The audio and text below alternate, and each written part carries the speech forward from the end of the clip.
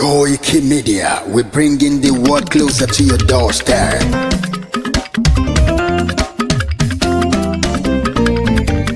KOIKIMEDIA, KOIKIMEDIA, KOIKIMEDIA, we bringing the world closer to your doorstep.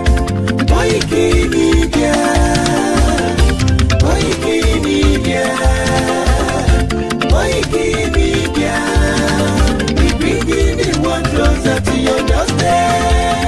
Àwọn sálára àgbà yìí dá, àwa ló láṣà àti èdè. Gbígbédè lárugẹ nílẹ̀ Oòduà o, àwa gangan ni bàbá. KOIKIMEDIA, KOIKIMEDIA, KOIKIMEDIA, we bringing the world closer to your doorstep. They never sabi wetin we carry for her. But they move closer before they go sabi. I said they never know wetin we carry for body. But they move closer before they go sabi. Ọ̀kín lọ lọ́jà ẹyẹ, ìníhùn ló ló lajú. Ẹyẹ tó lórí kodò bí àdó wọn pẹ̀jẹ̀ lẹ́nu. Ká ṣiṣẹ́ fún ilẹ̀ bàbá wa, ká ṣiṣẹ́ fún ìlú bàbá wa, ká jùmọ̀ sowọ́pọ̀ ká lè tó dúdú àga. Odùduwà kò bá lè gbé wá. Ọmọ Odùduwà ṣe gírí, ẹ dìde fún ẹ̀tọ́ adúláwọ̀, ká lè jọ jùmọ̀ gbé délẹ̀ ìlérí, ká wálé gba ògo ilẹ̀ wa, ká ṣiṣẹ́ ká lè jọ gbàdé, ká lè gbàdé adé adúláwọ̀, àwa ni mọ̀lẹ̀ tí yóò tàn káàkiri. Pé ọmọ Odùduwà ni wá. KOIKIMEDIA, àwa là ń gbé tó lárugẹ. Ètò tó pọ̀jù owó tiwa máa ní. Kásá ẹgbẹ́ polówó ọjà wá kájé bùgbà yín jẹ. Ètò tó pọ̀jù owó tiwa máa ní. À ń gbé tó lárugẹ, à ń gbàsà lárugẹ. Ètò tó pọ̀jù owó tiwa máa ní. News and sports ẹ máa rí gbọ́. Ètò tó pọ̀jù owó tiwa máa ní. Ọmọ Ìjẹ̀bú alárẹ̀mí ló ní kí n máa ké tantan. KOIKIMEDIA ọlọ́lá gbajúmọ̀ mi o, máa bá ṣẹ̀rẹ̀ lọ o. Ọmọ Yorùbá nìyẹn, ọmọ Yorùbá tata o. À ń gbádùn rẹ, ọmọ Ìjẹ̀bú alárẹ̀mí, ṣẹ́yìn ló máa fi dìbò tẹ̀ mọ́lẹ̀ o. Ẹ̀yin lọ́mọ onígbò máa ń dé máa dé, ẹ̀yin lọ́mọ onígbò máa wọ̀ o. Igbó máa wọ̀ gbàjòjì ò gbọ́dọ̀ wọ̀, àjòjì tó bá wọ̀ bẹ́ẹ̀ á tẹ̀lé ní ẹbọra. Ẹ̀yin lọ máa náwó kóyìnbó tó dé, ìgbà tó yìnbó dé o, owó náà dẹ́ tún pọ̀ sí o. KOIKIMEDIA ṣàwa ní bàbá. KOIKIMEDIA àwọn ní bàbá. KOIKIMEDIA àwọn ní bàbá. Àdáńtọ́ àtúnpèrègèdè. KOIKIMEDIA àwọn ní bàbá. Àwa là ń gbé tó lárugẹ, jẹ́ ká jọ gbọ́ o. KOIKIMEDIA àwọn ní bàbá. Àtúnjà fẹ́tọ̀ ilẹ̀ wa, fẹ́tọ̀ ilẹ̀ Yorùbá. KOIKIMEDIA àwọn ní bàbá. Ọmọ Oòduà ni wá o, tọkàntọkàn. KOIKIMEDIA àwọn ní bàbá. Ikú tí ó ṣe bí lébi òsì, àdìmú bàbá iyọ̀. KOIKIMEDIA àwọn ní bàbá. We bring you work closer to your doorstep. KOIKIMEDIA àwọn ní bàbá. Afẹ́fẹ́ tó ń fẹ́ o, tó ń kan gíoko lára ni. KOIKIMEDIA àwọn ní bàbá. Àpèrègèdè Olódùmarè ló fún wa ṣe. KOIKIMEDIA àwọn ní bàbá. Gbogbo ayé ẹ gbọ́, àwa ní bàbá o. KOIKIMEDIA àwọn ní bàbá. Ẹ máa bọ̀ wá, ẹ gbé polówó ọjà yín wá o. KOIKIMEDIA àwọn ní bàbá.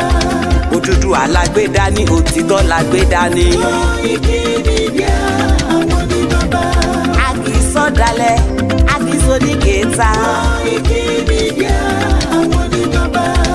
A dúró tán, a tún pèrègèdè. KOIKIMEDIA àwọn ní bàbá. come closer to your doorstep.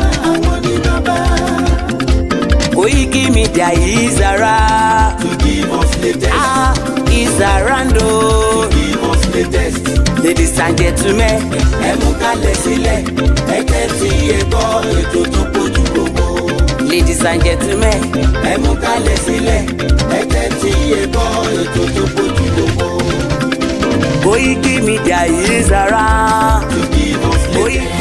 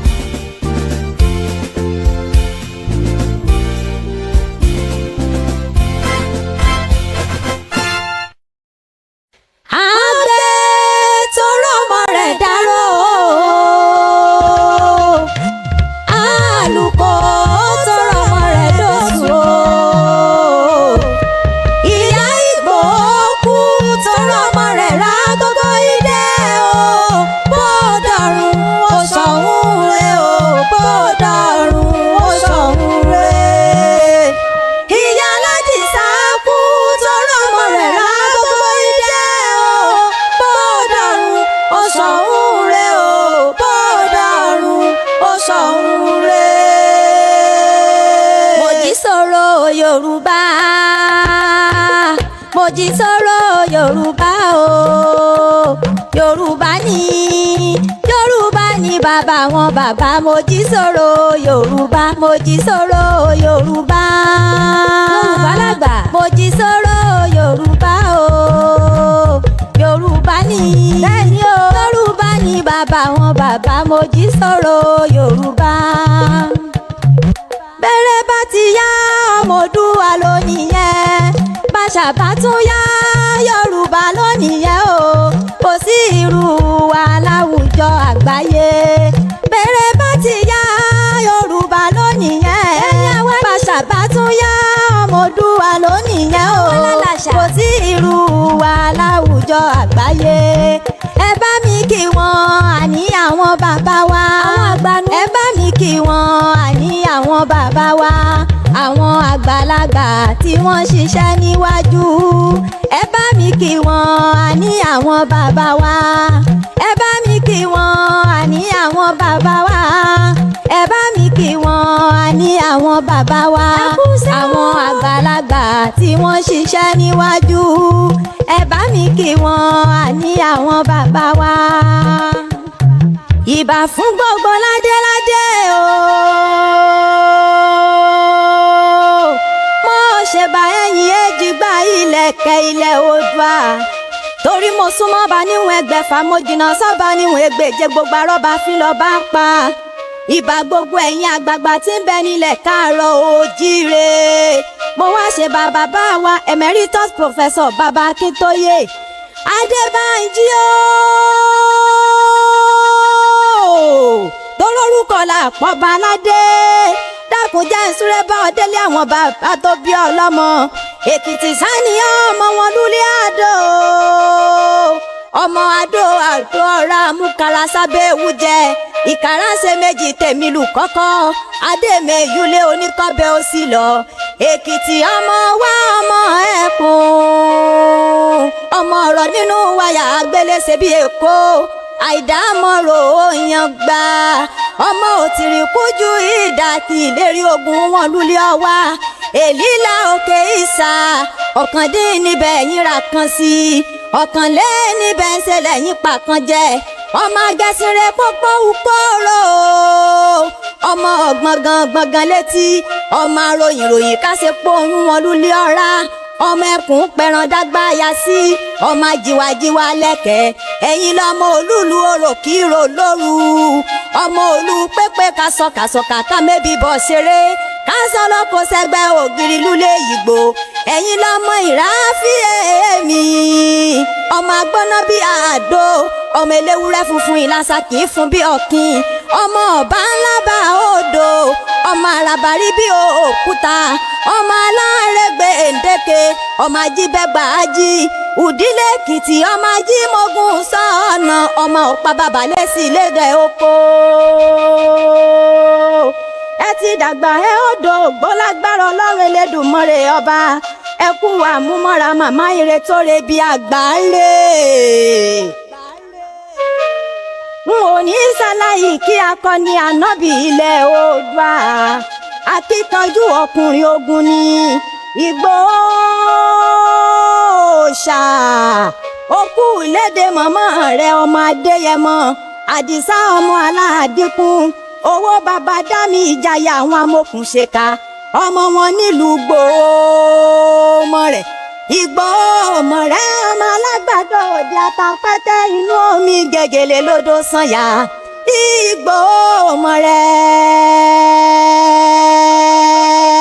ọmọ alágbàdo òde ọmọ àtàpẹ́tẹ́ inú omi gègèlè lódò sànyà ìsànyà òde mi ní bára àdí omi kan sí níbi tó ti ń kan sí ni lẹ́nu ọmọ òkúta mẹ́ta òde Ìgbòho ọ̀kan kọ́ mi lẹ́sẹ̀ lálọ́ èkejì kọ́ mi lẹ́sẹ̀ lábọ́ ẹ ò wá rẹ́lẹ́kẹ̀tẹ̀ wẹ̀ ń wípé ìgbà tí mọ̀nà kí mo wá ṣe ní Ìgbòho rẹ̀ Ìgbòho rẹ̀ ọmọ abẹ́rẹ́ mẹ́ta òde ayé ọ̀kan kan ọ̀kan tẹ̀ alẹ́ kẹta ìwẹ̀ lọ́mọ aráyé fi ń ránṣọ sára ẹ̀sìn òbí méjì ní Ìgbòho ẹ̀sìn òbá bí méjì ní Ìgbòho àbáfi kan bọ́ sànyà àbáfi kan bọ́ kán sí a ò bá wá mú yẹsìn rèésìn lẹ́rú tó rẹ́rú gbòdògbò ní sanwó ẹ̀sìn nílé àwọn bàbá tó bí ọlọ́mọ ìwọ̀sí ní Ìgbòho kọ́ o alẹ́yìn òkò kákó ni mọ́ra nílé àwọn bàbá rẹ̀ mo ní òkú rọ́jú òkú àmúmọ́ra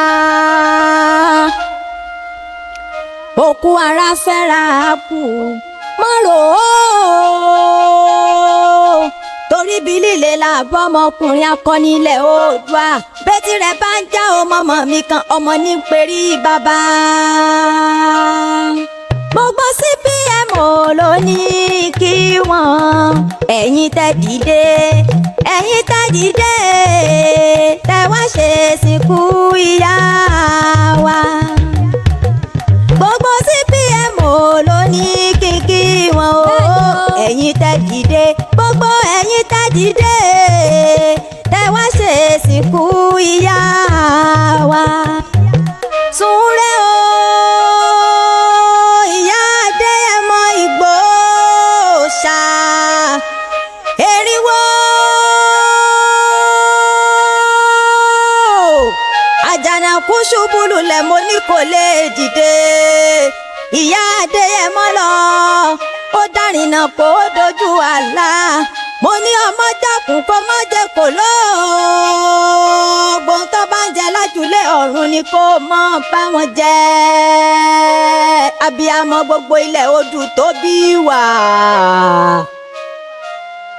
n ò ní ṣàlàyé kí gbogbo ẹlẹ́kùn ìpínlẹ̀ pátápátá tó ní á kí gbogbo ọmọ káàárọ̀ oòjíire látòrí bàbá wa honourable Dr. Isaac Okebiorun-Kosi director general ti CPM office dórí Dr. Ọlátúndé Hamzat assistant director tí ń bẹ nílé comrade Káyọ̀dé Emola assistant director diaspora bishop Frederick Macaulay ẹlẹ́kùn ìpínlẹ̀ Èkó Dr. Báyọ̀ Oríire ẹlẹ́kùn ìpínlẹ̀ Èkìtì bàbá Ọlátàs Ọmọjọ́lá ẹlẹ́kùn ìpínlẹ̀ Oǹdó comrade Lawal Abiodun Akeem ẹlẹ́kùn ìpínlẹ̀ Ọ̀yọ́ Prince Adékúnlé Adémọ́lá ẹlẹ́kùn ìpínlẹ̀ Ọ̀ṣun retired major James Àrìndé Àlàó ẹlẹ́kùn ìpínlẹ̀ Ògùn Dr. David Àtẹ ẹlẹ́kùn ìpínlẹ̀ Kogi, Prince Victor Awolola ẹlẹ́kùn ìpínlẹ̀ Kwara.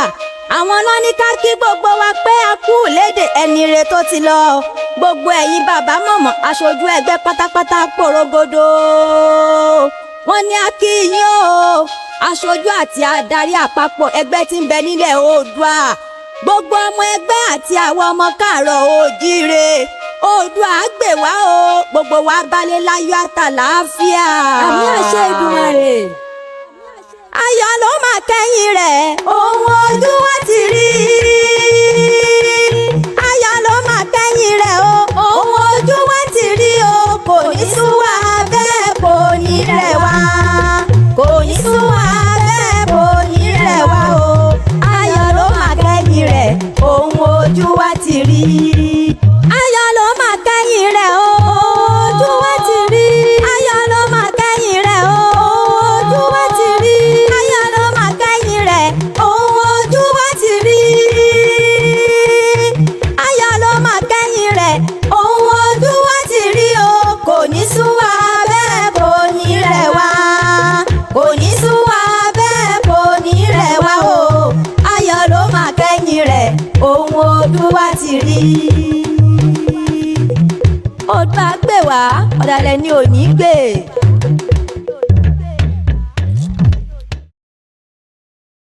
Gbogbo ẹ̀yin ọmọ ọ̀dọ́ tá a jọ ń káàkiri ọ̀dọ́jọ́ ni wá, ẹ má jẹ́ kí a fi àyè gba Fúlàní lórí ilẹ̀ àwọn bàbá wa. Ẹ má jẹ́ ká bú ọba mọ́, ẹ má jẹ́ ká bú jòyè mọ́. Nígbà tá a la fẹ́ jà fún àwọn ọ̀rẹ́ wa, táwa ń kọ́kọ́ ń bú ọba, tá à ń bú jòyè. Èmi náà ṣe bẹ́ẹ̀ rí, bọ́ mo pera mi padà. Ẹ má jẹ́ ká bú àgbààgbà kankan mọ́, ẹ má bolóṣèlú kankan. Ẹ̀rù kálukú ń bẹ̀rù wọn ò lè sọ̀rọ̀, ọba ò lè sọ, ìjòyè lè sọ. Ẹ jẹ́ ká ronú, ẹ má jẹ́ ká bá àwọn bàbá wa jà mọ́, ẹ má jẹ́ á bú wọn mọ́, ẹ má jẹ́ á ṣe wọ́n ra wọn ara pẹ̀lú wọn. Àwọn àgbà tó bá jó lóṣèlú, tá a bá fẹ́ kọ́ wọn rẹ̀ wá lọ́wọ́, á gbé wọn mọ́ra, á gbé wọn mọ́ra ni, à ní bú wọn mọ́. Ẹ má jẹ́ á ṣèjẹ̀gbọ́n, ẹ má jẹ́ á dàlúrú. A lè gba ẹ̀tọ́ wa láì ṣèjẹ̀gbọ́n, a lè gba ẹ̀tọ́ wa láì yìnbọn, a lè gba ẹ̀tọ́ wa láì dàlúrú. Gbogbo protest mo ṣe ní ìlú Nàìjíríà, mi ò rí ibi tí mo ti ẹnìkan lè sọ pé mo pààyàn tàbí mo jó nǹkan náà tàbí mo bà nǹkan jẹ́. Mo lọ písù torí pé olówó lèmi náà tí ò bá sólówó lára ń dì mọ́. Gbogbo nǹkan tọ́lọ́run fún yàn lọ́lọ́run fún mi. Mi ṣe tálákà tó dé pé mo dìde fún jà Yorùbá. Big man ni mí, àwọn tó jẹ́ ọ̀rẹ́ mi tó súnmọ́ mi tó ní owó ní kí ni mo wá lọ bẹ̀. Pé sọ́wọ́ lè mi mò ń fẹ́ ni kí n sọ yìí tí mo fẹ́, mo ní ìsọ̀rọ̀ owó. Àní ọ̀rọ̀ ìran mi ni mò ń sọ. Kí n wọ Ìgbòho, kí n gbéra, kí n pé mò ń lọ ọ̀dọ̀ ọba Ìgbòho, mò ń lọ ọ̀dọ̀ oníbodè of Ìgbòho, kí n kójó wọlé kọ́kàn mi balẹ̀, kí n dá wa mọ́tò kí n mọ́ rìn bọ̀, kí Fúlàní mọ́ dá mi dúró títì, kí n délé kí bàbá sọ pé kí n gbé tírélà sùn kí n mọ́ gbé lọ. Àwọn bàbá wo lè lóko mọ́, wọn ò lè lódò. Ẹ jẹ́ ká fọwọ́sowọ́pọ̀ ká ti àwọn bàbá wa lẹ́yìn, ká dá security ti wa lẹ̀, ká sọ fún wọn kí wọ́n bá wa fọwọ́ tì í, ká lé wọn kó nu oko wa. Ẹ ṣé mo dúpẹ́, Jésù Olúwa wa.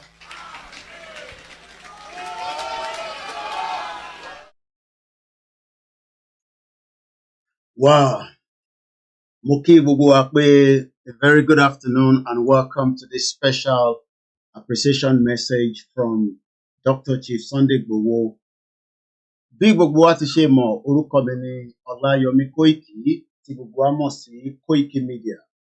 Mo kí gbogbo ọmọ Yorùbá káàkiri gbogbo àgbáyé tí ẹ ti ń tẹ́tí, tí ẹ ti ń dúró, tí ẹ ti ń wò pé nígbà wo gan ni ẹkùn fúnra rẹ̀ náà máa jáde láti wá bá wa sọ̀rọ̀.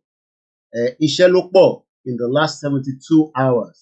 Ìrìn àjò oríṣiríṣi, a dúpẹ́ fún ọba Elédùmarè. Ẹ jọ̀ọ́ tẹ́ bá ń gbọ́ wa dáadáa, ẹ bá wa fi sínú ẹ̀yin tẹ́ ń gbọ́ wa torí pé ọ̀pọ̀lọpọ̀ nǹkan la fẹ́ sọ lénìí tí bàbá mi olóyè ọmọ Adéyẹmọ Ìgbòho Òòṣà tó rán mi sí gbogbo ọmọ Yorùbá. My first hour of this program will be dedicated to all Yoruba sons and daughters. Most importantly, many of you we will mention. Ó ṣeé ṣe ká wá gbàgbé èèyàn méjì mẹ́ta, ẹ má fi ṣèbínú. This appreciation message is coming directly from Dr. Chief Sunday Igboho himself, and I'm speaking on his behalf today. In 26th February 2024, coming up to exactly 12:40 a.m. in London. Different time zone, Latin low in the last 72 hours. But it's good to be back in the base where I can tell you that my time here is 20 minutes before 1 p.m. Mo kí Ọba Elédùmarè tí ó fi ìní tó fi yẹ wá. Mo kí Ọba Elédùmarè tó tún máa fi ọ̀la tó máa fi yẹ wá. Tó máa fi ẹ̀yẹ oríṣiríṣi yẹ wá nítorí pé ọ̀pọ̀lọpọ̀ èèyàn ìṣubú wa ló ń wá. Mo wá dúpẹ́ fún bàbá tí a mọ̀ sí àwọn bàbá wa. Mo dúpẹ́ fún wọn nítorí pé tí a bá ń pariwo pé ta ni bàbá, ìyẹn ni Ọba Elédùmarè tó dá ìran Yorùbá dáadáa. Tí wọ́n wá ń wò wá pé níbo la wà, a sí níbi tó yẹ ká wà. Ìyẹn kọ́kọ́ lọ bẹ́ẹ̀. Èdí ló pé ọjọ́ méjì, ọ̀bí 2 years rather, ọdún méjì, tí brother wa, sister wa, Ayanwola Bamise tó jáde láyé. Bí mo ṣe ń bá yín sọ̀rọ̀, àìtí rí justice fún.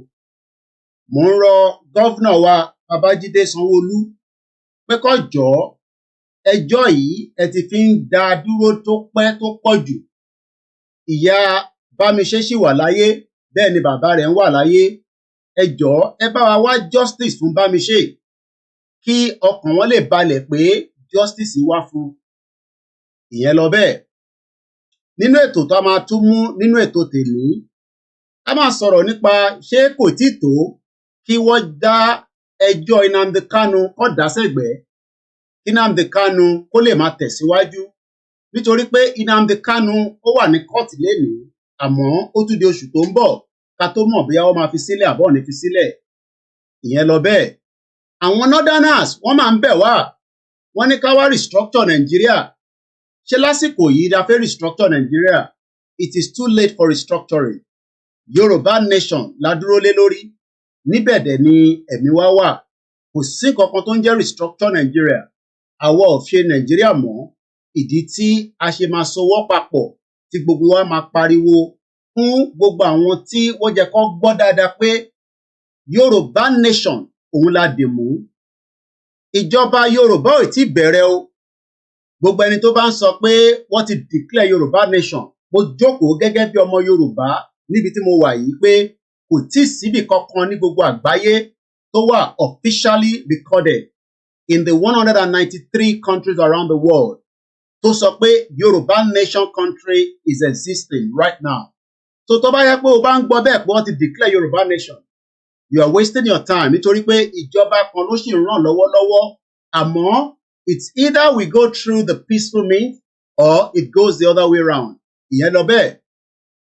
Security ilẹ̀ Yorùbá ó wà very very paramount. Nígbà tá ti parí òkú tán, kí gbogbo wa lọ múra torí a máa kan wọnú igbó. Gbogbo Fúlàní tó ń bẹ ní gbogbo agbègbè wa, ẹ sọ fún wọn pé àwa la nílẹ̀, àwa dẹ̀ la ní, kò sí nǹkan kan tí wọ́n máa ṣe sí. Bí wọ́n fẹ́ bọ́kọ̀, wọ́n lè dá wa dúró. A máa kọlu igbó wọ̀nyí láìpẹ́ láì jìnnà. Now ẹ jẹ́ kí n wá fi mẹ́sẹ̀jì olóyè Ìgbòho kí n fi ránṣẹ́ sí gbogbo ọmọ Yorùbá. Àmọ́ ká tó máa tẹ̀síwájú, ẹ bá wa pín ètò yìí nítorí pé mẹ́sẹ̀jì yìí ó wá látẹnu bàbá wa Dr. olóyè Ìgbòho. Mo ṣe bá wọn sọ̀rọ̀ tán as usual and mo ṣe fi wọ́n sílẹ̀ kò tí pẹ́. Mo dúpẹ́ pé Ọba Elédùmarè gbogbo ìyẹn ti kúrò nísìn. Gbogbo ẹ̀yin tẹ́ ń pè mí láti the last 72 hours tẹ́ rí mi bá sọ̀rọ̀, ó nídìí ni. Wọ́n dẹ̀ ní tí kò bá nídìí, obìnrin ò kí ń jẹ́ kúmọ́lú. Ẹ má bínú pé mo pàwé níwájú ẹ̀yin ìyá wa, ẹ̀yin bàbá wa. Àmọ́ a ti padà sí base níbi tí ó ṣeé ṣe pé tẹ́ bá pè, àríwára bá sọ̀rọ̀. Iṣẹ́ pọ̀, àmọ́ kò ṣe mi nìkan ni mo ṣiṣẹ́ yìí. Gbogbo orúkọ tá a máa dá níbí, ẹ jọ̀ọ́ tí a bá miss orúkọ yín fún ìdí kan àbí ìdí kejì, ẹ má fi ṣèbínú. Gbogbo àtẹ̀jíṣẹ́ tó jáde lánàá látara pé àwọn ọmọ tó ta kó jáde, gbogbo àwọn ọmọ mídíà wa ta kó jáde, wọ́n ṣe ń padà sí base wọn ni bá gbọ́dọ̀ release statement kan lánàá, but eléyìí will be the official. So ó ṣeé ṣe kẹ́ má gbọ́ orúkọ yín lánàá nígbà tó ń pe àwọn orúkọ kan jáde. Gbogbo àwọn ọba mẹ́sẹ̀sán pátápátá, òṣì fìlà forí adé, gbogbo pátá ló ń bẹ ní ọwọ́ mi níbí àwọn 9 tó lọ sí ìlú Ìbàdàn àti bàbá wa tó gbà wá lálejò bàbá dáadáa láìpẹ́ láì jìnà èmi àti yín àfojú kanra lẹ́ẹ̀kan sí bàbá mi bàbá wa tí mo fi tọ̀wọ̀tọ̀wọ̀ dárúkọ bàbá wa ọ̀nà oníbodè gbogbo orúkọ yẹn màá make sure pé mo farabalẹ̀ ọba ọ̀nà oníbodè Abdulrasheed Adétóyọ̀sí Aníkúlápó ìyẹn ni bàbá wa ọ̀nà oníbodè of Igboho land àwọn ni wọ́n gba gbogbo alálejò látara tiwọn náà ni mo fi ń sọ̀rọ̀ mo kí chief mamu ìlú Ìgbòho mo kí pásítọ̀ Ìgbòho mo kí gbogbo ọmọ Ìgbòho pátápátá ká kọ́kọ́ bẹ̀rẹ̀ láti bẹ̀ mo kí yín nílé mo kí yín lóko mo kí gbogbo bí Òkè Ògùn pátápátá láì yọ ẹnìkankan sílẹ̀ gbogbo ẹ̀yin tí ẹ ń bẹ nílùú Òkè Ògùn ni olóyè Ìgbòho ní kí n kí dáadáa nítorí pé ẹ̀yin gangan lẹ welcome olóyè padà wọlé nígbà táwa bá tẹ̀lé wọn lẹ́yìn torí pé bẹ́yìn aráalé ò bá welcome olóyè kálàwá tí a fẹ́ welcome olóyè wọlé wọn ní kí n kí yín dáadáa ká tó wá tẹ̀síwájú bí ẹ̀ka kọ́kọ́ gbọ́ eléyìí níbi tí bàbá wa olóyè Ìgbòho níbi ayẹyẹ ti ìjẹta nísìnyí torí pé a ti wà ní ìjọ Monday ọjọ́ ajé lọ́dọ̀ tiwa níbí àwọn tí wọ́n wà ní Australia àwọn tí ń lọ síjọ́ kejì bẹ́ẹ̀ ni torí pé ilé ayé tá à ń gbé nísìnyí ilé ayé tó dé pé tí wọ́n bá ń wo aago tọ̀dọ̀ tiẹ̀ aago tìlú mi máa yàtọ̀ àmọ́ lẹ́ẹ̀kan sí aago kan ó ṣẹ̀fẹ̀ lọ lù lọ́dọ̀ tiwa níbí ní ilẹ̀ Yorùbá ní Nàìjíríà aago 2 ló fẹ́ lọ lù lọ́dọ̀ yín. This particular program is also documented as we have done with so many. A máa sọ òyìnbó nígbà tí bá sọ Yorùbá débi tí mo fẹ́ fi kí yín màá wá fi òyìnbó màá tún fi kí gbogbo wa lẹ́ẹ̀kan sí mo kí gbogbo ọmọ Yorùbá pé ẹ kú kalẹ̀ ẹ kú jáde a kú gbogbo ẹ̀ torí pé ìran Yorùbá lá máa kíyàn pé gbogbo ẹ̀ náà ṣá a kú bó ṣe lè lọ náà ni. Mo dúpẹ́ lẹ́ẹ̀kan sí fún ìyá tó bí mi lọ́mọ torí pé tó bá jẹ́ pé níjọ́ tí wọ́n ń bí àwọn ọmọ níjọ́ náà lọ́hùn nìkan tí nǹkan tó da ká má sàn kan míì nílẹ̀ Yorùbá lénìí ó ṣe ṣe kíró àwa báyìí kọ́ ti ṣu wá síbì kan àmọ́ a dúpẹ́ pé wọ́n fi wá síbi tí a wà lénìí tí ẹ fi ń gbọ́hùn wa mo dúpẹ́ lọ́wọ́ ìyá mi lẹ́ẹ̀kan sí. Now ẹ jẹ́ ká kọ́kọ́ mú lọ báyìí ká gbọ́ látọ̀dọ̀ olóyè Ìgbòho níbí báyìí ká tó máa tẹ̀síwájú.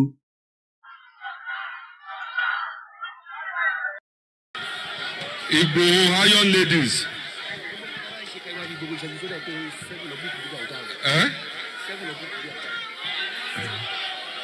Gbogbo ntẹ́ ń pariwo aago 7 wo lè yí kò rí. Sókà nílé Sunday Igboho láti parí pàtí yòókù wọ́n ti torí sẹ́bẹ̀. Àwọn gan bẹ̀rù gbogbo ọtí àǹdà nǹkan bójú wọn ọgbọ́n kankan wọ́n ti gé tí wọn lọ ẹ̀ lè pa náà bíi. Olóyè àwọn Iron Lady àwọn Igboho Iron Lady wọ́n ní wọ́n fẹ́ gbé àwọn ọ̀dùnkọ̀ fún yín àmì ẹ̀yẹ gẹ́gẹ́ bí ẹni tó lọ́ọ̀rẹ́ tó bọ̀ọ̀rẹ́ Yorùbá ní sọ. Mo dúpẹ́ lọ́wọ́ Ọlọ́run mo dẹ̀ dúpẹ́ lọ́wọ́ àwọn bàbá mi bàbá wa kan bẹ́ ń bí ọba kan bẹ́ ń bí ọba kan bẹ tí ò sí ń bí tọ́dẹ̀ jẹ́ pé àwọn ọba tó yẹ ká mọ fi tọrọ balẹ̀ Yorùbá ni wọ́n. Bàbá wa kan bẹ́ ń bí ọba orílẹ̀ kéńtà ọba tí èèyàn mọ̀ sí tó yẹ kí Yorùbá mọ̀ jẹ́ ká mọ̀ sọ̀pá ká mọ̀ mọ̀ pa lọ́ba ni. Nígbà tí mo wà nínú ẹ̀wọ̀n ní Bẹ̀nẹ̀ Buratai ni Buhari sáré sọ di ambassadọ̀ njọ́ tó ń mú mi sílẹ̀ Bẹ̀nẹ̀. Buratai wá pé gbogbo àwọn ọba ilẹ̀ Yorùbá jọ ó lóun fẹ́ bá wọn ṣe meeting. Kábíyèsí orílẹ̀ kẹta sọ fún wọn nínú meeting yẹn pé mò ń wo fúnra mi live nínú prison náà fi mí sí lórí YouTube àbí lórí Facebook. Kábíyèsí ń sọ orílẹ̀ kẹta sọ ń bẹ̀ pé gbogbo àwọn ọba tá a jókòó nbí tẹ pé tá a jọba ilẹ̀ Yorùbá ó ní meeting kìlẹ̀ fẹ́ bá wa ṣe ẹ lọ sílé ọmọ wa Sunday Igboho ẹ lọ balẹ̀ ẹ̀jẹ̀ ẹ pẹ̀gbọ́n ẹ pọ̀rẹ́ ẹ bá gbódúkẹ́ ẹ̀jẹ̀ ẹ tì mọ́lé ń Bẹ̀nẹ̀ ẹ wá pè wá sí meeting pé ká mọ̀ ṣe meeting ó ní meeting kìlẹ̀ fẹ́ ṣe ẹ lọ fọmọ wálẹ̀ kẹ́ẹ̀dẹ̀ release òkú àwọn tẹ́ padànù. That is why mo sọ pé mọ̀jà bú àwọn ọba wa mọ́ ọ̀pọ̀lọpọ̀ nǹkan bẹ tá a mọ̀ Yorùbá ló gbé Nàìjíríà lọ́wọ́ tabadẹ ní àṣẹmọ́ nìyẹn Yorùbá ló gbé Nàìjíríà lọ́wọ́. Ẹ mọ́ tẹ̀mí mọ́lẹ̀ jẹ́ sọ̀rọ̀ kí ló ń ṣe yín. Yorùbá ò lè jábọ́ ẹ̀fẹ́ fi bẹ́lẹ̀ bí èso ọlọ́tí mi ò mú tí mi ò mú gbé farabalẹ̀. Ẹ jẹ́ ká máa yin àwọn ọba wa. Ẹ wo bàbá Kábíyèsí Ògìní yẹn mo ti mọ̀ wọ́n gbà tí mo ti wà ní Mọdákẹ́kẹ́. Kèsì kí mo ṣe mọ̀ wọ́n. Bàbá mi Olúgbọ́n ó ní bíjọba Nàìjíríà ọba fún Sunday Igboho ní amnesty kó wá sòkú ìyá ẹ̀. Àwa ọba ilẹ̀ Yorùbá máa parapọ̀ àfún ní amnesty kó sòkú ìyá ẹ̀. Kí ni mo ṣe tí DSS ní kàn lọ gbé mi wá? Mo ti wá dé ń sìn.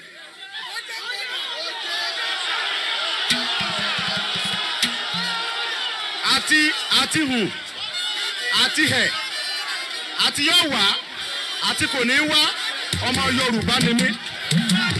Ẹ jọ̀ọ́ amnesty tí mo gbé wá ẹ jọ̀ọ́ amnesty tí mo gbé wá lẹ̀ Yorùbá mo gba amnesty àṣẹ Ọlọ́run ni mo fi gbé amnesty mi wá. Ọlọ́run bá ló fún mi ní amnesty yẹn torí kó dá ẹ̀mí mi sí ẹni nìyẹn. Amnesty tí mo wá gbé wá mi ò gbé lọ Kaduna mi ò gbé lọ Kano mi ò gbọ́ kọjá ilẹ̀ Yorùbá mi tó ti bí mi torí pé mo kọlà. Yorùbá ló gbé Nàìjíríà lọ́wọ́ tí a bá wá ní àṣemọ́ nìyẹn. Ẹ lè mọ dúnkokò mọ́ àwọn bàbá wa Fúlàní ò lè mọ pa àwọn ọba wa ilẹ̀ Yorùbá ká gbé ẹ̀kẹ́ dání. Àwọn bàbá mi ní kàkà kí n dọ̀bálẹ̀ fún Gàbàrí kí n kú dànù. Ibi tá a dé dúró sẹ́ẹ̀n a fẹ́ jẹ́ kí gbogbo Nàìjíríà lápapọ̀ mọ̀ pé àwa Yorùbá la gbé Nàìjíríà lọ́wọ́. Tàbá wa tí British bá so wá pọ̀ tàbá wa ní ìgbéyàwó tẹ́ ẹ ṣe fún wa àṣemọ́ kí ló ṣẹlẹ̀ gbogbo ẹ̀yin president ẹ wà ń bí mo kí ohun tí n bá sọ lẹ́nu mi ni kẹ́ máa kọ sínú ìwé ohun tí mi bá sọ ẹ má máa sọ pé mo sọ èmi ò support ẹni kankan mi ò dẹ̀ gbìjà anybody ohun tí mo ń sọ fún yín ni pé àwa ọmọ Nàìjíríà ni àbí ọmọ Yorùbá la gbé Nàìjíríà lọ́wọ́ tàbá dẹ̀ sọ pé àṣemọ́ nìyẹn torí pé ọmọ Yorùbá kọ́ ló ní kọ́ lọ àwọn kẹ́ni kí ló ti mọ búbú àkẹ́ tí mo bú bàbá Tinubu wáyé tí mo fẹ́ bú sóhun lórí kọ́ lọ pa mí mọ́lé sóhun ló ń ṣèjọba ńgbà tí wọ́n attack mi ṣé ẹnu ìgbà tó ti dé yìí ó ní kí n mọ̀ ṣe Yorùbá nìsan láàrin bí oṣù méje tó ti gbàjọba Nàìjíríà sóni mọ̀ ṣe Yorùbá nìsan mo ti ṣe Yorùbá nìsan kó tó dé and then continue sani. a fẹ́ jẹ́ kí Fúlàní mọ̀ pé àwa ni a gbé Nàìjíríà lọ́wọ́ tí ẹ bá bẹ́ ta bá àṣemọ́ nìyẹn tí DSS bá fẹ́ rí mi wọ́n fún lọ́ọ̀yà mi pẹ̀lú mi Ọlájẹ́ngbèsì lẹ́tà wọ́n jọ wà lọ́fíìsì ni kọ́ fún lẹ́tà kó mú mi wá màá wá bá wọn.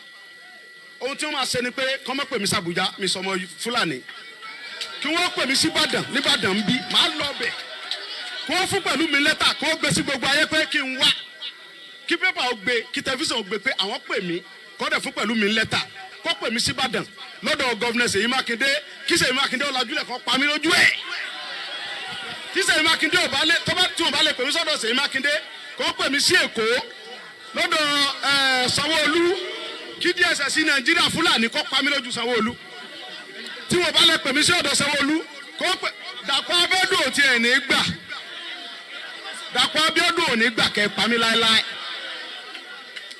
Yorùbá lè sọ mo fẹ́ kí gbogbo ọmọ Yorùbá àtẹ̀ntọ́ bá fẹ́ àtẹ̀ntọ́ fẹ́ bú mi I don't care. I'm a confirmed Yoruba. I'm a confirmed Yoruba man. Then, ẹjọ́, ẹ̀yin pressmen, tẹ wà ń bí. I want to say something. Ohun tí mo dẹ̀ fẹ́ sọ, ohun tí n bá sọ, ni kẹ́ ẹ máa gbé. So you understand? Ẹjọ́, mo kí gbogbo àwọn ọba wa tí wọ́n wà lẹ́ Yorùbá lẹ́ẹ̀kan sí. Mo dẹ̀ kí àwọn mọ̀mọ́ wa, mo kí ọkùnrin, mo kóbìnrin káàkiri àgbáyé. Ọlọ́run jẹ́ kí gbogbo ẹ̀yin ọmọ Yorùbá kí ẹ̀mí yóò gbé kẹ́kẹ́rẹ́ òkú délé. Ẹ ṣe ẹkú àdúró tì mí. Ọlọ́run bá mi dúró tì yín. Ọlọ́run ò ní já yín tàn mọ́. Àtẹ̀ntó nífẹ̀ẹ́ mi, àtẹ̀ntí Ọlọ́run fọ́ọ̀sì mi, ọkọlọ́kẹ́ fọ́ọ̀sì mi lé lórí. Mo dúpẹ́ lọ́wọ́ yín. Ohun tí mò ń sọ tó bá yá yóò padà yé yín. Ipe kẹ́ẹ̀jẹ́ àtúkà pẹ̀lú Fúlàní yóò yé yín. Torí wípé Fúlàní ò fẹ́ràn. And then we go straight into it. Mo kí gbogbo alẹ́ nǹkan sí i. Ká bẹ̀rẹ̀ láti ọ̀dọ̀ bàbá wa tí wọ́n gbà wá lálejò nílùú Ìgbòho. Ìyẹn bàbá wa Ọba ọ̀nà oníbodè Abdulrasheed Adétóyọ̀sí Aníkúlápó. Ìyẹn ni bàbá wa tí wọ́n di ìlú ọ̀nà oníbodè ní ìlú Ìgbòho land. A dúpẹ́ lọ́wọ́ yín o bàbá fún àlejò tí ẹ gba gbogbo àwa ọmọ Yorùbá láti wá bá ìyá alálùbáríkà, ìyá Yorùbá nation, ìyá bàbá wa ọmọ Adéyẹmọ. Ká wá lọ bẹ́ẹ̀ ká kí gbogbo àwọn ọba tó kù náà tí wọ́n present nílùú Ìbàdàn. Ẹ jẹ́ n mú báyìí, bí mo ṣe kọ́lẹ̀ ní ìkan ọ̀gá jù kan lọ, bí mo ṣe kọ́ sílẹ̀ ni torí pé a mọ̀ pé nílẹ̀ Yorùbá gbogbo kan ló ní ètò. Mo kí bàbá wa ọba Ọládipúpọ̀ Kọ́ládé Olúpòtì of Ìpòtì ní ìlú Èkìtì. Bàbá wa olóyè Dr. Sunday ọmọ Adéyẹmọ, wọ́n ní kí n kí yín o bàbá pé ẹ kú dìde ọjọ́ Sátọ̀dé.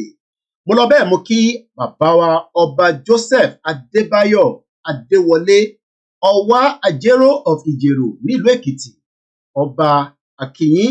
Bàbá wa olóyè Sunday Igboho ní kí n kí yín dáadáa pé ẹ kú àlejò tí ẹ wá sí ìlú Ìbàdàn láti wá bá wọn ṣe ayẹyẹ ìyá wọn. Mo lọ bẹ́ẹ̀ mo kí ọba Johnson Fọlọ́runṣọ́ Adéríyè Aláyégún of Aláyégún nílùú Èkìtì. Mo kí yín bàbá ọba Johnson Fọlọ́runṣọ́ Adéríyè Aláyégún of Ayégún ní ìlú Èkìtì. Mo lọ bẹ́ẹ̀ mo kí ọba Moses Akínwándé Ògúnlànà Oníkòyí of Ìkòyí nílùú Èkìtì. Bàbá wa olóyè Sunday Igboho ní kí n kí yín dáadáa, ìyẹn ọba wa Moses Akínwándé Ògúnlànà Oníkòyí of Ìkòyí Èkìtì. Mo lọ bẹ́ẹ̀ mo kí bàbá mi the Olú of Orílẹ̀ Kéńtà His Royal Majesty ọba Adétòkunbọ̀ Ẹ̀jú Oṣó. Bàbá olóyè ọmọ Adéyẹmọ, wọ́n ní kí yín dáadáa pé ẹ kú àdúró tí àwọn bí a ti ṣe gbọ́ tí olóyè náà ti fẹnu ara wọn sọ níbẹ̀. Wọ́n tún wá rán mi sí pé kí n kí yín o pé ẹ kú àdúró tí àwọn ní gbogbo ìgbà. Ìyẹn bàbá wa the Olú of Orílẹ̀ Kéńtà His Royal Majesty ọba Adétòkunbọ̀ Ẹ̀jú Oṣó. Mo lọ bẹ́ẹ̀ mo kí bàbá wa bàbá dáadáa tí wọ́n bá wọ London lọ máa ń pè mí, wọ́n ní Koiki mo ti wà nínú London. Mo ní gbúrò ẹ̀ ni mo mọ̀ pé busy, má ṣe wàhálà kó pé wá yọjú sí mi. Gbogbo ètò náà ló ń lọ látara tiwọn náà ní ká dúpẹ́ pé olóyè Ìgbòho àfikún ó máa wá kò ní wá oríṣiríṣi ìran. Bá a dúpẹ́ pé bàbá wa the Olúgbọ́n of Orílẹ̀ Ìgbọ́n nílùú Ọ̀yọ́ State ọba Francis Alao Akínbọ́lá, gbogbo àwọn tí wọ́n mọ̀ pé iṣẹ́ táwọn bàbá yìí ṣe, irú àwa díẹ̀díẹ̀ tí a ní privilege láti lè mọ̀ pé bàbá wa Olúgbọ́n of Orílẹ̀ Ìgbọ́n nílùú Ọ̀yọ́ State ọba Francis Alao Akínbọ́lá, iṣẹ́ takuntakun ni bàbá yẹn ṣe nítorí pé ìfẹ́ tí wọ́n ní sí ìran Yorùbá àti tí wọ́n ní sí olóyè Ìgbòho. Mo lọ bẹ́ẹ̀ mo kí ọba Gbọ́láhàn Thompson Jagunmọ́lú 3 of Ṣómólú Bàrígà. Gbogbo alárántí interview tí BBC Grant bàbá yẹn nígbà yẹn tó tẹ̀ tó di pé a tún wá gbọ́n tí bàbá yẹn sọ, gbogbo náà láti gbọ́n tí bàbá sọ, gbogbo ẹ̀ náà la máa láǹfààní àti gbọ́ níwọ̀nba nígbà tí ètò bá ń lọ sí ìtẹ̀síwájú. Ọba sọ pé àwọn àti ìdílé àwọn olóyè Dr. Sunday Adéyẹmọ Ìgbòho làwọn ń tẹ̀lé. Bẹ́ẹ̀ ni, ṣé ìwọ náà, ṣé fámìlì tiẹ̀, ṣé olóyè ló ń tẹ̀lé ni àti àwọn mọ̀lẹ́bí ẹ, àbí o ti pín sí half-half? Nítorí pé ìrìn àjò yìí àwọn kan ní àwọn ti gba Yorùbá nation, àwọn ti declare, oríṣiríṣi là ń gbọ́, àmọ́ a ti rí pé ẹni tó ní kọ́kọ́rọ́ ló lè ṣílẹ̀kùn, fìrìgbọ̀ kì í ṣílẹ̀kùn, ẹni tó bá ní kọ́kọ́rọ́ ni. Gbogbo àwọn ní template, àwọn ti kọ lẹ́tà síjọba àgbáyé, gbogbo yẹn kò mú kankan nílẹ̀ Yorùbá o, torí pé àwọn tó ń bẹ lókè ògùn wọ́n ò mẹ́ni tẹ́ ń sọ yìí, bẹ́ẹ̀ làwọn tó ń bẹ nílùú Ìbàdàn wọn náà ń gbé ìjọba bọ̀, àwọn ará Ìbàdàn gan wọn mọ̀. Àmọ́ ní gbogbo ọjọ́ mẹ́ta tí a fi ṣayẹyẹ yìí, láti ìjọ Thursday lọ sí ìjọ Friday títí déjọ Saturday, a rí i pé kò sẹ́ni tó máa sọ pé òun ò mọ̀ pé olóyè Ìgbòho wà nílé. Olóyè tí ẹni kò ní lọ, àwọ̀ wá síbí láti wá condemn ẹnìkankan. Mo sọ fún yín pé eégún ń bẹ nínú ìgbàlẹ̀. Nígbà tẹ́gún ti wà nínú ìgbàlẹ̀ yẹn làwa mọ̀ kó máa jáde. Ó wá ku bàbá ńlá ẹni tó máa sọ pé kégún má jáde, nítorí pé mo sọ fún yín pé eégún máa jáde, àmọ́ ọ̀pọ̀lọpọ̀ yín béèrè pé nígbà wo ló fẹ́ jáde. Eégún náà jáde tán àbí gbogbo àrí olóyè nílùú Ìgbòho gbogbo ẹ̀ náà pátápátá la rí. Mo dẹ̀ dúpẹ́ lọ́wọ́ gbogbo CCTV wa tó ṣiṣẹ́ níbi tó yẹ kó ṣiṣẹ́ sí. Bẹ́ẹ̀ mo wá lọ kí bàbá àwọn ọba kan wà ìyẹn máa sọ pé àwọn ọba yìí kódà bíyàn bá ń rírun àwọn ọba báyìí irú àwọn ọba yẹn lèmi máa ń like action. Èyí tẹ̀ ń sọ pé ẹnu là ń dán àṣé mo mọ̀ pé àṣé mi nìkan kọ́ ni mo ní wèrè àṣé mo láwọn ọba náà tó yẹ pé wọ́n dúró èmi ò ní sọ pé ọba ní wèrè bọ̀tá bá gbọ́ ohun tí bàbá wa yìí fi sílẹ̀ ìyẹn ní ìlú Ìgbòho àmì ní Ìbàdàn rádà a rí pé bàbá yẹn ó fi ohun tó dá sílẹ̀ kódà ó gbọ́ ọmọ Yorùbá tó bá gbọ́ ohun bàbá yẹn à ń mọ̀ pé nǹkan kí síbẹ̀ nítorí pé àwọn ilé ìdẹ̀ ló lè play púpọ̀ nù wa a lè má tí ì rírọ àwọn ọba bẹ́ẹ̀ rí ó fi hàn pé olóyè Ìgbòho ti wà tipẹ́ ọ̀pọ̀lọpọ̀ wa ta ṣẹ̀ wá rí olóyè la ṣẹ̀ ń sọ pé ó máa ṣe kò ní ṣe kódà àwọn kan ní kí ló dé tí kò di afẹ́fẹ́ nígbà tó mu ibẹ̀ kọ́ là ń lọ.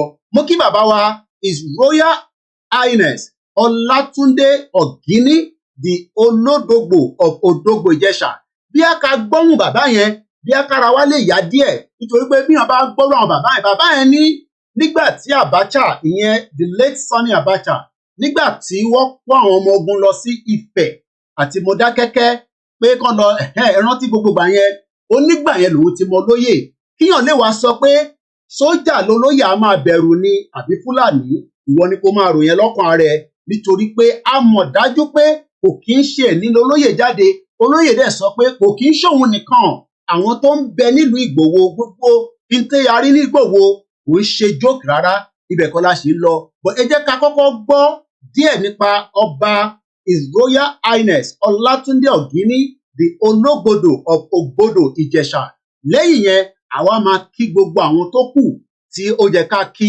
nítorí pé ètò ti èní fún appreciation látọ̀dọ̀ olóyè Ìgbòho gẹ́gẹ́ bí agbẹnusọ wọn fún gbogbo àwọn tí wọ́n ń béèrè pé ṣé olóyè máa wálé ìyẹn ti kúrò lọ́rọ̀ nísìnyí ibi tá a wà nísìnyí ni pé níbo là ń lọ níbo ló kù sí ìyẹn la fẹ́ máa gbọ́ nísìnyí lẹ́ẹ̀kan sí ẹ jẹ́ ká gbọ́ látẹnu bàbá wa ìyẹn His Royal Majesty Ọlátúndé Ọ̀gíní ẹja gbọ́n tọ́jọ́ sọ.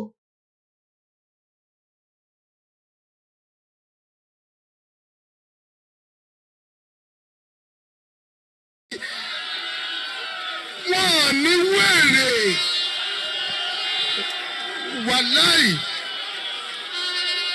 jẹ̀bẹ́gbò tọrọ bàbá adédìbò sọ kankan fún mi kọ́nà ń bá fọ̀rùn ká bàbá ó lọ́mọ mi ó ní inú ìjọ̀gbọ̀n lọ tí ń jẹun látàyè sọ́jà ìjọ̀gbọ̀n gan ni mo láìkì ẹni ọba bídà tó bá ní òun dojúkọ ọlọ́run bá mi da ìyá rẹ̀ mọ́lẹ̀ ẹ kú ọ̀n bẹ́ẹ̀ ẹ kú ọ̀n bẹ́ẹ̀ ẹ kọ́wọ́ kan lọ́kọ ẹ kó kọ́là ọmọ soríire kí ló ṣe wá ẹ̀ ń bínú ẹ̀ èmi gan tẹ̀ ń wò yìí wọ́n ń dojú ogun kan mí ìlú tí mo jọba sí ìkan sọ̀rọ̀ dánadáa kí ló wá kàn mí ó ṣe wá kan lẹ̀kùn lémi kó lórí ẹ̀ dànù sẹ́rí bó ṣe wà yìí èmi dúró tán mo dúró pin ẹni ọlọ́run bá kẹ́nu kẹ́ẹ̀dọ́ bàbá sọ̀rọ̀ lẹ́ẹ̀kan wèrè mi wà ń bí ṣe wá wo fíìmù ni àwa gan fíìmù làwa gan bàbá sùwé ni wá à ń ṣe fíìmù lọ́wọ́ kọ́ máa wò lọ tó ti yẹ yín kó. a dá fún ọmọ mi ṣẹ̀fẹ̀gbò tọrọ I was trained by military intelligence sójà ni mí kò sí nǹkan fẹ́ sọ tí mi ìmọ̀ kọ́kọ́ rọ ẹ̀ Sunday ànídìí lọ́ọ̀yà àfẹnu ara wa lọ́rẹ̀ẹ́ sọ̀rọ̀ ní sójà lè mi àlòkù sójà kò tí ì ṣe ọmọ yóò tí ì ṣe nǹkan kan tó kọjá òfin ẹni bá ro kúrò ikú ní ọmọ jálè wọn.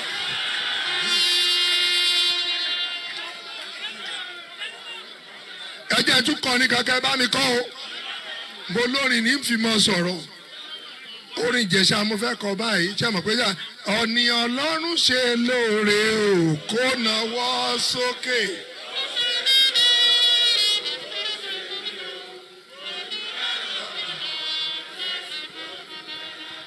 Hallelujah mo wá dúpẹ́ ènìyàn lọ kọ́lé alájà mẹ́fà tó jalè láyé mo dúpẹ́ lọ́wọ́ Jésù.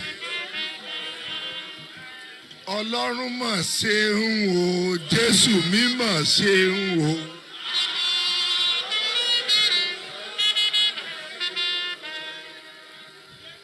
Ayé ò ní yọ̀rẹ́, ayé ò ní yọ̀rẹ́, méje sùn méje po, mẹ́ra àfọ̀nìyàn ṣe ọ́, wọ́n ra àfọlọ́mìnà ṣe ọ́. Sunday wọn ò ní fẹlọ́mì ṣe ẹ́. Ó wọlé kanlẹ̀, ẹ̀ ló ó wọlé kanlẹ̀, kò sí ilé tó ṣẹlẹ̀. Ada fún ẹ kàkà kí mi, àwo ada kàkà kí mi dúró. Ẹ jẹ́ fẹ́ gbòòtọ́ ọ̀rọ̀, tọ́ bá ná ààrẹ ṣèyàn bẹ́ẹ̀lì ló ń gbẹ̀yìn ẹ̀. Gbogbo owó ilé mi l'Àbújá ní Nàìjíríà ní Ìbàdàn ń kólẹ̀ àgbàdo ìwọ fi wọ́n lẹ̀ jẹ́ kí wọ́n má bá yẹn jà. O ti kọjá jà, ọmọ ogun ni ọ́, àwọn ò dúró tí ìbá ti wá kólẹ̀.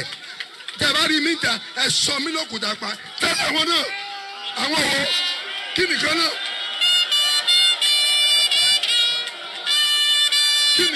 Kí nìkan náà. Ẹ mọ̀ pé bọ̀dá sọ̀rọ̀ lẹ́ẹ̀kan bọ̀dá Kọ́lá Olóòtú ó léèyàn bíi Sunday náà ní kábíyèsí ìjọgbọ́n tèmi gán pọ̀ bẹ́ẹ̀ ni àbẹ́ẹ̀kọ́ Sunday ṣàwàbọ̀ lórí ọ̀rọ̀ mi wọ́n lọ bá bàbá Dídíbú lọ́rọ̀ ọ̀rọ̀ mi bàbá ní ẹ fọmọ ńlẹ̀ Ọlọ́run ló kẹ́ ó ṣe jẹ́ ń tọ́lọ̀ ń bá kẹ́lẹ̀ yín ń gbógun tì ẹ̀yin ò tẹ́ ṣe ru ọmọ tí yín gan ẹ ṣe jẹ́ ń tọ́lọ̀ ń kẹ́lẹ̀ yín ń gbógun tì kí ló bá ṣẹlẹ̀ ọmọ mi wàláì bòjí làárọ̀ pèmí lọ́sàn-án pèmí lálẹ́ pèmí súlíẹ̀ jọ́mẹ̀ tó bá ṣẹlẹ̀ á débẹ̀ kájọ lọ bẹ̀. Wèrè kan pè mí Jésùrù wèrè kan pè mí. So, Ọba His Royal Majesty Ọlátúndé Ọ̀gíní òun ni ẹgbọ́n wọn lè sìn di Olódògbò of Odògbò Ìjẹ̀ṣà. Mo kí gbogbo ọmọ Yorùbá tí ẹ ṣe wà lórí ìkàlẹ̀ níbi tí à ń tẹ̀síwájú. Bẹ́ẹ̀ ká wá mú báyìí ká dúpẹ́ lọ́wọ́ bàbá wa, the emeritus of our time, the oracle of our time. Bàbá tí ó wo gbogbo bí nǹkan ṣe ń lọ, ó ní kí ọmọ Yorùbá kí a tètè gbára wa sílẹ̀ nínú oko ẹrú. Mo wá ń fi àsìkò yìí látara bàbá yìí, mo fi ń kí gbogbo ẹ̀yin bàbá tó kù tí ẹ ń bẹ níbi tí ẹ wà, nílé ni, lóko ni, ní diaspora, ní gbogbo ibi tí ẹ wà, pé ní ọ̀rọ̀ tí olóyè Ìgbòho ẹ ní fi sílẹ̀, nítorí pé bàbá Akíntóyè tó dúró ti olóyè àìpọ̀lọpọ̀ àwọn bàbá bẹ́ẹ̀ tí ó yẹ kó dúró tì wá tó dúró tì wá, a gbà pé bí ó ti ṣe wá nìyẹn. Mo wá ń fi àsìkò yìí a kí bàbá wa Professor Adébánjí Akíntóyè pé ẹ ṣé gan ni, ẹ kú àlejò àwa ọmọ Yorùbá nílùú Ìgbòho títí dé ìlú Ìbàdàn níbi tí a ti ṣe ayẹyẹ ìkẹyìn fún ìyá wa. Mo kí yín, ẹ ṣé gan ni. Now a máa bẹ̀rẹ̀ sí ń dá àwọn orúkọ nísìnyí. Orúkọ tá a bá bẹ̀rẹ̀ sí ń dá bí ṣe tó bí ṣe kọ́ nìyẹn. Bí mo ṣe kọ́ yẹn ó lè máa lọ bí ẹ̀yin ṣe fẹ́, bọ̀ ẹ bá wa gbà bẹ́ẹ̀. Mo kí gbogbo àwọn diaspora tó lọ sílé láti gbogbo ibi tó lúkálukú yín ti gbéra. Ará ẹni tó gbéra láti Kuwait, a gbọ́ nínú fọ́nrán. Ará àwọn tó gbéra láti ìlú Amẹ́ríkà, ará àwọn tó gbéra láti UK, ará àwọn tó gbéra láti gbogbo Áfíríkà títí dé Benin Republic, ará àwọn tó gbéra láti the 7 continents of the world. Èmi á máa sọ pé kò síbi tí ọmọ Yorùbá kan ti gbéra tí ó wá síbẹ̀. Kódà tá bá wá wo population gbogbo ọmọ Yorùbá tó glue sórí TV, nítorí pé TV oríṣiríṣi ló ṣiṣẹ́ níjọ́ náà lọ́hùn, gbogbo wọn náà la máa dárúkọ. A rí pé gbogbo wa pátá la represent in the 7 continents of the world. Tí bá ń sọ̀rọ̀ world, mo máa ń like kí n gbé map mi dání, nítorí pé kò síbi tí a wà lágbàáyé tí orúkọ olóyè Ìgbòho títí dé Brazil, Cuba, Jamaica, títí dé India, títí dé Australia, kò síbi tí wọ́n ti rí program tí a ṣe ní ìjọ Saturday àti ìjọ Thursday àti Friday. So a dúpẹ́. Now ẹ jẹ́ ká wá lọ kí àwọn YSDM, the Yoruba Central, the YSDM, Yoruba Central, the YSDM, àkí àwọn YSDM dáadáa, the Yoruba Self-Determination Movement. Àkí àti deputy àti chairman, bàbá wa Alànà náà ni chairman wọn, àkí gbogbo yín pátápátá. Àkí àwọn ìfẹ́lódùn olóyè Ìgbòho ní kí n kí yín dáadáa pé ẹ kú àdúró tí àwọn. Mo lọ bẹ́ẹ̀ mo kí àwọn akíkanjú ọmọ Yorùbá olóyè Ìgbòho ní kí n kí yín pé ẹ kú àdúró tí àwọn dáadáa. Àwa lọ kí gbogbo àwọn tó ń pè ní ìlànà ọmọ Oòduà, àwa tún wá mú wọn ní chapter by chapter nítorí pé chapter oríṣiríṣi ló wà. Chapter t'Ògùn State wà, àmọ́ ìlànà ọmọ Oòduà in general gbogbo yín pátápátá ni a kí látọ̀dọ̀ olóyè Ìgbòho ọmọ Adéyẹmọ Ìgbòho Òòṣà àtàwọn mọ̀lẹ́bí ẹ̀ àti àwọn ará ìlú Ìgbòho. Alọ bẹ́ẹ̀ mo kí àwọn akíkanjú ọmọ Yorùbá olóyè Ìgbòho ní kí yín dáadáa pé ẹ kú àdúrótì. Mo lọ bẹ́ẹ̀ mo kí àwọn Yorùbá world media tí wọ́n wà represented both on the ground and offline and online. Mo kí gbogbo wọn látara chairman wa Dr. Zabi olóyè Ìgbòho ní kí yín dáadáa. Alọ bẹ́ẹ̀ a kí the home based media, àwọn ni wọ́n dúró sílé lọ́ mú òpó ilé dúró dáadáa nítorí pé kò sí bí media kan ṣe lè wà tí kò gbọdọ̀ ní base nílé. Látara bàbá lẹ́kìtì ìyẹn chairman wọn nílé ìná àti wọ́n ti sọ̀rọ̀ kọjá ní àárọ̀ yìí fún àwọn nǹkan kan tí a jọ discuss. Mo dúpẹ́ lọ́wọ́ yín o. Mo lọ bẹ́ẹ̀ wọ́n ní kí n kí gbogbo press pátápátá tí wọ́n attend látọ̀dọ̀ Oríyọmí Hamzat, bàbá wa Kọ́lá Olóòtú, mo kí yín dáadáa. Mo lọ bẹ́ẹ̀ mo kí Comrade Ṣọlá kò gbọdọ̀ kú, olóyè ní kí yín dáadáa pé ẹ kú àdúró tí àwọn. Ẹni tó bá wá mọ ẹni tó ń pè ní Comrade Ṣọlá kò gbọdọ̀ kú, á jẹ́ pé bóyá fún ìdí kan àbí ìdí kejì ẹ mọ̀ pé àwọn ni wọ́n dúró ti olóyè nígbà tí gbogbo nǹkan fẹ́ dàbí bó ṣe yẹ lọ. Gbogbo ẹ̀ ni ẹ máa kà nínú ìwé tiwa nígbà tó bá dọjọ́ iwájú, torí pé kò ń ṣe gbogbo nǹkan lẹ mọ̀ nísìnyí, kò ń ṣe gbogbo nǹkan lẹ la máa review. Mo lọ bẹ́ẹ̀ mo kí àwọn ìyàwó wa, ìyàwó olóyè Ìgbòho, mo kí sista Rọ́pò, ìyá Dámì, mo kí ẹ̀yin náà dáadáa, ẹ kú àdúró tí Bàámi Ìgbòho Òòṣà. A máa kí gbogbo ẹ̀yin security, mo kí bàbá wa ọba Ògbóni Àbáláyé, mo kí yín dáadáa. Mo kí àwọn Yorùbá Central Office lábẹ́ bàbá wa Honourable Dr. Òkèbíọ̀rùnkòsí. Music tí a played lákọ̀ọ́kọ́ ó wá látọ̀dọ̀ sister wa tí a mọ̀ sí Anike Praise ní ìlú Cairo. A dúpẹ́ lọ́wọ́ yín fún àdúrótì yín. A lọ bẹ́ẹ̀ a kí gbogbo diaspora ni wọ́n ní kí pátápátá láì yọ ẹnìkankan sílẹ̀. Àtẹni tó support àwọn, àtẹni tó support olóyè ní kí gbogbo diaspora from all over the world.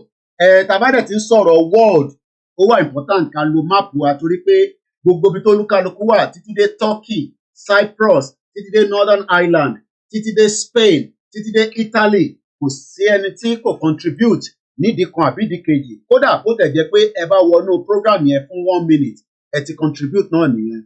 A lọ bẹ́ẹ̀ a kí àwọn gúrùpù kọ̀ọ̀kan náà, a máa dárúkọ yín nísìnyí. Tá a bá wá mísì gúrùpù yín bí ti ṣe sọ, ẹ má fi ṣèbínú. A kí gúrùpù tí a ń pè ní Igboho Day lábẹ́ ìyá wa Mrs. Janet Fashakin. Gbogbo wa náà la rí ìyá wa Janet Fashakin lára àwọn fọ́nrán tí a lò ní ìyẹn ìjọ Saturday. Àwọn ò lè travel àmọ́ wọ́n fi fídíò ránṣẹ́ sí wa. A try ká mú fídíò yẹn jáde láìpẹ́ yìí. Torí pé iṣẹ́ oríṣiríṣi ni a ṣe níjọ Saturday látara àwọn iṣẹ́ tí Elédùmarè ní ká ṣe láti ibi tí a ti ń transmit. A dúpẹ́ pé a rí àwọn iṣẹ́ náà ṣe ju bó ṣe yẹ lọ. Mo kí ìyá wa Janet Fashakin lábẹ́ àwọn tí a mọ̀ sí Igboho Day. Ẹni tó bá wá mọ Igboho Day á jẹ́ pé bóyá fúndì kan àbí ìdí kejì ẹ̀ṣẹ̀ ń darapọ̀ mọ́ gúrùpù kan náà ni tí àwọn ni wọ́n tún ṣe òpè tílé. Ó dẹ̀ wà important. Ẹja gbọ́ látọ̀dọ̀ ìyá wa Janet Fashakin ká tó tún máa tẹ̀síwájú. Mo kí gbogbo àwa ọmọ Yorùbá àtàtà. Orúkọ tèmi ni agbẹjọ́rò Janet Fashion láti ìlú Amẹ́ríkà ní ọdún kan sí ní. Mo kí gbogbo wa pé a kú dédé ìwòye a kú lójú ọjọ́ ṣe wà. Mo wá fi títí ìlú fi kí bàbá wa Chief Sunday Adéyẹmọ Ìgbòho ṣá. Mo bá yín yọ̀ ẹ kú oríire. Ajá tó lọ sílé ẹkùn tó bọ̀ láti iṣẹ́ ńlá ló ṣe. Ẹ lọ ẹ sì kú ìyá yín ó sì padà dé láyọ̀ àti àlàáfíà. Bàbá náà tá a sì ń gbàdúrà yín lọ́wọ́ Ọlọ́run òdojú àdúrà ti wá. A dúpẹ́ ní ọwọ́ Ọlọ́run. A kí bàbá wa àgbà pátápátá. Bàbá Emeritus Professor Banji Akintoye. Bàbá wa bàbá ọmọ ọ̀gá tẹ́ ló ń pọ̀ wá. Ọkùnrin náà máa fọ̀já kan náà kò ní jábọ́. Gbogbo ẹ̀yin olórí gbogbo tẹ́ dúró wípé ká lè rí Yorùbá nation gbà. Kì í ṣe àwọn tó fi ń pa owó. Kì í ṣe àwọn tó ń gbé microphone sẹ́nu láti máa ba nǹkan jẹ́. Mo kí gbogbo àwa ọmọ Yorùbá àtàtà. Orúkọ tèmi ni agbẹjọ́rò dókítà Janet Fashion láti ìlú Amẹ́ríkà ni mo ti ń kàn sí yín. Mo kí gbogbo wa pé a kú dédé ìwòye a kú lójú ọjọ́ ṣe lọ. Mo wá fi kíkì yìí mo fi kí bàbá wa Chief Sunday Adéyẹmọ Ìgbòho ṣá. Mo bá yín yọ̀ ẹ kú oríire. Ajá tó lọ sílé ẹkùn tó bọ̀ káàkiri iṣẹ́ ńlá ló ṣe. Ẹ lọ ẹ sì kú ìyá yín ẹ sì padà dé láyọ̀ àti àlàáfíà. Bàbá náà tá a sì ń gbàdúrà yín lọ́wọ́ Ọlọ́run òdojú àdúrà ti wá. A dúpẹ́ ní ọwọ́ Ọlọ́run. A kí bàbá wa àgbà pátápátá. Bàbá Emeritus Professor Banji Akintoye. Bàbá wa bàbá ọmọ ọ̀gá tẹ́ fi ń pọ̀ wá. Ọkùnrin náà máa fọ̀já kan mọ̀ kò ní í jábọ́. Gbogbo ẹ̀yin olórí gbogbo tẹ́ dúró wípé ká lè rí Yorùbá nation gbà. Kì í ṣe àwọn tó fi ń pa owó. Kì í ṣe àwọn tó ń gbé microphone sẹ́nu láti máa ba nǹkan jẹ́. Bẹ̀tẹ̀ àwọn tó ríran tó rílẹ̀. Ká sì rí wípé a máa dé ilẹ̀ wa. Ìjọba tó wà lóde yìí yóò sì ràn wá lọ́wọ́ pẹ̀lú agbára Ọlọ́run. A dúpẹ́ lọ́wọ́ yín o. A gbé Ọlọ́run ga nítorí yín. Gbogbo ẹ̀yin ọmọ ẹgbẹ́ interfaith ẹ̀yin àfàdúrà jagun. Ẹ̀yin ọmọ ẹgbẹ́ mi ní ìkànnì ọmọlúwàbí gbogbo. Ẹ̀yin tẹ́ wà ní ìkànnì àwọn jagunjagun. Gbogbo yín ni mo kí o. Ẹ kú iṣẹ́. Gbogbo ẹ̀yin tẹ́bi ò ní pa. Tẹ́yìn fi hàn wá láti inú ìkànnì oko etílé. Mo kí yín. Ebi ò ní pa yín o. Àwọn tó bá ní kí ni toko etílé máa ṣe tó ń pariwo ebi kó múra sí ebi o. Ebi á pa wọ́n pẹ́. Mo kí gbogbo wa o. Ní gbogbo ìkànnì wa pátápátá gbogbo. A dára fún wa o. Àwa náà gbẹ̀yìn arúgbó wa. Ọmọ rere á dẹ̀ gbẹ̀yìn àwa náà. Mo kí wa o. A kú oríire. Láti ìlú Amẹ́ríkà náà ni mo ti ń kàn sí yín. Ẹ ṣé o. God bless you. So, a tẹ̀síwájú wọ́n gbà tí a kí ìyá wa Janet Fashion bẹ́ẹ̀ ni a ti kí àwọn interfaith. Àwa lọ bẹ́ẹ̀ a kí ìlànà ọmọ Oòduà United States chapter lábẹ́ bàbá wa Dr. Remi àti brother wa Uthman àti gbogbo àwọn ọmọ ẹgbẹ́ láti ìyá wa Aramide Tiyamiu Akinyin àti bàbá wa Mr. Alabi Pastor Felix Adeniyan àti gbogbo àwọn ọmọ ẹgbẹ́ pátápátá láì yọ ẹnìkankan sílẹ̀. Bẹ́ẹ̀ a lọ bẹ́ẹ̀ a kí ìlànà ọmọ Oòduà ti Canada. Mo wá lọ bẹ́ẹ̀ mo kí gbogbo àwọn governors wa ní South West pátápátá pé a dúpẹ́ pé bí a ṣe pariwo pé security yàtọ̀ sí mọ́tò kan tí mo wà wẹ́ẹ̀ pé ó ní accident bọ̀ kò sẹ́nì kankan tó fara pa.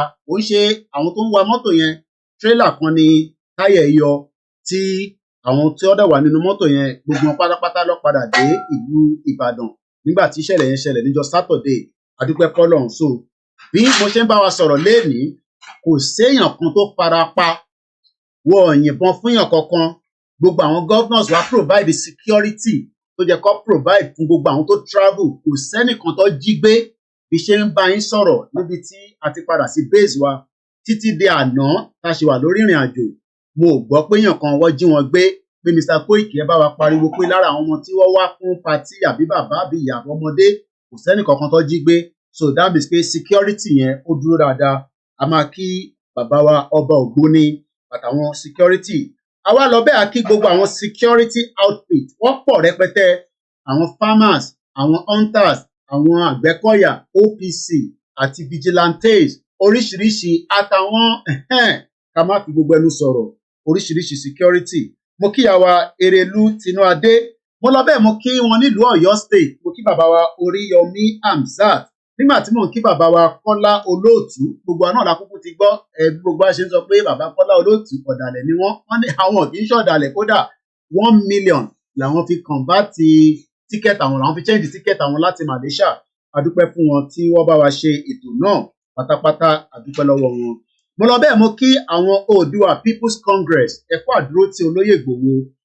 Wọ́n ní kí wá kí gbogbo àwọn pressmen, oríṣiríṣi article tí ń jáde, gbogbo ẹ̀ náà la máa lò nígbà tí à ń báṣẹ́ lọ ní èní sì ni on the 26th appreciation lélẹ́yìí látàdọ̀ bàbá wa olóyè Ìgbòho gẹ́gẹ́ bí agbẹnusọ wọn fún gbogbo ọmọ Yorùbá. A kí gbogbo àwọn pressmen pátápátá, there were many of them, à nílè dárúkọ wọn tán. A kí àwọn tó dìde láti ìlú Ghana, àdìtú ọ̀rọ̀, ẹ ṣé gan ni. A kí àwọn tó wá láti Benin, a kí àwọn press tó wá láti Ivory Coast, a kí àwọn press tó wá láti Sierra Leone, a kí àwọn press tó wá láti Ghana, a dẹ̀ kí àwọn press tó wá káàkiri ní gbogbo ibi ẹ̀ka ní Áfíríkà.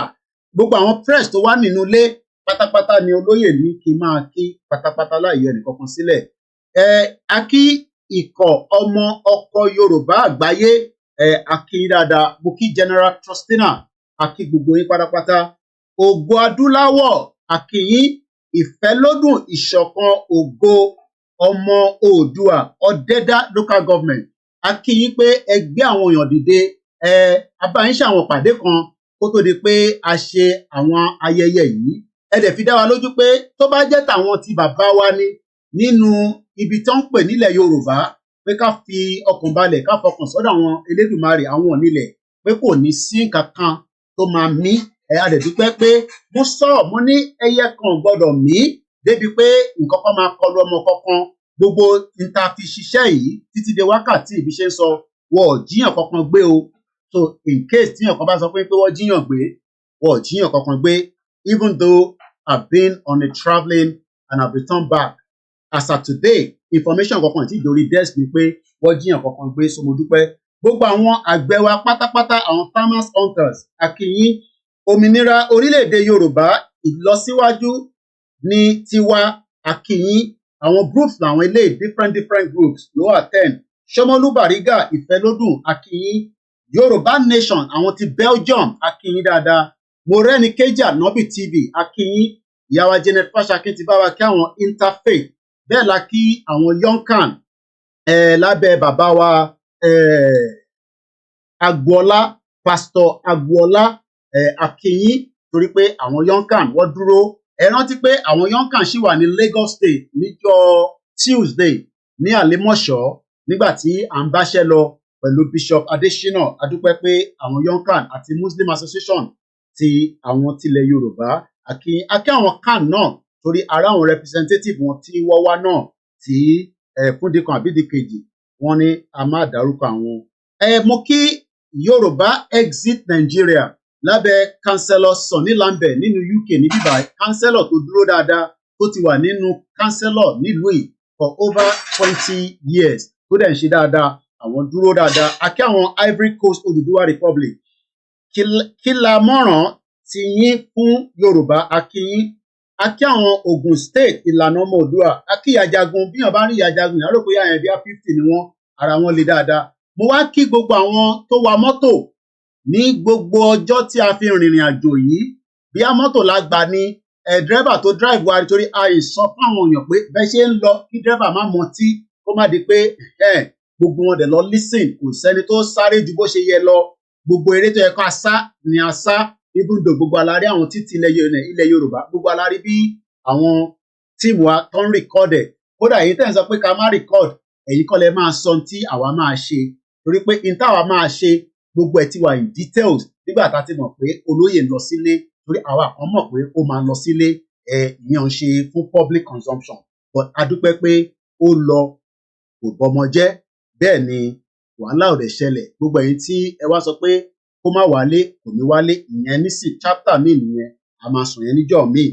A kí Yorùbá self preservation, mo kí lábẹ́ bàbá wa Dr. Michael Adéyẹyẹ àti brother mi ní Paris Adékọ̀yà Ọlánrewájú.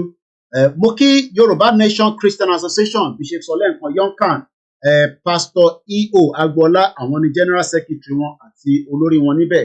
Mo kí chief mamu ìlú Ìgbòho àkí church tí wọ́n ti ṣe event yẹn níjọ́ Saturday. Àwọn tó gbé pósí àkí wọn.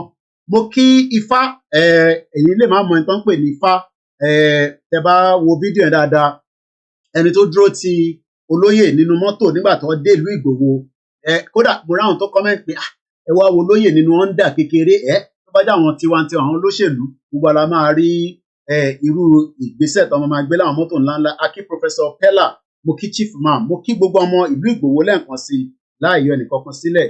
Akí CPMO, the Central Program Management Committee tí bàbá wa tí wọ́n rán lọ gbogbo àwọn tí wọ́n lọ náà Bishop Macaulay àwọn ẹlẹ́kùn oríṣiríṣi tí wọ́n lọ náà láti lọ represent. Akí Dr. Sanusi, mo kí yín lẹ́ẹ̀kan sí. Mo kí Omeyo, the youth leader nílé fún iṣẹ́ ribiribi tí ẹ ṣe láì yọ ẹnìkankan sílẹ̀. Mo kí the diaspora youth leader náà Prophet Ológunolúwa ní ìlú Amẹ́ríkà. Mo kí Dr. Koka tí gbogbo wa bá rí àwọn picture tí ó jáde ní ìjọ Saturday èyí tí ẹ̀mẹ́ntán pè ní Dr. Koka àwọn náà wà nínú ìjókòó. Mo kí Tani Ọlọ́run ẹ̀ṣẹ̀gan ni mo kí bàbá wa Oríyọmí Hamzat àwọn náà wà ní orí ìjókòó. Fún ẹ̀yin tí ẹ máa ń béèrè pé rédíò ilẹ̀ Yorùbá tá à ń ṣe lọ́wọ́lọ́wọ́ ìyẹn satellite ẹ má mix it up. Dr. Koka àwọn lè rí yẹn pẹ̀lú brother mi. Ẹ bá rántí ọ̀rọ̀ tí brother mi máa ń sọ ní gbogbo ìgbà orí yàn á máa wú bóyá kàtẹ́ gbọ́ díẹ̀ ẹni tó ń wò lẹ́yìn yẹn àwọn ti wà lórí ìrìn àjò yìí ti pẹ́ nítorí pé àwọn ti mọ̀ pé Nàìjíríà kò lè mú kankan dání ẹja gbọ́n tí George Akínọlá lọ́dẹ fìlà red Dr. Koka ló wọ blue yẹn ẹja gbọ́n tí George Akínọlá sọ. This was in 2017. Impediment to Yoruba development is the impediment to Yoruba development. Without Nigeria, we won't be where we are. 1962, we were far ahead of South Korea and North Korea. We were far ahead of China even. We had television before France. We had radio before South Africa. Now look at where we are today. I think it's a shame that even any Yoruba man can be talking about restructuring at this point in time. What are we restructuring? This country that is already shot to pieces? I don't think that's what we want. But they are always talking about giving Nigeria a chance. The patience of Yoruba with Nigeria has come to an end. Ó dẹ̀ ti come to an end. Kò sí nǹkan kan tó lè dá dúró. George Akínọlá òun lẹ gbọ́n wọn yẹn. That was in 2017. Kíyàn wá lè máa rò pé àwọn ti rí foresight yẹn. So gba àwọn tó ń sọ pé restructure it is just too late for any kind of restructuring right now. So ẹ jẹ́ ká padà síbi kíkí mo kí wòlíì àrólé ẹ̀ṣẹ̀gan ni ẹ̀kú àdìde wa. Mo kí sister mi Anike Praise àwọn la play track wọn ní the beginning of the program. Ká wá tún wá padà sí àwa tí a wà ní online.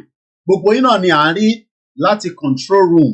Gbogbo yín pátápátá mo kọ́kọ́ kí gbogbo ẹ̀yin ìyá wa, ẹ̀yin bàbá wa, ẹ̀yin sisters wa, gbogbo feedback yín pátápátá ni àwọn tíìmù wa tí wọ́n ń ṣiṣẹ́ gbogbo gbogbo correction gbogbo perfection. But ẹ jẹ́ kí ẹ bá mi kí gbogbo àwọn ọmọ Koiki Media pátápátá ẹ bá mi kí wọn dáadáa torí pé èmi nìkan kọ́ ni wọ́n ń pè ní Koiki Media. Tá a bá ń sọ pé Koiki Media àwọn tí wọ́n ń bẹ lẹ́yìn ni wọ́n ń pè ní Koiki Media. A lot of work was done, a lot of things will be improved, but tá a ṣe ń sọ without a lot of financial support we can not do much. But fún ọba tí ẹ fún wa we've taken your feedback. We'll be reviewing that, and then the team have just all gone back. Kò sẹ́ni kankan tó fara pánú wọn. Mo kí gbogbo àwọn Koiki Media team pátápátá from A to Z. Mo á kí àwọn Koiki Media team kan tó wà ní background. Tó yẹ pé inú background yẹn làwọn tí ń monitor gbogbo tó ń lọ pátápátá. We were monitoring everything. Kò ṣe gbogbo nǹkan tí ẹ̀yin rí yẹn làwa ń rí àwọn nǹkan mi tẹ́yìn ò rí because kò ṣe gbogbo ẹ̀ la gbé wá sórí social media. It was a control room. Mo ní tí olóyè bá ń travel ó dàbí president márùn-ún ní fọ́dọ̀ tèmi. Bí Joe Biden bá fẹ́ rìnrìn àjò nísìn àwọn kan máa ti lọ ahead oríṣiríṣi máa lọ kódà àwọn kan máa gbéra tó ń pè ní special force. Àwọn special force yẹn wà láti sọ pé president kankan gbọ́dọ̀ ṣe tẹ́ ẹ̀ báyìí tí rí bí Air Force One bá ń lọ lókè ó máa ní jet tó máa ń tẹ̀lé torí pé wọ́n gbọ́dọ̀ protect America president bí a ṣe protect olóyè náà nìyẹn. So fẹ́yìn tẹ bá ń rí oríṣiríṣi àwọn nǹkan míì àti ìtẹ́ẹ̀rí we just have to protect him because we cannot joke with him. Èèyàn ti wà lólóyè kódà ó ní ẹ má pè òun lánàá bì but okay but we cannot just joke with it. So there was a lot of detailed work. Ìwọ̀nba lèmi ṣe níbẹ̀ o from the media angle lèmi gbé o I'm not taking credit for anything. Àwọn tó ṣiṣẹ́ tó pọ̀ gbogbo ilẹ̀ mọ̀ra yín olóyè ní kí gbogbo yín láì yọ ẹnì kankan sílẹ̀. There was a lot of work that was done after there was a confirmation that Oloye would be traveling. We knew that he was traveling. Ìgbà tá a mọ̀ yẹn a ní láti disclose yẹn lórí social media but we knew he would be traveling and we have to put everything in details. Ó dàbí ìgbà tí president náà bá fi rìnrìn àjò ni tó bá ti lè sọ fáwọn inner campus pé òun máa lọ òun dẹ̀ fẹ́ lọ kò dẹ̀ sí nǹkan tó fẹ́ ṣẹlẹ̀. That means pé ó ti wà important pé káwa kan wá put a lot of things behind the scene but kò ń ṣe gbogbo ẹ̀ ní ó wà for public consumption.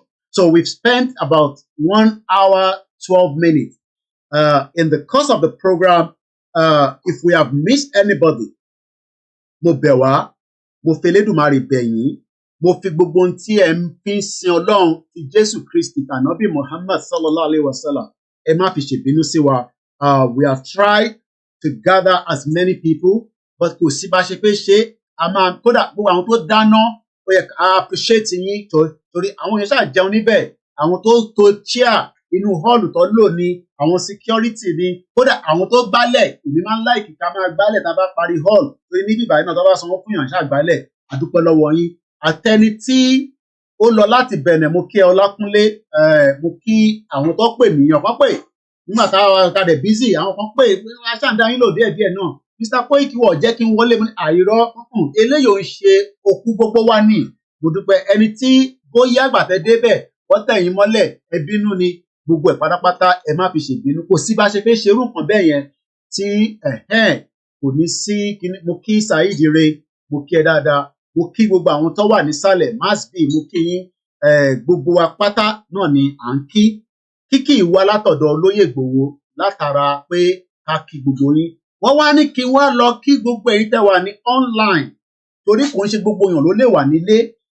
It is still a school time, it is still a work time, so most people glue kódà different time zone àwọn èèyàn ti jí ti pẹ́ just to see what is going on. Látijọ́ Thursday tí confirmation ti sọ pé olóyè ti wà nísàlẹ̀ o èmi mọ fídíò tẹ́yìn kọ́kọ́ rí tí ẹ fi mọ̀ pé olóyè ti wà nínú ilé but àwa tí a rí fídíò yẹn àwọn kan tún sọ fún mi nínú comment section pé old video ni ìyẹn ò sí mọ́ nísìn ọ̀rọ̀ old video kọ́ lélẹ̀ àlàáfíà lolóyè wà kò séwu rárá that is all I can say.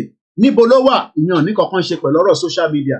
All I can say is that I have spoken with him kódà nígbà tá à ń ṣe program tí mo dìde nísìn olóyè ló tún pè mí fún message kan tí wọ́n tún deliver fún mi so it's fine and I just left him and he's doing very well so there's nothing for us to be worried about. That's all. Now ó ní fídíò kan tí a máa sáré play fún wa torí pé fídíò yẹn ó wà important. Ṣe rí ọ̀rọ̀ Nnamdi Kanu ẹ má bínú a ti move díẹ̀díẹ̀. So eléyìí tí mo fẹ́ play nísìnyí ẹ jọ̀ọ́ a máa share link yẹn síta ó wà important kí gbogbo ọmọ Yorùbá ká bá wa pín link yìí tí mo fẹ́ gbé jáde yìí. Ṣé gbogbo á ti rántí YouTube channel tó lóyè ní kí a lọ máa gbọ́ ta ló sì rántí YouTube channel yẹn a máa rí olóyè nísìnyí tó bá wa sọ̀rọ̀ látara bẹ̀ n tí a fẹ́ play yìí a fi ń rọ ìjọba pé àsìkò ti tó kẹ́ bá wa fi Nnamdi Kanu sílẹ̀. Nnamdi Kanu ó ti di dandan pé kí wọ́n fi sílẹ̀. Líǹkì yẹn a máa share síta mo bẹ̀ wá mo rọ̀ wá gbogbo ẹni tó bá ń rí líǹkì yìí kò ń ṣe fídíò tó gùn rárá bí i just under 26 seconds ó wà important kẹ́ bá wa pín o. Gbogbo wa la mọ̀ pé ìfẹ́ tí olóyè ní sí Nnamdi Kanu kò ń ṣe kékeré o. Ìfẹ́ tó ní sí Nnamdi Kanu kò ń ṣe kékeré. And I remember Nnamdi Kanu fúnra ẹ̀ ló pe olóyè pé wọ́n máa ń ní àwọn Yorùbá kìíní kan ilé yìí ó yàtọ̀. The meeting was set up in 2021. I was the one that put the meeting together with Simon Ekpa. Mo lè sọ how many times, but mo ṣáà sọ pé ọ̀nà mẹ́ta ọ̀tọ̀ọ̀tọ̀.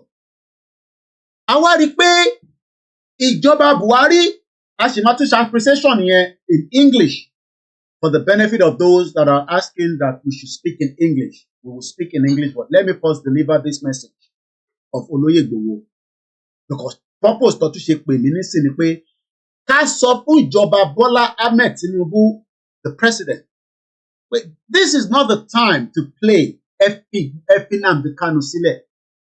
A máa play video kan tí the former governor of Ekiti State, Fayose, tó fi sọ̀rọ̀ pé lórí channels pé Buhari kò tẹ̀ ń ṣe ẹni tó yẹ kí Tinubu máa praise, ìyẹn ò ń ṣe problem tiwa.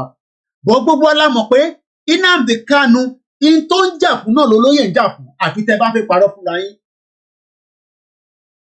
Àfi ọmọ Yorùbá tó bá ní another intention níkùn ẹ̀ ó yàtọ̀.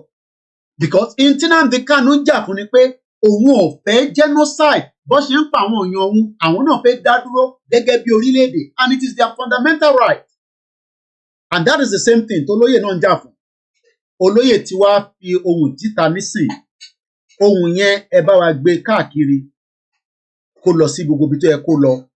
A máa gbọ́ voice yẹn nísìn, a máa play ohun yẹn nísìn lórí YouTube channel. Ẹ rántí YouTube channel yẹn tí olóyè ní kí gbogbo wa, ẹni tó bá ti subscribe látara ìfẹ́ tẹ ní sí olóyè, abẹ̀yìn ẹ bá wa lọ subscribe síbẹ̀. Kò ń ṣe pé à ń ṣakọ, a kàn ń bẹ̀yìn ni, ẹ bá wa lọ subscribe sí channel yẹn, ó wà very very important. Lẹ́ẹ̀kan sí, èmi ni Ọláyọmí Koiki, agbẹnusọ fún Dr. Sunday ọmọ Adéyẹmọ Ìgbòho. Ìjọ Saturday ni the last time tí gbogbo wa láǹfààní àti rí olóyè. Ẹbí akatú rí olóyè nísìn ká gbọ́n tí ó fi ránṣẹ́ sí wa láti base wọn. Release Nnamdi Kanu. Stop politics. This guy didn't do anything. Today is 27 February 2024. Release him. Let him go and stay with his family. This guy just fight for his people in Southeast. Like me, I'm fighting for my people in Yoruba land. Release him. Let him go. Stop politics game. Release Kanu. Let him go home. Please, release him. Release Nnamdi Kanu. Stop politics. This guy didn't do anything. Today is 27 February 2024. Release him. Let him go and stay with his family. This guy just fight for his people in Southeast. Like me, I'm fighting for my people in Yoruba land. Release him. Let him go. Stop politics game. Release Kanu. Let him go home. Please, release him. Release. Òun ni gbogbo wa ti gbọ́ pé kán release Nnamdi Kanu, kò sí ẹ̀ṣẹ̀ kankan tó ṣe, kò sí ẹ̀kọ́ kankan tó ṣe. He hasn't done anything, so, and it is important that Nnamdi Kanu get released. So let's move swiftly now to appreciate again, in the other language, which is English language, for the benefit of our audience around the world. And this time around, I'll just go straight without adding any videos or any content around the appreciation.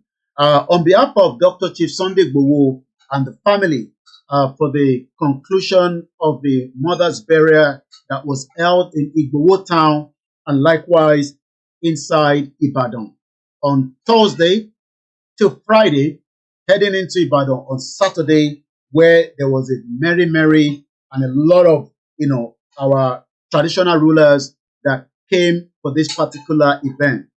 Let us first appreciate some of those that attended the event, but first and foremost, let's appreciate one of the kings that welcomed us into Igboho town. That is Oba Onibode Abdulrasheed Adetoyosi Anikulapo, the Onibode of Igboho land. Also, let us mention Oba Oladipupo Kolade Olokoti for also grazing this particular event as well. Let us also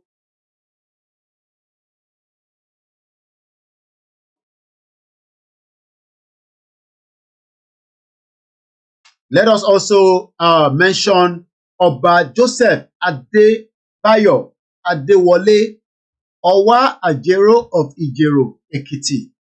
Oba Johnson Folorunsho Aderiyi Alayegun of Ayegun, Ekiti. Oba Moses Akinwande Ogunlana Onikoyi of Ikoyi, Ekiti. Oba Ono Onibode Abdulrasheed, as we mentioned earlier. The Olu of Orile Kenta, His Royal Majesty Oba Teju Adetokunbo Teju Osho. Oba Francis Alao Akimbola, the Olugbon of Orile Igbon in Oyo State. Also, Oba Bolawan Temsin Jagunmolu III of Shomolu Bariga. Also, His Royal Highness Olatunde Ogini, the Ologbodo of Ogbodo Ijesha. These were all the kings present, and maybe one or two that could not make it. Also, we'd like to appreciate Professor Adebanji Akintoye.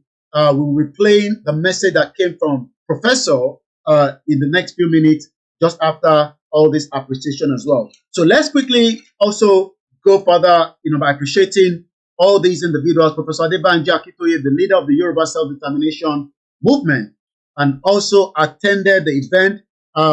Ilana Omo Oodua, the YSDM, the Yoruba Self-Determination Movement, the Ifelodun, the Akikanju Omo Yoruba, the Yoruba World Media, and the Home-Based Media, the diaspora from all over the world without leaving anyone behind, from the children to the elderly to the young to the women, to all those that grace the event, either online, offline, depending on how you were able to witness those events for the 3 days that went for the event. Also, the Igboho Day group under Mrs. Janet Fashaki, all our security outfit that attended from Agbekoya to OPC to Oodua, People's Congress, all the vigilante and Oba Ogboni Abalaye, also Iyajagun and all those known as our own warriors. Also, special thank you to those that traveled all the way from to grace the event as security in protecting the icon and the hero Oloye Igboho for us. Ilana Omo Oodua, Canada, and likewise Ilana Omo Oodua, United States of America.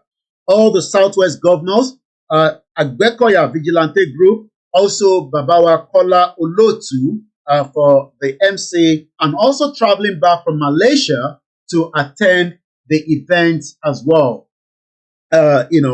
Also to our own brother and also a guru in the media, OLAYOMI Amza.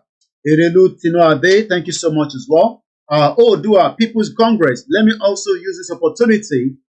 Just few hours before or the day before the event, I'd like to appreciate the GR1 prayer group under the leadership of Babawa Stephen Emmanuel. He's currently in Kenya for another event, but he was able to give the grace to the event before the event. So we appreciate the GR1 prayer group. This was set up just after Oloye was detained in Benin Republic. Oodua People's Congress, all the pressmen and women that attended the event, all the bloggers, and we hope you will continue to put the right information as it was said by Dr. Chief Igboho himself. Do not mix whatever Igboho is saying. Igboho, let me also put this out for those that are putting out this narrative that Oloye Igboho is supporting President Bola Ahmed Tinubu. We don't support Tinubu. We have nothing to do with Tinubu. Tinubu is a Yoruba man. I don't pray for him to die. I've said that consistently. So there's no need for us to come out and say we are endorsing and supporting Bola Tinubu. Bola Tinubu is not the one behind the release of Igboho in Benin Republic. And this must be put into, your own write-up. If anyone comes out and tell you that Bola Tinubu, the current president, whoever he is, and I'm going to come back when I'm, putting my message out. Let me say this clearly. I've received messages and people coming up to say that, Igboho has now endorsed Tinubu. Who the hell is Tinubu that we have to endorse? Tinubu was also fighting at some time during his own era. This is our own era. We care less about whoever Tinubu is. So for those of you that are coming out to say that Oloye Igboho is supporting Tinubu, you must be born bastard. Born bastard. For anyone coming out to say that Igboho is supporting Tinubu, I repeat right here now, you are all born bastard. Whether you are a Yoruba man, you are a Yoruba woman, and that also goes to every single one of you. Igboho is a man. If you are a man, come down to Nigeria and do what Igboho is doing. None of you have the balls to do that. I have the balls. I went home. You don't have the balls. And if you have the balls, buy your ticket and go and even speak one out of so many of the stupid stuff that you all sit down on the social media and do all your write-up. Go and do that in Nigeria, just as Igboho has been doing for the last 3.5 years. You said he's not going to come back home. We went back home and nothing has happened. And if you're still praying that something is going to happen, it is too late already, because the message was Igboho should not come home, that something is going to happen.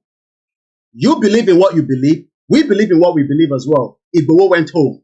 So all those crap idiots that are coming out to say that Igboho has endorsed Bola Tinubu, you must all have no brain. Go and do what Igboho is doing. Go and do it. If you have the balls, don't sit behind the camera. Don't sit behind the laptop and your mobile phone. Don't sit behind your pen. Come back to Nigeria. Just like OLAYOMI Koiki, went to Nigeria. Come back to Nigeria and do the same thing. You don't have the balls. We are the real man. The real man goes down.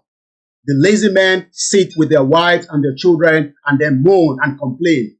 Idiot, bomb bastard all over the place. Mumbo for you later. Let me first conclude this, my presentation. So let me first again continue to appreciate all our pressmen, from the channels to every single one of you, even though some of you refuse to use our own content. I'm talking about, Igboho in Nigeria. Ayayinja, you're scared of Tinubu. Tinubu that the coup Timbo Nisin. There's an imminent coup as I speak to us right now. We will come back to that in the next few minutes. Let's complete this part of the program first. Coup is just getting ready in Abuja as I speak to you right now. So let's appreciate Odua Defense Group, Iko Omo Oko Yoruba Agbaye, General Trustina, and the rest of you. Agbekoya America, thank you so much, my brother. Ogwadulawo, thank you so much. Ifelodun Shoko, Ogomo Odua, Odeda, under Babawa Timothy, thank you so much. All our hunters, thank you so much. Ominira Relay de Yoruba, Losiwaju, thank you so much. Shomolu Bariga, Ifelodun, the Yoruba Nation, different groups in different parts of the world. Interfaith, Morenikeji Anobi TV, thank you so much. Ifelodun Apapomo Yoruba, thank you so much. The Yoruba Exit Nigeria under Councillor Sonny Lambert, thank you so much. The Ivory Coast Odua Republic, Kilamoran Tiyan Fun Yoruba, the groups in Osun State and all the Yoruba land, every single one of you that travel down, we really appreciate you. Ogun State Ilano Omo Odua, thank you so much. Yoruba Self-Preservation, thank you so much, under the leadership of Dr. Michael Adeyeye, and also all our Muslim brothers and sisters that also grace the occasion, and all our Christian brothers and sisters as well. The Yoruba Nation Christian Association under their leadership, and also the Secretary, Pastor E.O. Agbola, thank you so much for gracing the event. Aditoro, all the way from Ghana, thank you so much. And our own Iron Ladies, thank you so much, and also for the gift given as well. The CPMO, Central Program Management Committee, and all those under it as well, thank you very, very much. And also the Yoruba Central Office under Honorable Dr. Okebe Orukosi, the Youth Leader, Omeyo, and the Diaspora Youth Leader, Professor Logunluwa, the Yoruba Nation Radio, Wole Arole, Anike Praise, and as we go into the program, we will continue to appreciate every single one of you. For everyone that was online on the day, all your comments, I realize that some of you thought that maybe there will be a fight. So some of you that we've never seen on our platform for a very long time, we end up seeing you because Enwa Ishubu Wanijoyen. I saw how the traffic was moving. And there will be something that you will come and take home. But adúpẹ́ pé àwọn onílẹ̀ Yorùbá wọ̀ kúrò lẹ́yìn wa. Ọ̀pọ̀lọpọ̀ yín tẹ́ ẹ̀rọ ń ṣe pé ẹ̀bí àárín nísìn. Where are you now? Where are you? We can't see you anymore. We can't see you. We can't. Because that day you were all expecting something else. Bóyá they will attack Olóyè Igboho, bóyá DSS máa gbé olóyè, bóyá ọlọ́pàá máa gbé olóyè. All that is not going to happen, okay? Let's first again go back and listen to our lawyer and also Babawa Yomi Aliu, Senior Advocate of Nigeria. Thank you so much, sir. Thank you very, very much, sir, for standing firm with us.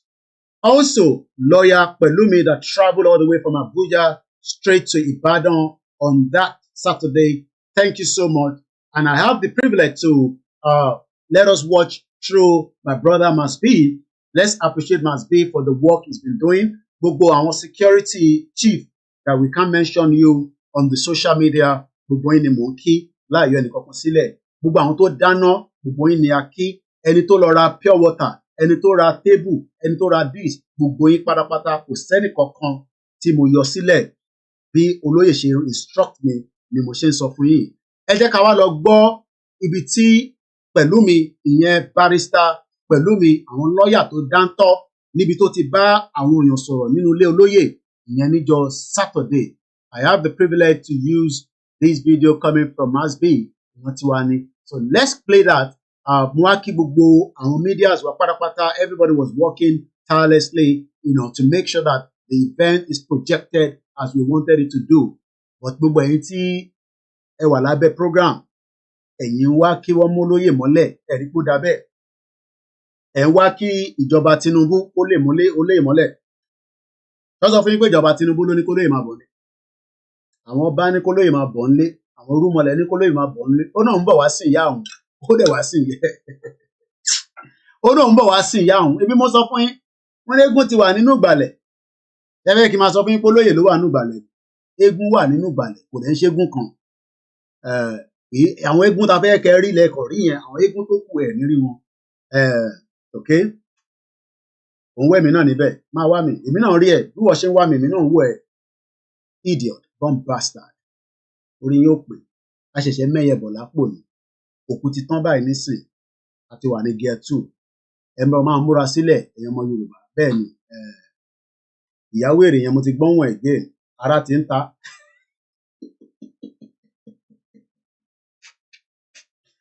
Ara ti ń tó ti fohùn sílẹ̀. Ó tún ti fohùn sílẹ̀, kò lè gbójú ẹ̀ síta.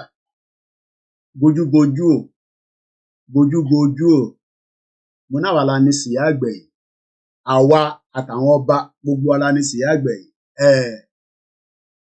Àwa la ní síyá àgbẹ̀yìn. Ẹ fẹ́ wọn bó ṣe ń lọ àbí? Ó máa tó dáhùn ìpadà sí ẹni sùúrù. Ẹ jẹ́ ká kọ́kọ́ lọ gbọ́ eléyìí náà mò ń bọ̀. Mo kí gbogbo ọmọ Yorùbá lórí ìkàlẹ̀, ẹ kí wa pé a kú oríire. A gbọ́dọ̀ kíra wa pé a kú oríire. A gbọ́dọ̀ kíra wa pé a kú oríire. Kò sí ní tá a gbọ́ tán. Koiki gbolóyè Koiki. Mo ní ìtòlóyè bá ti sọ pé òun fẹ́ lè ní fẹ́. That's all. Tó bá dẹ̀ sọ pé ó ti yá, mo sọ fún yín pé backpack kan lèmi need. Èmi ò nídìí kíní. Ìrìn àjò yẹn 72 hours ni. 3 days. Backpack. Tí bá ti gbé backpack yẹn, èmi ò nídìí kankan. Backpack. Bẹ́ẹ̀ ni ìyá mi Rúkàyà. Gbogbo náà ni máa kí ẹ̀ ń tẹ́wà lórí ètò. Ẹ jẹ́ ká ṣì wọnú ètò yẹn dáadáa. A ṣì níbi 2 hours. Ètò tèmi special ni. So a ṣì ní títí di 4 o'clock. Ìyẹn táìmù UK ní bíbá. Mo ní backpack péré ni mo need. Ó wá mi lọ́rùn àbí? Ó rí mi. Èmi lèmi rí ẹ̀. Ìwọ ò nílà èmi rí wọ̀. Ìwọ tó náà wá mi yẹn. Èmi náà rí wọ náà. Bomb bastard. Mo sọ fún yín pé a ṣẹ̀ṣẹ̀ mẹ́yẹ bọ̀ lápò ni. So ẹ jẹ́ ká lọ gbọ́ lọ́ọ̀yà tó dáńtọ́. Àwọn lọ́ọ̀yà eléyìí, àwọn eléyìí, olóyè ò ṣe nǹkan kan, kí ló ṣe? Ó pààyàn ní ṣófàdíyà ni. Àwọn Fúlàní ń pa wá, ẹ̀rí kankan sọ sí yẹn. Wọ́n ń pa wá lójoojúmọ́, àrí kankan sọ sí yẹn. Ẹni kò ní dé. Àbí? Mo ń bọ̀. ẹni kò ní dé mo kí gbogbo ẹ̀yin ìyàwó ẹ̀yin tẹ́ dúró tì wá kódà ó tún dé stage kan I need emergency fund ìyàwó kan tún ní Koiki sẹ́ tó bá yẹ pé last kọ́bọ̀ máa rí bíṣẹ̀ fún ẹ yeah we got stuck at some point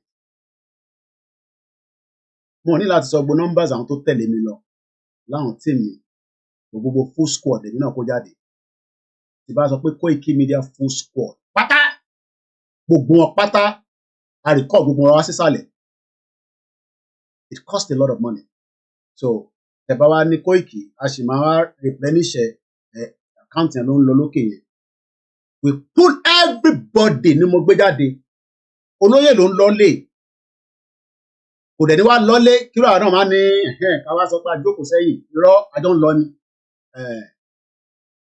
torí pé àwọn iṣẹ́ kan wà táwa kan máa ṣe lẹ́yìn tí Joe Biden bá ti ń travel mo sọ fún yín àwọn tó ń ṣiṣẹ́ lẹ́yìn ló pọ̀ jù lẹ́yìn òkè àwọn tẹ máa ń rí tó gbébọn dání yẹn àwọn yìí ẹ gbọ́dọ̀ máa fáwọn yẹn ní intelligent pé oyè yín á yóò gbẹnu sọ̀rọ̀ bomb bastard Koiki ló ń sọ̀rọ̀ a ṣẹ̀ṣẹ̀ mẹ́yẹ bọ̀ lápò ni wọ́n ní tí olóyè support Tinubu bomb bastard Tinubu kọ̀ Tinubu ni àbí kò fi da fún gbogbo yẹn tẹ̀ ń sọ bẹ́ẹ̀ kí ni kàn án pẹ̀lú Tinubu bàbá tọ̀lé bàbá tó ń lo pampers ọlọ́mọ ẹ̀kọ́ pásá Àbújá nísìn kú ti wà lẹ́nu ọ̀nà ẹ̀ báyìí nísìn bá ṣe bá ń sọ̀rọ̀ báyìí kú ti wà lẹ́nu ọ̀nà Tinubu báyìí bá ṣe bá ń sọ̀rọ̀ báyìí kú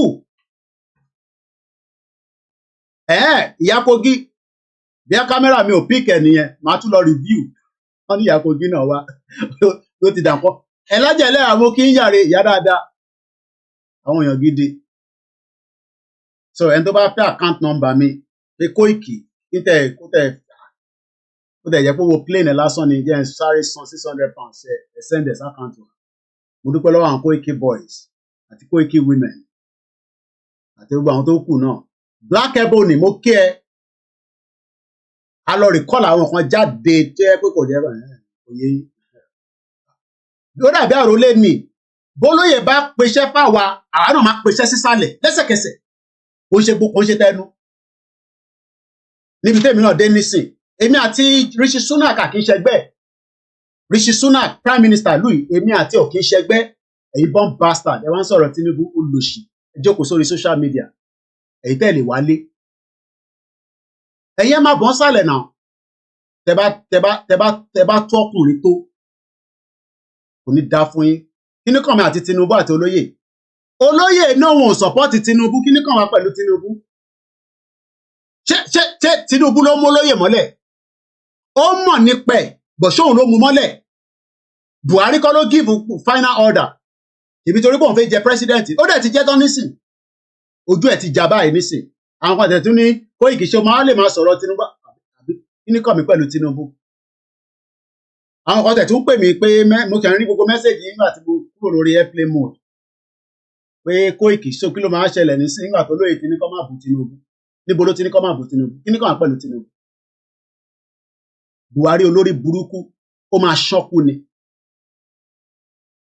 fún kan dámẹ̀ tó ṣe tó pa àdùkàn tó pa Alhaji Fatai a ní forgive láyé àdẹ ní forgive wa Fúlàní láyé lásán à ní forgive yín mo ń bọ̀ mọ̀ tí ì dé ẹjá gbọ́ agbẹnusọ wa yóò lò ṣe jókòó ẹ máa ṣe analysis òfò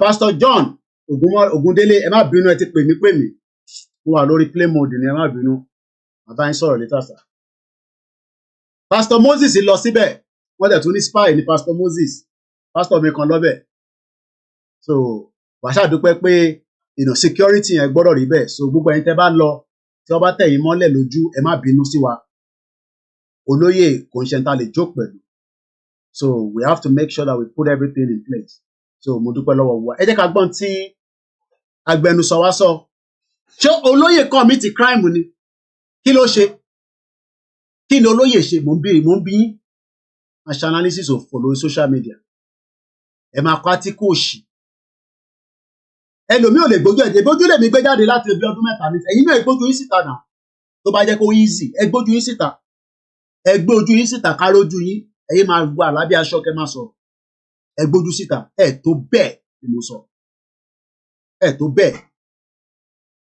àwa àtolóyè àwa gbójú síta ni àwa ò gbójú síta ni ẹ̀yin dẹ̀ lẹ́ máa kú torí ẹni máa kú ló máa kú ẹ̀yin lẹ́ máa kú àwa la máa yè ní ìtajọ́ ń bára wa fà. A ní Yorùbá nation no going back àwọn kan ní àti alóòsàn nípa go back alóòsàn nípa go back òun tẹ̀lé dúpọ̀ ní tì ìyàwó èrè kò ní kankan lọ́wọ́ ni mo sọ fún yín confam ni mo dúró tí mo jókòó lórí bẹ́ẹ̀ ó ní kan lọ́wọ́ wọ́n bí jílẹ̀ ni mo sọ kó máa bọ̀ ní Nàìjíríà níwọ̀n bàtà wà tó lọ ṣe ọ̀ tó bẹ́ẹ̀ gbogbo wọn pátápátá tó kù ní láti dárúkọ ní wọn ọ̀tẹ̀ èyí tí mo fẹ́ dárúkọ mo ti dárúkọ yẹn kó ra tíkẹ́ẹ̀tì báwa ṣe lọ́lé kó máa bọ̀ nílé kò ní wá ó máa wá ìyá mi comfort ológun jà àwọn ti fi ten kings àwọn ṣe no dey play àwọn ìyá dáadáa wọ́n máa ń sọ sálárì fún wa ẹ̀rọ yẹn kì í bínú jù appreciation là ń ṣe gbogbo ẹ̀yin tẹ̀ ń sọ pé so nígbà tó lóye ti sọ̀rọ̀ nísìnyí pé ṣé Koiki máa kí ní káwọn pẹ̀lú Tinubu àṣọ fún kó tó lọ síbẹ̀ tí Tinubu wá ṣe é mọ̀ pé tí Tinubu bá tẹ̀sẹ̀ tán kó bàbá problem la wà nínú ẹ̀ problem gidi la wà nínú ẹ̀ kú bí ṣe ń bá yín sọ̀rọ̀ báyìí nísìn bí ṣe ń bá yín sọ̀rọ̀ Biafra ti wà on stand by fún declaration àwọn Biafra wọ́n ti wà on stand by tó bá declare ní kù báyìí nísìn gbogbo ẹ̀ máa fọ́ dànù àfi káyọ̀ máa tẹ̀ kájọ ká fọ́ délẹ̀ but there is still mo ní separation ò kì í ṣogun but àwọn northerner ló fẹ́ gbógun wa ẹ wá ń complain ẹ̀yin kan mo sọ fún yín pé Tinubu ní right láti gbádùn ayé ẹ̀ because Buhari gbádùn ayé ẹ̀ fún 8 years ni so Tinubu náà ní right mo kí ẹ̀gbọ́n mi Peter Ọládélé èèyàn dáadáa mo gbọ́ òun yín ní gbogbo àti mo wà ìwé Tinubu ó ní every right láti jẹ ayé tó bá fẹ́ jẹ kó jẹ but ayé yẹn òun nìkan ló ń jẹ àtàwọn tọ́jọ́ wà within the carcass ẹ̀gbọ́n tí Fáyọ̀ṣe sọ ẹ jẹ́ ká mú gbogbo ọ̀rọ̀ appreciation yẹn mo fẹ́ kó di bíi 2 hours àwa wọnú ètò tiwa ẹ pa sísítà wa Bamise àìtí rí result mo ń bẹ gọ́vnà Babájídé Sanwó-Olú ṣé ẹ tún fẹ́ paná kéèsì mọ́lẹ̀ ni ẹ bá wọn yanjú ẹ̀ náà sọ yẹ ká tètè wrap up eléyìí so ká lè continue full program wa mo kí ẹ Ọmọbọ́lájí Abdullahi mo kí yàwá Fọláṣadé Òjò nígbà tá à ń send message pé a ní ìdòwò àwọn Yorùbá ń ṣeré ni we were stuck àwọn kan ní no kò ń ṣe bí Koiki wọ́n gbowó jáde máa ṣì ló lọ́nà ẹ fún wa lówó ká lè ṣiṣẹ́ kékeré la testing láṣẹ yẹn tá a bá ti fẹ́ jáde padà nísìn ìjáde tó tún da bẹ́ẹ̀ ni ìyànkan náà ní jáde tá a lè sọ pé ẹ̀gbọ́n tó lóye sọ ni Tinubu ò ti sọ fún wa pé ká má ṣe Yorùbá nation wọ́n bí dá kó sọ pé ká má ṣe Yorùbá nation gbogbo ẹni mo fi sọ wọ́n bí President Bọ́lá Tinubu dá pé kó ní ká má ṣe Yorùbá nation Tinubu máa ní ká má ṣe ó ṣe máa ní ká má ṣe Yorùbá nation Tinubu ṣe máa sọ pé ká má ṣe Yorùbá nation ṣe right wa kọ́ ni is our fundamental right wa ni mo kí àwa kókà àtọmọ́hùn jay mo kí ẹ Bishop Adesina mo kí ẹ tẹwà lórí Instagram mo sọ fún yín pé àní lè ṣe live lórí Instagram so mo pẹ miss anything mo kí sister mi yé tí kù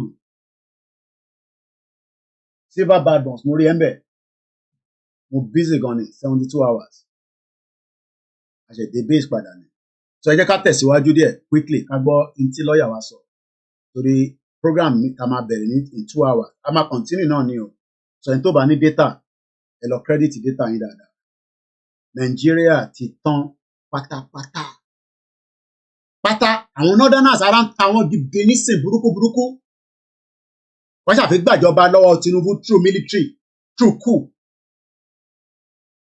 that's what they're planning ẹ jẹ́ ká gbọ́ nǹkan tí pẹ̀lú mi sọ ní 9 minutes ni we try and see if we can use everything if not ẹ lọ wò ó tó kù lọ́dọ̀ must be.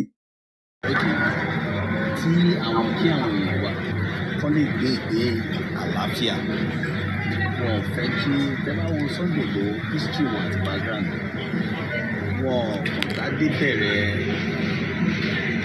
human rights activists jẹ́yàn tó jẹ́ pé wọ́n ṣiṣẹ́ wọn ṣe business ṣùgbọ́n wọ́n wò ó gẹ́gẹ́ bí akíkanjú pé kò yẹ kí àwọn ìyá àwọn bàbá wọn máa lọ sóko kí àwọn ìyàwó àwọn olè àwọn criminals máa jí nǹkan máa pa wọn. Wọ́n máa jíyàn gbé. Wọ́n máa jíyàn gbé thank you. Díẹ̀ bí wọ́n ṣe bẹ̀rẹ̀ sí sọ̀rọ̀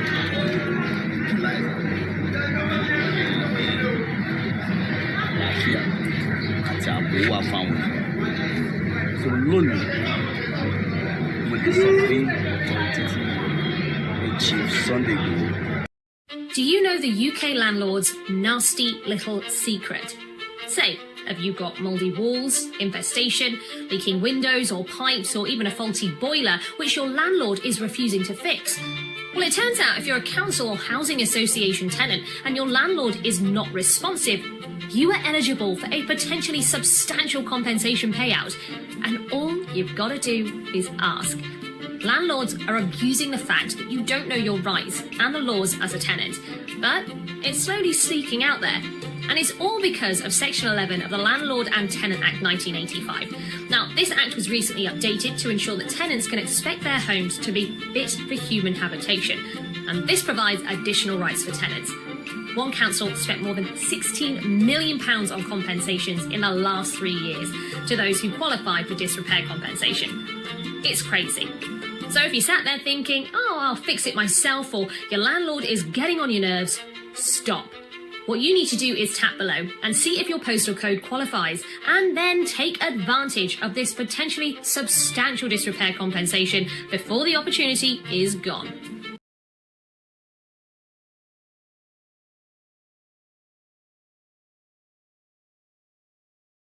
Go fast, go lightning fast with Virgin Media's M125 broadband. Just £27 a month with no setup fee. So why go fast when you can go lightning fast? Virgin Media. See what you can do. Visit virginmedia.com.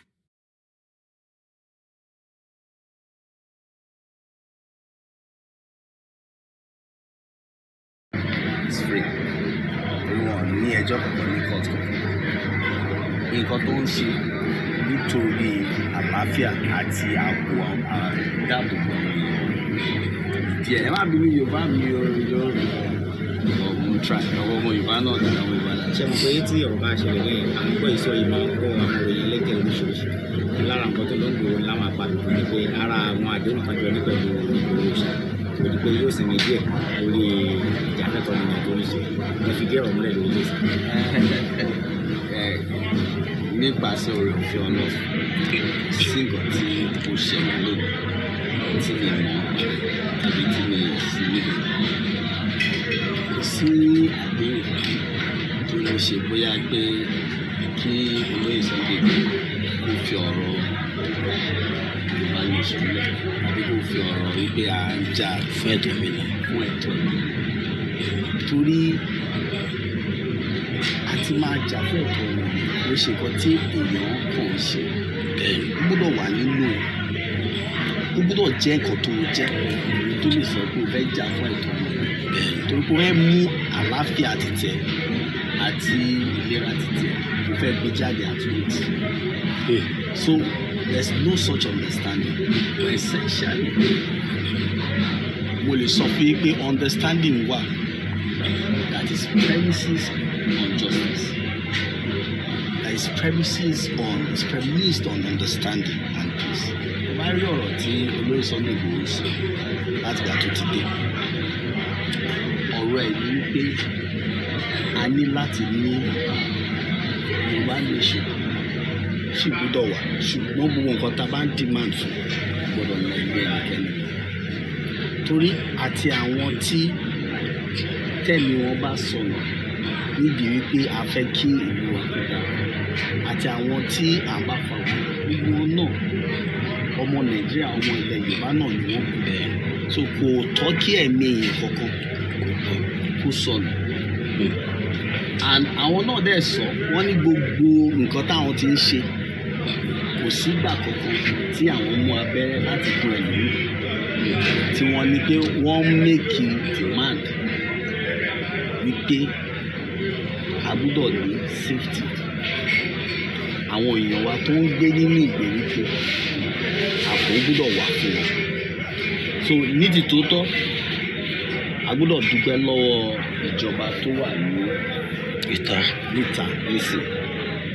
Ìdí ni pé wọ́n gba ìmọ̀ràn, wọ́n allow kí wisdom kó prevail. I mean, why I can switch to English. It's very deserving that Chief Sunday Igboho can come home today to pay his due and last honor to his mom, who died in the course of his travail as an activist, who genuinely believe that every Yoruba person in the region, and of course every Nigerian, deserve proper degree of safety. And it is the responsibility of government to protect lives and properties. So essentially, Chief Sunday Igboho's campaign is to see that we have a nation, we have a state, we have a place, we have communities where our people can live in peace and in harmony. You will recall and understand with me that even the demand for Yoruba nation is premised on the fact that everybody is concerned that professional traders need three things: knowledge, tools, and capital. Now, you might already have the same or even more knowledge as some of these guys, but that's not. The nation is failing, and that the spirit of unity is no longer there. Because when you have a situation where people are going to farms and they are killing innocent people, and some people are identified as other ethnic groups, there's no way people can be happy. I want you to know today, we are confident that the narrative has changed. The narrative has changed, and government also has given opportunity for understanding. If you ask me, what are the understanding? The understanding is that government is now determined to ensure that anything that has to do with insecurity is flushed out, out of the southwest, out of every part of the country. And that gladdens Chief Sunday Igboho. And Chief Sunday Igboho, I could listen to him in a Zoom meeting we had a while ago, about 2 weeks ago, that if that can be done, he as an individual is fulfilled. And he will be very happy. He said, as a matter of fact, that he will be willing to support the government of the Southwest, provided they are willing to provide security, that is ready to encourage his people across board in all the local areas to provide security for our people. And that gladdens my heart as a person. So I can assure you that Chief Sunday Igboho is back. And he's coming in here with new narrative, new engagement. You know, yes, I mean, everybody's bubbling now. People are celebrating.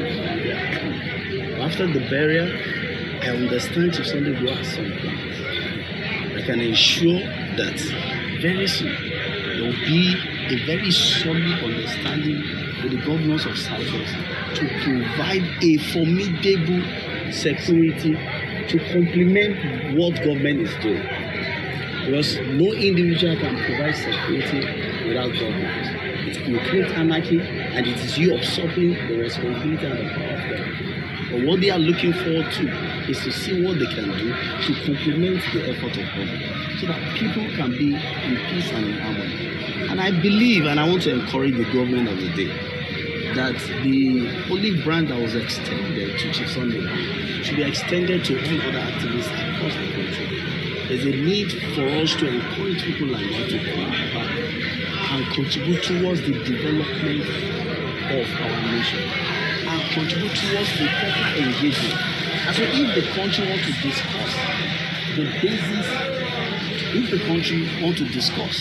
the basis of our political structure, the basis of our staying together at any point in time, now or in the future, it can be a collective thing that will be done in recognition of the fact there is law, and other in the society. Thank you. Thank you, sir. Pẹ̀lú so far, yes, it should be wrong for me. Kó tó di pé pẹ̀lú wa máa kí Senior Advocate of Nigeria, Yomi Aliu, mo kí ìyàwó Comfort Ológunjà, ẹ ṣé gan ni, mo kí ìyàwó Grace Olúṣòótọ́, ìyá mi Òjó, Fọláṣadé Òjó, ẹ ṣé gan ni, ẹ kú àdúró tiwa over the weekend. Torí pé bí a ti ṣe ń lack of a little bit of cash níjọ́ Saturday, came to our rescue again. Mo kí ìyá mi náà, mo kí àwọn ti Benin Republic náà tájọ́ ń ṣe celebration, ìyá Oòduà mo kí yín, mo máa kí gbogbo wa dáadáa. Ẹ jẹ́ á gbọ́ ntí pẹ̀lú mi fífi kí the Senior Learned Advocate of Nigeria. Tá bá ti wá ṣe yẹn tán, à lọ wá wo àwọn átíkù tó wà níta lórí insecurity. Àwọn kan ní kí olóyè kó má wálé, ṣé ó dìgbà tó bá pa gbogbo atán táwọn tó kù rẹ̀ dìde. Olóyè ní I will continue fighting against injustice in the southwest. Sunday Igboho, according to the Vanguard. Premium Times, a máa ka ntí arákùnrin yìí sọ òun dà. Tí kò tẹ̀lé pé ti lọ. Okay, I will find out. Ó dà kó lélẹ̀. Àwọn Haúsá, àwọn Northerner, wọ́n ní ká jọ, àwọn ń bẹ̀ wá ní pé ká jọ torí Elédùmarè, ká jọ ṣì wà nínú Nàìjíríà. Nigeria has failed but must be reformed. Northern Elders Forum, àwọn náà ti sọ̀rọ̀. Gbogbo ẹ̀ náà la máa sọ. Gbogbo ẹni tó bá ti ka blog wa, ẹ bá wa máa darapọ̀ mọ́ blog wa, iṣẹ́ kìtìkìtì là ń ṣe níbẹ̀. Chief Sunday Igboho extend gratitude to all traditional rulers. Gbogbo ẹ̀ náà ni a ti kà ní èní. Mo dúpẹ́ lọ́wọ́ àwọn Koiki Media team. Gbogbo pictures oríṣiríṣi tí a yà níjọ́ Saturday àti ẹ rí pé iṣẹ́ méjìlá ṣe a wà lọ́dọ̀ wọn Akérédolú ní ìyẹn níjọ́ Saturday àti Friday. Gbogbo ẹ̀ t'Akérédolú wọ́n sanwó fún mi o. Torí pé gbà ilẹ̀ máa ní àbó tí ń bá APC ṣiṣẹ́ torí bomb bastard ní ẹ̀yìn ọmọ ìdílé lọ. Akérédolú ọmọ Yorùbá ni and I have a privilege to meet him. Mo ní picture yẹn níbì kan màá wá jáde ìbọjá gbọ́ pẹ̀lú mi tán ká tó máa tẹ̀ sí inú ètò tó kù. As a lawyer, to see all of this.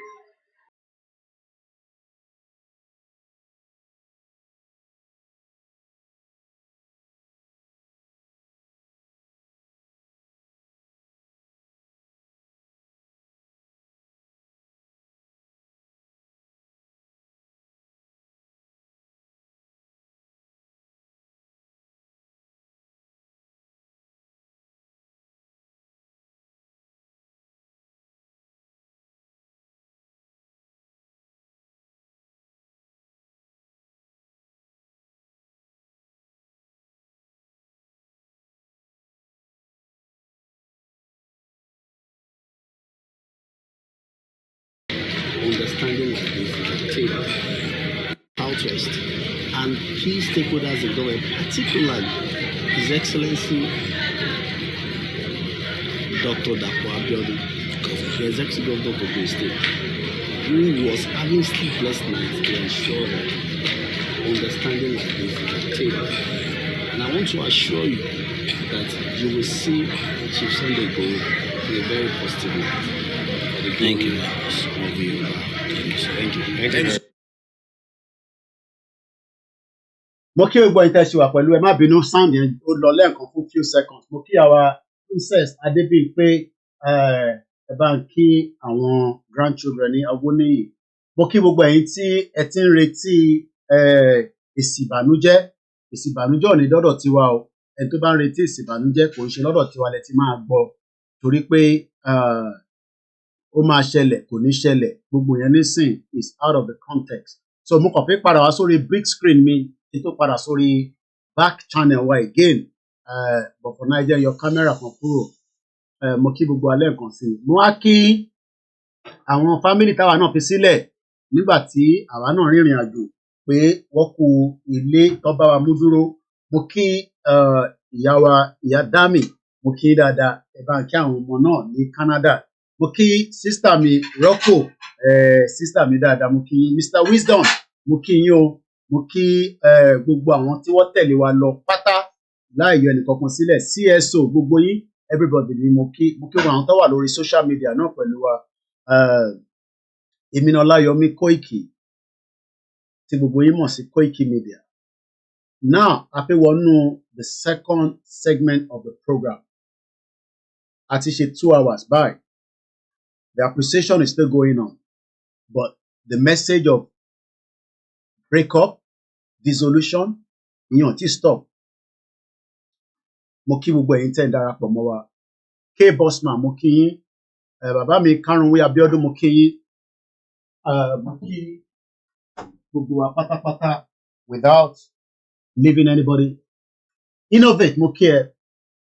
Mo kí gbogbo àwọn security tí a pàdé lọ́nà tí wọ́n ń juwọ́ sí wa pé ilẹ̀ Yorùbá láwọn náà ń fẹ́ o. Yàwá Rukat, mo kí bàbá Moses Ọláníran. Easy, mo kí ẹ láti Miami. Mo kí gbogbo ẹ̀yin tẹ́ wà ní Amẹ́ríkà. Mo kí brother mi, ẹ̀gbọ́n mi dáadáa, Almaroof. Ọlọ́run àsan yín dé, àsan yín padà. Alájà Arakoin, mo kí yín. Sister Ellen, àwọn tó travel láti London, mo kí yín. Ọlọ́run aṣọ́gbó yín padà. Mo kí Sister Tóyìn Ọláoyè, mo kí yín. Mo kí gbogbo ẹ̀yin tí ẹ rìnrìn àjò lọ sí ìlú Ìgbòho. Ó jìn, is a long travel, but it's a tourism site lọ́jọ́ iwájú. Tourism site ni. Ẹni tí ò bá mọ̀ pé nǹkan ń bẹ nílẹ̀ Yorùbá tẹ́ṣe ní ká dúró sínú Nàìjíríà, I'm sorry, you're wasting our time. We don't need to be in Nigeria anymore. We don't need in Nigeria anymore. What we need now is to start talking about our own moving out of Nigeria. Mokiyawa Bosede. So I'm going to stop the kicking again. Maize gold, Mokiye. Nítorí pé arìnrìn àjò yẹn pẹ̀lú kí n má exaggerate too much. There was over 100 vehicles tó tẹ̀lé wa lẹ́yìn with different operational vehicles. Ọ̀kadà sùn lọ. So ó jẹ́ kí ìrìn àjò yẹn kó slow down because nobody will be left behind.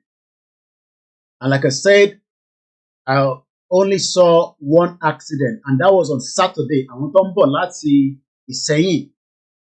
Kò dẹ̀ ṣàwọn ni wà tó ara problem tó wà Nàìjíríà nìyẹn. But trailer yẹn àti fi station ó wà ní police station. But the message and the journey continue. Normally, tí a bá fi lọ Ìgbòho, mo kí bàbá wa ọ̀nà oníbodè Abdulrasheed Adetoyosi Anikulapo, àwọn ní ọ̀nà oníbodè of Ìgbòho land. Gbogbo wa láti rí interview wọn, so I'm not going to go into all that anymore because mo fi pick on some other areas quickly. Wọ́n níbẹ̀ yẹn tourism ni, bẹ́ẹ̀ ni, Aláàfin mẹ́rin ló sin sí ìlú Ìgbòho.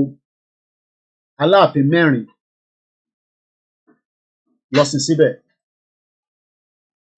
It's about 7 hours journey. Ó jì díẹ̀. Mo kí gbogbo àwọn Koiki Media backup team. Mo kí gbogbo àwọn evangelist wa. Is it the right time ká tún máa sọ̀rọ̀ pé a fẹ́ dúró sínú Nàìjíríà torí pé Bọ́lá Tinubu wà níbẹ̀? Ẹ jẹ́ kí n kọ́kọ́ mú láti bẹ̀. I don't think so. I don't think we should be talking about because we have a Yoruba man. Mo ti sọ pé Bọ́lá Tinubu president, just to give him a bit of accolade. Lọ́dọ̀ tiwa níbí báyìí, Rishi Sunak ló ń jẹ́ Rishi Sunak. Tá bá fẹ́ pọ́nlé la máa fi prime minister sí. But just because of the, different people tó máa wo program báyìí, Obama dẹ̀ lárúkọ mọ́ Tinubu lórí bẹ́ẹ̀ ní ọjọ́ àbọ̀ ti jẹ́ president. So let me just use as President Bola Tinubu. We have said it, àwọn ọ̀bá Tinubu jà, òun ló ń bá rẹ̀ jà. Òun ló náà fẹ́ ṣe Nigeria president, ó dẹ̀ ti rí ṣe. But níbo ni ó fẹ́ kó wa lọ nígbà tó bá parí ẹ̀ tán? So ẹ jẹ́ kí n bẹ̀rẹ̀ láti bíbá. So I'm going to change the back end now. Ẹ jẹ́ gbé ẹni tó bá ní òun fẹ́ support wa bí ẹ̀ support wa rí pé kí ló mò ń gbọ́ táwọn kan bí àwọn ọmọ wa pé kí ló dé tó ń béèrè owó lórí social media. is number one is ethical. It is voluntary. Mo kí gbogbo ẹ̀yin tẹ́ ẹ ṣe ń send owó sínú GoFundMe wa, mo rí àwọn 2 or 3 people tó bá wa send owó síbẹ̀. 50,000 ni mo ní mo fẹ́ raise. Ìjọ tó bá pé a máa fi ṣe ta fẹ́ ṣe. But mo dúpẹ́ lọ́wọ́ àwọn tí wọ́n dúró. Bàbá wa Tọ́pẹ́ wọ́n ní no more stay in Nigeria for an inch. But àwọn Yorùbá kan sì mo set up ẹ jẹ́ kí n turn kìíní mi sẹ́yìn. Because I have a lot I want us to catch today. And if I have the time later on, I will still come back out. Because Etimisi voiced me for like over a few days. Olóyè la tẹ̀lé jáde ni. A rẹ̀ gbọ́dọ̀ tẹ̀lé oyè jáde káwá tó bá máa oyè yín. So nígbà táwa kan ti sọ pé olóyè ibi tó bá ti náà ń lọ ṣé bẹ́ẹ̀ ló ń lọ oníbẹ̀ ló ń lọ coordinator mo ló ti tán ìtẹ́mi fẹ́ gbọ́ nìyẹn. So and as long as olóyè continue to say ibi tó ń lọ nìyẹn. Mo ti rí Dúpẹ́ Onítìrì ó ti release audio as usual lọ́dọ̀ Black Devil ẹ̀. Gbogbo tẹ́ ń sọ kò ní substance mo ti sọ fún yín. So ẹ kàn waste time ara yín ni. So but we just have to keep mentioning that. Kò tẹ̀lé dárúkọ lóyè mọ́. Orí pójú tiẹ̀. Ó ṣe dárúkọ lóyè bí olóyè lórí fásitì ó ṣe dárúkọ ẹ̀. Ó lè dárúkọ ẹ̀. Idiot all over the place. À ń sọ̀rọ̀ substance. Ṣé Yorùbá nation táwa ń ṣe ṣe free power nìkan là ń ṣe ni à ń ṣe fún ni. Àtẹni tó believe àtẹni tó believe. Ẹ wá máa sọ pé ẹ máa dí pẹ̀lú àwọn kan. Ṣé èmi gbọ́dọ̀ máa sọ pé a máa dí pẹ̀lú àwọn ọmọ APC? Kọ́ máa sọ pé orí mi ò pè. Pé ó dà pé o ti mú painpai nísìn àwọn ọmọ APC ti mọ̀ pé òun ṣe pé à ń bínú sí Tinubu but ní táwọn náà sọ ni pé Koiki ìwọ náà ní right èmi náà ní right Tinubu la fẹ́ vote fún èmi náà nígbà tá ti dìbò fún Tinubu ẹ sọ fún Tinubu kó tètè kó military architect wa kókó wá sálẹ̀ ṣẹ́gun ẹ̀gbọ́n mi fà ṣé nísìn tó bá gba àwa tàtẹ̀ sọ pé òkè a disagree pẹ̀lú àwọn ọba at some point a lè tó wá rí pé òkè kò sí bá ṣe fẹ́ ṣe náà a máa agree and disagree ni mo ní a máa negotiation wà nínú nǹkan tá à ń bá lọ yìí kò wá ń ṣe pé negotiation pa fẹ́ dúró sínú Nàìjíríà negotiation pa máa kúrò nínú Nàìjíríà ni kò ṣe pa fẹ́ dúró sínú Nàìjíríà gbogbo àwọn tó sì ń sọ pé àwọn fẹ́ ká sì wà nínú Nàìjíríà by restructuring and all that wọ́n ní right but ṣé a sì lè máa discuss restructuring àbí restructure of Nigeria at this point pẹ̀lú bí gbogbo kan ṣe ń lọ lọ́wọ́lọ́wọ́ yìí nísìn gbèsè tó ń bẹ lọ́rùn Nàìjíríà ẹ máa gbọ́ nǹkan tí Fáyọ̀ṣe sọ nísìn a lè máa agree pẹ̀lú gbogbo wọn because Fáyọ̀ṣe náà ó lè ní gbogbo wọn they are born bastard gbogbo ẹni mo lè fi sọ àti àbúrò ẹ̀ tó ń ṣe pàǹpà ní Àbújá tẹ́mi náà bá jẹ́ pé mo mọ gọ́vnà tó bá jẹ́ pé àwa náà fẹ́ jalè nígbà táwa náà mọ̀ wọ́n mo ní access sí at least some of them tó bá tẹ̀ ṣe gbogbo wọn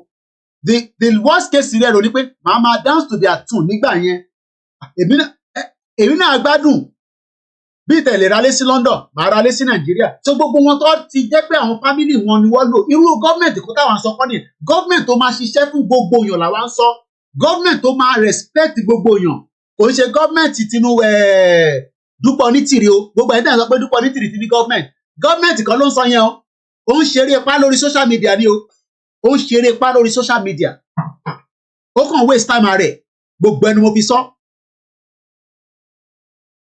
kò sí ìlú kan lágbàáyé tẹ̀lé ẹ̀fẹ́ kan àwọn ọmọ ìlú kan máa sọ pé àwọn ọ̀fẹ́ àwọn kan máa ná àwọn fẹ́ so kò ń ṣe dandan ní pé gbogbo ìlú máa ná àwọn fẹ́ Yorùbá nation but bí dádì mi kan wọ́n ní Koiki mo bẹ̀ yín mo dẹ̀ kí Alhaji Bashiru mo kí sísá mi Ṣọlá Sàlàkọ ẹni tí ìbá dárúkọ ẹ má fi ṣèbínú àfojúpa anybody rẹ̀ wọ́n ní Koiki ẹjọ́ internet láti máa sọ fáwọn yẹn wá nísìn ni pé the benefit of afẹ́ kúrò nínú Nàìjíríà mo ń bọ̀ mo try mọ̀ pé iṣẹ́ èèyàn kan níṣẹ́ yìí níbí báyìí so lágbára Ọlọ́run nígbà tá a bá dé stage kan àwa náà ní àwọn tó jẹ́ pé wọ́n á máa bá wa ṣiṣẹ́ lẹ́yìn tó yẹ pé gbogbo tí bá ti sọ pé mo fẹ́ wá gbé wá síwájú mi but for now èmi nìkan ni mo sì ń ṣe so gbogbo ẹni tó ń sọ pé Dúpẹ́ ṣẹ́rí gbogbo àwọn tẹ́ èmi ò ní dárúkọ àwọn tó kù Dúpẹ́ àti Ìjìnlẹ̀ nìkan ni mo máa dárúkọ ṣẹ́rí gbogbo àwọn tó kù kò sẹ́ni tó mọ̀ wọ́n ní Nàìjíríà kò ń ṣe pé tẹnu ọlá Ọlọ́run ọlá àwọn ọmọ Yorùbá torí ọmọ Yorùbá náà ni ó jẹ́ kébì náà tún débi táwọn nìkan ṣe báwa náà tí ìpọ́pùlà tẹ́lẹ̀ tó bá dárúkọ mà àti Dúpẹ́ Onítìrì tààrẹ̀ kan máa gbọ́ ní Nàìjíríà tó bá dárúkọ èmi Ọláyọmí Koiki Media àti Dúpọ̀ Onítìrì ẹ má sọ Ìgbòho tí ó ti pọ̀jù fún gbogbo wa ẹni kan dárúkọ ẹni kan mórúkọ àwọn méjèèjì lọ kò ṣe fún ti bí o ẹni kan mú lọ sádùúgbò kan tó wá ní ṣẹmọ Dúpọ̀ Onítìrì ṣẹmọ Koiki Media kẹwàá béèrè pé tó gbogbo nonsense náà sọ yẹn kò wà relevant a dẹ̀ ń sọ fún yín pé kò wà relevant ẹ̀ sọ pé ó ní substance níbo ni substance náà wà mo tẹ̀ dárúkọ ìjìnlẹ̀ kò sẹ́ni tó mọ̀ Turkey gan ọmọ ìjìnlẹ̀ ní Turkey tó wà so kò ń ṣe pé à ń knock wọn off so gbogbo tó ń ṣe yẹn wọ́n kàn waste time ara wọn ni awareness ló ń create as far as I'm concerned mo ń bọ̀ kí hàn kọ́ máa ti pé àgbá kọ́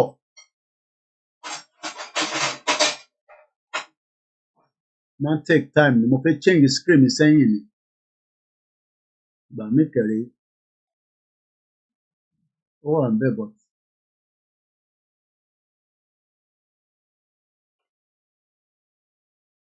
So mo bẹ̀ wá mo rọ̀ wá wọ́n ti bá mi send picture mi àtàkérédolú wá máa fi wọ̀nyí nísìn ẹ jẹ́ ká kọ́kọ́ change screen mo ti rí tí mo wà lélẹ̀ mo fẹ́ move wá sẹ́yìn ni because ẹ̀yìn láti fẹ́ ṣiṣẹ́ nísìn mo dúpẹ́ lọ́wọ́ gbogbo ẹ̀yin ọmọ Yorùbá so ẹ̀yin tẹ́ máa sọ pé wọ́n ń béèrè owó lórí social media ṣé ọwọ́ Tinubu ni kìtì ṣé ọwọ́ ṣe mi gẹ́gẹ́ bí kí nìyẹn nísìn tó ń fi yín ta yín lórí social media nísìn ibi tí kámẹ́rà mi wà nìyẹn ó dà bẹ́ẹ̀ níbi tó wà yẹn yẹ máa yọ kúrò ó dà bẹ́ẹ̀ because mo rí tẹ́lẹ̀ ni kí ni tó ń bá wọn ṣiṣẹ́ tó láìkì Ṣèyí Tinubu girl yẹn bá mi rántí orúkọ Abdullahi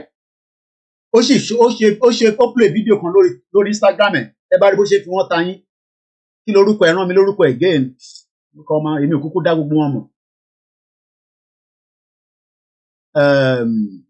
Eniola Badmus ẹ lọ wo bó ṣe fi yín ta yín lórí social media so ẹ jẹ́ ká kọ́kọ́ lọ sọ́dọ̀ mo ní láti close àwọn kankan tó mú fẹ́ kí kíní program kó lọ break láàrin méjì tó jẹ́ ká close tó àti rí gbogbo àwọn pictures ẹ̀ tó bá sì fẹ́ rí àti gbọ́ gbogbo ilé tẹ́lẹ̀ àti rí ilé náà tẹ́lẹ̀ tó jẹ́ ká fi ilé sílẹ̀ jẹ́ ká close ilé tó jẹ́ ká lọ sórí Twitter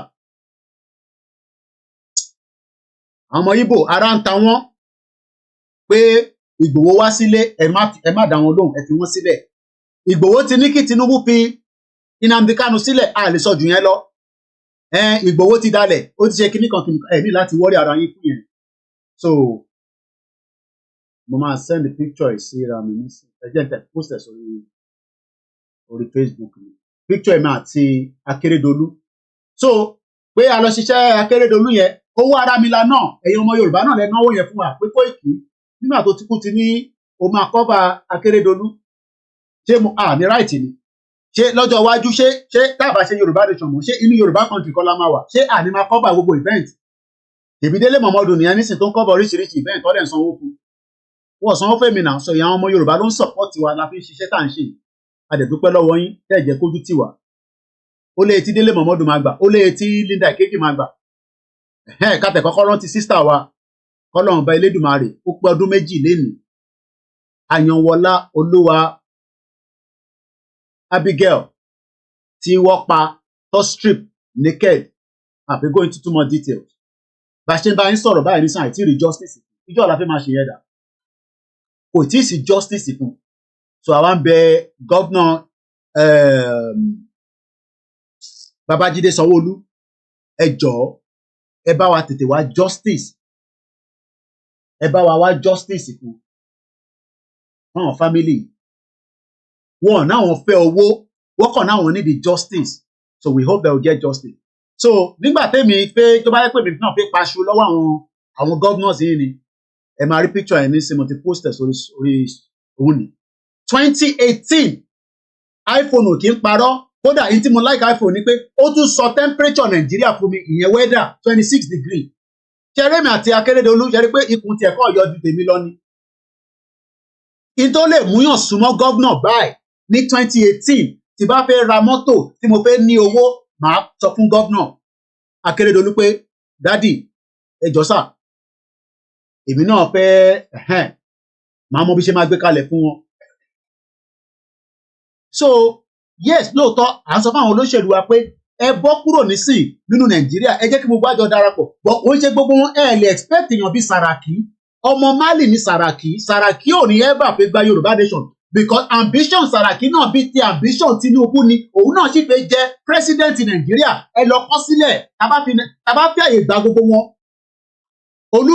Olúṣọlá Saraki ó fẹ́ jẹ́ Nigeria president òun àti ìyàwó ẹ̀ èmi ti rí gbogbo traces yẹn tí àwọn tíyàwó wọn bá ti ń ṣe humanitarian fún United Nations tó ń ṣe gbogbo kìíní yẹn irọ́ ni wọ́n prepare ni but àwa ọmọ Yorùbá là nígbà fún gbogbo wọn àti Tinubu àti kò Tinubu à nígbà fún gbogbo wọn ìsídà ká fight ẹ̀dẹ́lẹ̀ nísìn ọ̀ ká lose ẹ̀ ìkànnì méjèèjì ni ìyẹn láriwo táwa ń pa kò ń ṣe pé à ń bá ní kankan jà kò ń ṣe ọ̀rọ̀ wa lè má yẹra wa definitely báà lè ṣe expect pé kó yẹra wa kó lè yẹra wa náà bọ̀kíyàn kan máa ọ̀tún lámọ́ kí yín so bọ̀kíyàn kan máa sọ pé yẹn pé Ìgbòho ṣe sọ pé mi ṣiṣẹ́ fún Akérédolú ẹ̀yin bomb bastard orí yóò pè nígbà tẹ́mi mọ Akérédolú níbo lẹ́yìn wà nígbà tẹ́ ẹ̀yin ẹlòmínú yóò lè ní access tẹ́mi ní sí gbogbo wọn mo sọ fún yín títí kan Buhari olóṣì olórí burúkú tó bà nǹkan jẹ́ so mo bẹ̀ wá tá bá ti rí àwọn program tí rú tèmi èmi ní evidence ni o 2018 lélẹ́yìí o 2019 December la kó sínú ọ̀rọ̀ Yorùbá Nation pẹ̀lú bàbá Akíntóyè 1 year clear difference lélẹ́yìí mo dẹ̀ ti ń wálé láti 2015 after more than 15 years ni mo fi lè wá sílé kí ló dé tí mo ṣe lè wá sí Nàìjíríà nígbà yẹn nítorí pé British ò fún mi níwèé.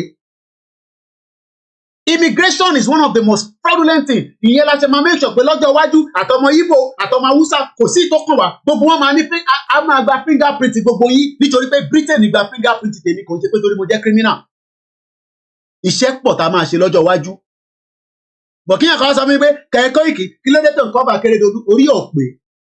So màá sọ pé torí pé ṣé ohun mi pé kí n ní kó kú ni ohun mi kó kú mo gbọ́dọ̀ sọ̀rọ̀ sí nítorí pé òun ní àǹfààní láti lọ sí Germany lọ gba treatment ìjẹ́wọ̀ náà láǹfààní yẹn kọ́lọ́n kó foríjì kó fọ̀run kẹ tọ́run bá dẹ̀ ń jẹ́ èkó ló ń jẹ nítorí báwọn ò ní kó máa jẹjẹ lọ́run ó ti lọ nìyẹn ìyàwó àtàwọn ọmọ àtàwọn grandchildren ẹ̀ wọ́n máa gbádùn táyé máa fi tán ni gbogbo ẹnu mo fi sọ fún yín ẹ lọ bèrè lọ́wọ́ Ajímọ̀bí nísìn àwọn ìyàwó àtàwọn ọmọ ẹ̀ ìyà ló ń jẹ gbogbo wa nísìn là ń pariwo ebi pa wá kíní kan ṣe wá pásítọ̀ mọ̀ mo kí yín bẹ̀ triple DRS ẹ̀gbọ́n mi mo kí ẹ even in a way Akérédolú did what he can for his bẹ́ẹ̀ ni òun nìkan ló dúró fún àwọn Àmọ̀tẹ́kùn ṣé kò wá wọ̀tẹ̀ kí Koiki Media ká wá sọ pé nítorí a fẹ́ lọ kọ́bà ti ìyá Ìgbòho àwọn ọmọ tó dúró sẹ́yìn yẹn àwọn ọmọ yẹn kò ṣe pé wọ́n fẹ́ lọ sí Ìgbòho àwọn kan lọ sọ fún mi pé ọ̀gá nígbà tó jẹ́ pé Èkìtì àti Àkúrẹ́ làwa wà ẹ má ẹ̀ka wa tún lọ Ìgbòho bọ̀ tó bá ti ń dijọ́ Friday àwọn ọmọ yẹn ò dé Ìbàdàn kódà ẹ má ẹ̀ka go into the money ẹ̀ gbọ́ gbẹgbẹ nínú ìwé mi gbogbo àwọn ọmọ tó ń bá mi ṣiṣẹ́ yẹn ìmí òru tòru la fi ń rìn ní 72 hours tó kọjá ẹ̀ kọba Elédùmarè kó bá bá ń fi iṣẹ́ ẹ̀ṣọ́ wọn kó má bàa fi wọ́n sílẹ̀ tòru làwọn ọmọ ẹ fi ń rìn lóòótọ́ àwọn kan nú wọn ọ̀gbọ́nràn gbogbo yẹn a máa dín pẹ̀lú wọn nínú mítìnì wa gbogbo wọn lọ ṣiṣẹ́ wọ́n ń làágùn bọ̀lọ̀bọ̀lọ̀ ni èmi gan sùn gbogbo àjọ ṣàìsùn ni ìwọ tó wá ní ẹ̀yin bọ̀lọ̀ gan yín wà bomb bastard nìyẹn kò bá wá bá mi níbi tí mo wà ní níbi tí mo jókòó sí kò bá wá bá mi níbi tí mo jókòó sí ni orí yín ò pè èèyàn máa lè ìyá mi kan pọtológún jáde màmá bínú ní sọmọ ní Koiki fi wọ́n sílẹ̀ ẹ jẹ́ ká fi hàn sílẹ̀ mo kẹ́yìn tẹ́ wà lórí Twitter space ẹ̀yin kan fẹ́ wá wo ẹ rò pé ọjọ́ ẹ̀ní mò ní lẹ́nu sọ̀rọ̀ kò ní ga fún yín mo sọ Ìgbòho ló sọ̀rọ̀ tí Ìgbòho bá náà máa ṣe kan ọba Elédùmarè ló wà lẹ́yìn ẹ̀ àtàwọn gbogbo tó ń pè ní Jésù àti Ànábì Ìgbòho ni nígbà tó ti confam ìgbà tó sọ fún mi èmi ò ní láti sọ̀rọ̀ lórí social media Ifágbémilékè mo kí ẹ ìyá dáadáa nígbà tó pè mí mo ní ìyá mi mo wà lórí ìrìn àjò ó ní màá pè ọ́ ní tó bá dé London kó pè mí mo níbẹ̀ ni màá pè yín kò ní dá fún gbogbo yín ìgbà tí Ìgbòho sọ fún mi pé òun lọ́lé mo gbé yẹn sábẹ́ ẹkùn mi mo ní tó bá bá mi tẹ bá ní ẹ fẹ́ ni mo fẹ́ kò dé wá ṣẹ̀yìn nìkan àjọ máa dọ̀hún ni ní tó bá fẹ́ ṣẹlẹ̀ ní kó ṣẹlẹ̀ ẹ̀yin lẹ́yìn sáà ọ̀lẹ́ ní pọ̀ ní púpọ̀ nù yín ẹ̀yin ọkùnrin tẹ dúró sábẹ́ àwọn ìyàwó yín àwọn ọmọ kan ló dìde àtúpọ̀ àwọn ọmọ kan dìde níbi tí kò jẹ́ ká ti lọ kó wọn wọ́n jáde tán gbẹ̀rù kọ́ la máa fi sọ̀rọ̀ owó ló máa jẹ kò ní jẹ̀rẹ̀ sí kò ní da fún gbogbo yín kò tí ì tó àsìkò ní ẹni pé kíní kan wà pẹ̀lú Tinubu àṣẹfẹ́ mẹ́yẹ bọ̀ lápò ní Tinubu kan máa gbúrò wa nísìn tó máa mọ̀ pé a máa jáde ní peaceful rally tó bá wá kó sójà jáde bíi ti Buhari kájọ máa wò nígbà yẹn tèbí Buhari kó sójà jáde bí a Tinubu dẹ̀ ló ní kí Sanwó-Olú máa yìnbọn pa wá ni torí kí la ṣe tẹ̀ ń yìnbọn pa wá mo ní kò tí ì dé stage yẹn ni ẹ má ẹ̀ kí n máa sọ̀rọ̀ bí a máa bá wọn jà pẹ̀lú ìbọn no but a máa jáde tán bí tọkùnrin àwọn ohun tí Tinubu fẹ́ ṣe òun ló wà lórí ìjọba nísìn ẹ jẹ́ ká lọ gbọ́ nǹkan tí Fáyọ̀ṣe sọ Nnamdi Kanu picture lélẹ̀ ọba Elédùmarè kó bá wa tú sílẹ̀ ní next month kò sẹ́ṣẹ̀ kankan tó ṣe èmi ò tẹ̀ mọ́ reason tí Tinubu kò lè lọ ṣé Tinubu ṣé ó yà dìdìrín ní irú president wà látàmó kí ẹ olórí ẹbí mi bẹ́ẹ̀ ló ń gbúrò àwọn ará ilé mi lẹ́mẹ̀wàá tèmi bá ti rìnrìn àjò bẹ́ẹ̀ yẹn orí ẹbí àti gbogbo lélẹ̀ fún ni òun ló máa ń mọ́nítọ̀ lílé tóun náà bá ti travel bẹ́ẹ̀ yẹn èmi náà mo kí gbogbo ẹ̀yin èèyàn wa mo kí gbogbo ẹ̀yin tẹ́ wà ní Kòròdú Ìta Gàràwú àwọn kan tẹ́ ń bínú ẹ má bínú a máa tún jáde padà ká máa wà lórí convoy gidi mo kí gbogbo ẹ̀yin olólù ẹ̀yin ti White Garment Church gbogbo ẹ̀ lèmi ṣe mẹ́ta lọ́kan lèmi ṣe ọ̀tífà gangan ni èmi ò dẹ̀ mọ babaláwo kí wọn kan máa pè mí lẹ́yìn pé Koiki ń gbọ́ àwọn gbọ́gun máa ní babaláwo èmi ò ní babaláwo tí mo fẹ́ anybody lọ wá tiẹ̀ síwájú èmi náà wá tèmi síwájú ni mo dẹ̀ ní disclose ẹ̀ anybody problem tiẹ̀ nìyẹn èmi náà padà sí Jẹ̀bú Òde ni Ìyá Jagun mo kí yín mo kí gbogbo ìṣàlẹ̀ Yorùbá èmi ni Koiki tó bá mi tán pè ní Koiki èmi ni mo jẹ́ bẹ́ẹ̀ Ìyá Jagun ti sọ fún yín ohun yín ò ní há ẹ máa gbìyànjú náà ni kí lẹ mú Nnamdi Kanu fún ẹ béèrè pé kí ni Nnamdi Kanu ṣe tó lórí burúkú Buhari ò tí ì ṣe nísìn òun ló kó gbogbo owó jẹ ṣé Nnamdi Kanu kówó jẹ rí Nnamdi Kanu ṣé ó kówó jẹ rí has he ever stolen any money ẹ lọ wo etí Buhari ẹjẹ fẹlẹ sílẹ̀ báyìí kò mo fẹ́ máa rí ojú Nnamdi Kanu we love you táwọn ọmọ Yorùbá bá náwọn fẹ́ràn ọmọ Ìgbò problem tí yín nìyẹn àwọn think Yorùbá pọ̀ mo pè yín jáde lẹ́nìí kò ní dá fún gbogbo yín ni mo sọ tẹ́ ń kọ̀wé sí Ìgbòho òòṣà ẹ̀ ní ṣoríire think Yorùbá first tó ń pè rẹ̀ ní ààrẹ Karùn-ún ò ní kúure èmi ni mo sọ̀rọ̀ Koiki ló ń sọ̀rọ̀ nísìn yẹn kọ́kọ́ lọ gbé picture jáde níbí báyìí bomb bastard ó lè gbójú ẹ̀ jáde ẹ̀yin ní ẹ̀yin think Yorùbá first ẹ̀ wá ń fi àrokò ẹ̀ fi ránṣẹ́ sí Ìgbòho òòṣà kálẹ̀ yín ẹ̀ ń pera yín ní think Yorùbá first èyí bomb bastard ó mọ̀ pé mo ti èmi ò ní ìjà tẹ́mi fẹ́ jà ẹ̀yin àjọ máa jà lórí social media ní délẹ̀ ni ẹ tó bá dẹ̀ tó bẹ̀ ẹjọ́ kájọ lọ sílẹ̀ Yorùbá kájọ ẹ̀dá fẹ́ gbà wọ̀nyẹn wá sílẹ̀ ni kí là ń jókòó sí láàbọ̀ ẹ jẹ́ kí gbogbo wa padà lọ sílé ilé gangan ni idán wà kò sí kankan tá a fẹ́ máa ṣe ní Germany ló wà mo mọ̀ pé Germany ló wà nọ́mbẹ̀ wà lọ́wọ́ mo mọ̀ ká ti sọ̀rọ̀ rí Germany ló wà mo pè é sórí social media lẹ́yìn think Yorùbá first mo ní bomb bastard nìyẹn ó mọ̀ pé mo sọ bẹ́ẹ̀ nínú message mo send ìṣe lórí Twitter you are bomb bastard ẹ máa bẹ̀rẹ̀ pé kí ló dé mo lè sọ bẹ́ẹ̀ ẹ jẹ́ ká tẹ bá rí tó kọ sí Ìgbòho òòṣà olórí burúkú àwọn ilé tẹ bá rí tó kọ sí Ìgbòho òòṣà àwọn máa lè tẹ́lẹ̀ kúrò kò lè gbójú ẹ̀ jáde láti jọta tí ń ṣe tó ti ń sọ pé òun think Yorùbá pọ̀ ẹni kó gbé ojú ẹ̀ jáde tó ò bá dẹ̀ lè gbójú ẹ̀ jáde ẹ jẹ́ kí gbogbo wa padà sílé gan èmi tó fẹ́ rẹ́dì láti padà sílẹ̀ Yorùbá kájọ lọ máa jàjà yẹn níbẹ̀ ká save àwọn èèyàn wa ẹ má ká jókòó sórí social media kọ́ la máa fi gba Yorùbá nation mo sọ fún yín pé Ìgbòho ló ní kọ́kọ́rọ́ bomb bastard ló máa mọ́rọ̀ kọlẹ̀ torí mo busy láti 72 hours ní bá lọ bá pàdé pé kí lè ń sọ lórí Ìgbòho mo ní kò ní da fún ẹ bomb bastard gbogbo ẹ̀yin tẹ́ wà ń bẹ̀ bomb bastard ní ẹ̀yin call Ìgbòho ṣó ti delete tweet yẹn ni bí ó ti delete ẹ̀ kò tí lè rìn jìnnà báyìí náà ló bá kọ episode lórí Ìgbòho mo ní ìwọ kálẹ̀ yín kò ní da fún gbogbo yín lọ́hùn Adéyínká grandson gbìyànjú kọ́lọ̀ bá ń yọ kúrò nínú prison tó wà èmi sọ fún yín pé Adéyínká grandson tó wà ní prison olórí tí Britain ò bá kó gbogbo àpapọ̀ ní Adéyínká grandson àtẹ̀mí bí ẹ gbogbo àkọ́ máa ṣe politics àmà bára wa jà bọ̀ irú ìjà tá à ń jà ní sí tán máa ná àwọn kan liberal àwọn kan conservative ẹ̀ ń ṣí rè bomb bastard dé gbogbo yín sẹ̀ níbo ló kọ́ sí mò tẹ̀rí mọ́ but anyway ẹ̀yin tẹ́ bá ń follow mi lórí Twitter gbogbo ẹ̀yin tẹ́ bá ń comment lábẹ́ Twitter wọn tẹ́ ń support ẹ̀ kò ní dá fún gbogbo yín ni mo sọ Koiki lèmi ń jẹ́ ẹnì ìṣòrílẹ̀ Yorùbá ẹ̀yẹ jókòó sórí Twitter orí Twitter kan láti máa save àwọn èèyàn wa ẹ jẹ́ a padà sí ilé láti máa save àwọn èèyàn wa ẹ̀yẹ máa kan kọ́mẹ́ǹtì kan jájájágbá ẹ ra tíkẹ́ẹ̀tì èmi máa la tíkẹ́ẹ̀tì tèmi èmi máa lọ́lé ẹ̀yin náà máa bọ̀ ńlé kí gbogbo wájọ pàdé káwájọ wá máa jọ save àwọn èèyàn wa ẹ má ká jókòó sórí social media ká máa náà fẹ́ save àwọn èèyàn wa èèyàn máa lè ẹ jẹ́ àfihàn sílẹ̀ fídíò Nnamdi Kanu tó jáde ní kóòtù àdúrà gbàlé lórí olórí burúkú Buhari ló fẹ́ pa Buhari wanted to assassinate him ó fẹ́ assassinate Sowore bẹ́ẹ̀ ló fẹ́ assassinate Nnamdi Kanu àwọn onílé àwọn Nnamdi Kanu ò fi sílẹ̀ ẹ má ẹ̀ka fàdúrà sílẹ̀ àdúrà tí wọn náà bá mọ̀ ìwọ máa ṣe má béèrè lọ́wọ́ mi pé Koiki èyí tí wọ́n ṣe ẹni mo fẹ́ lọ tẹ̀lé ẹ no mo ò ní fún ẹ lẹ́ni information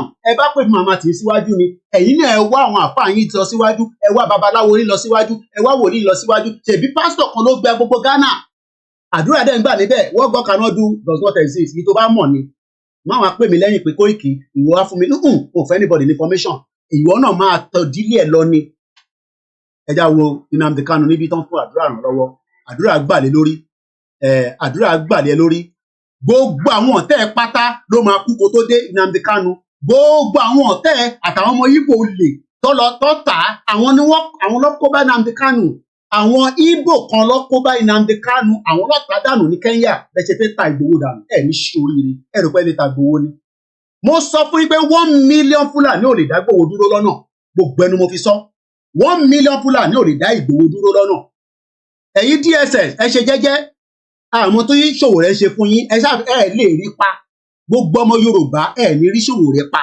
bẹ́ẹ̀ ni mo sọ fún yín ẹ máa gbìyànjú ni tó bó ṣe jẹ́ nìyẹn ẹ jẹ́ agbọ́n tí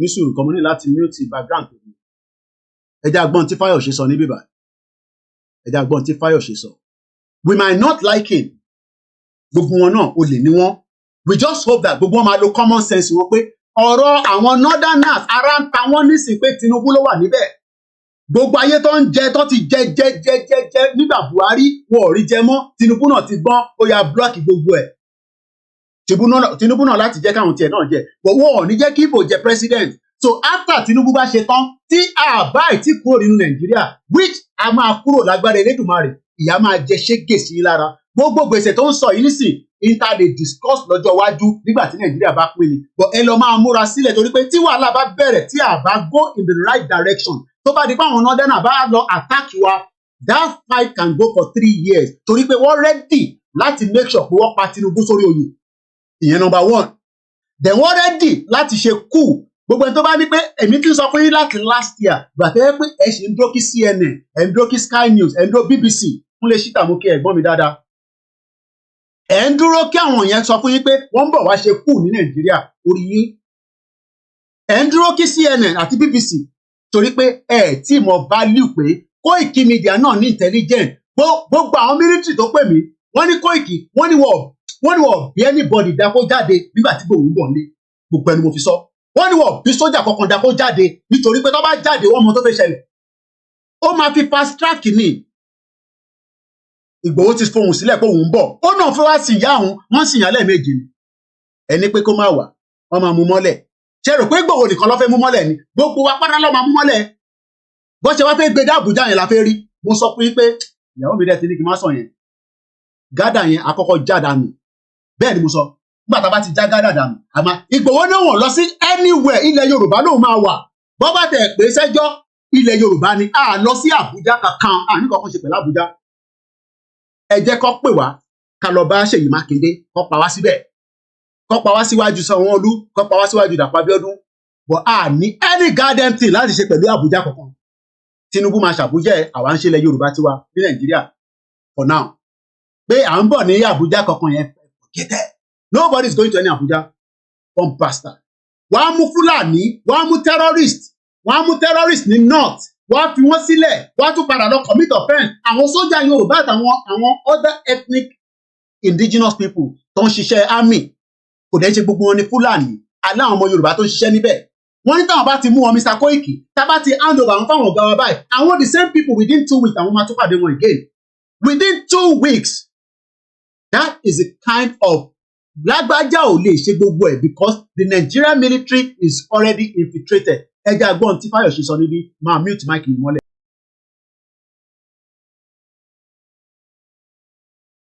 So easy, but to turn around is not an easy experience.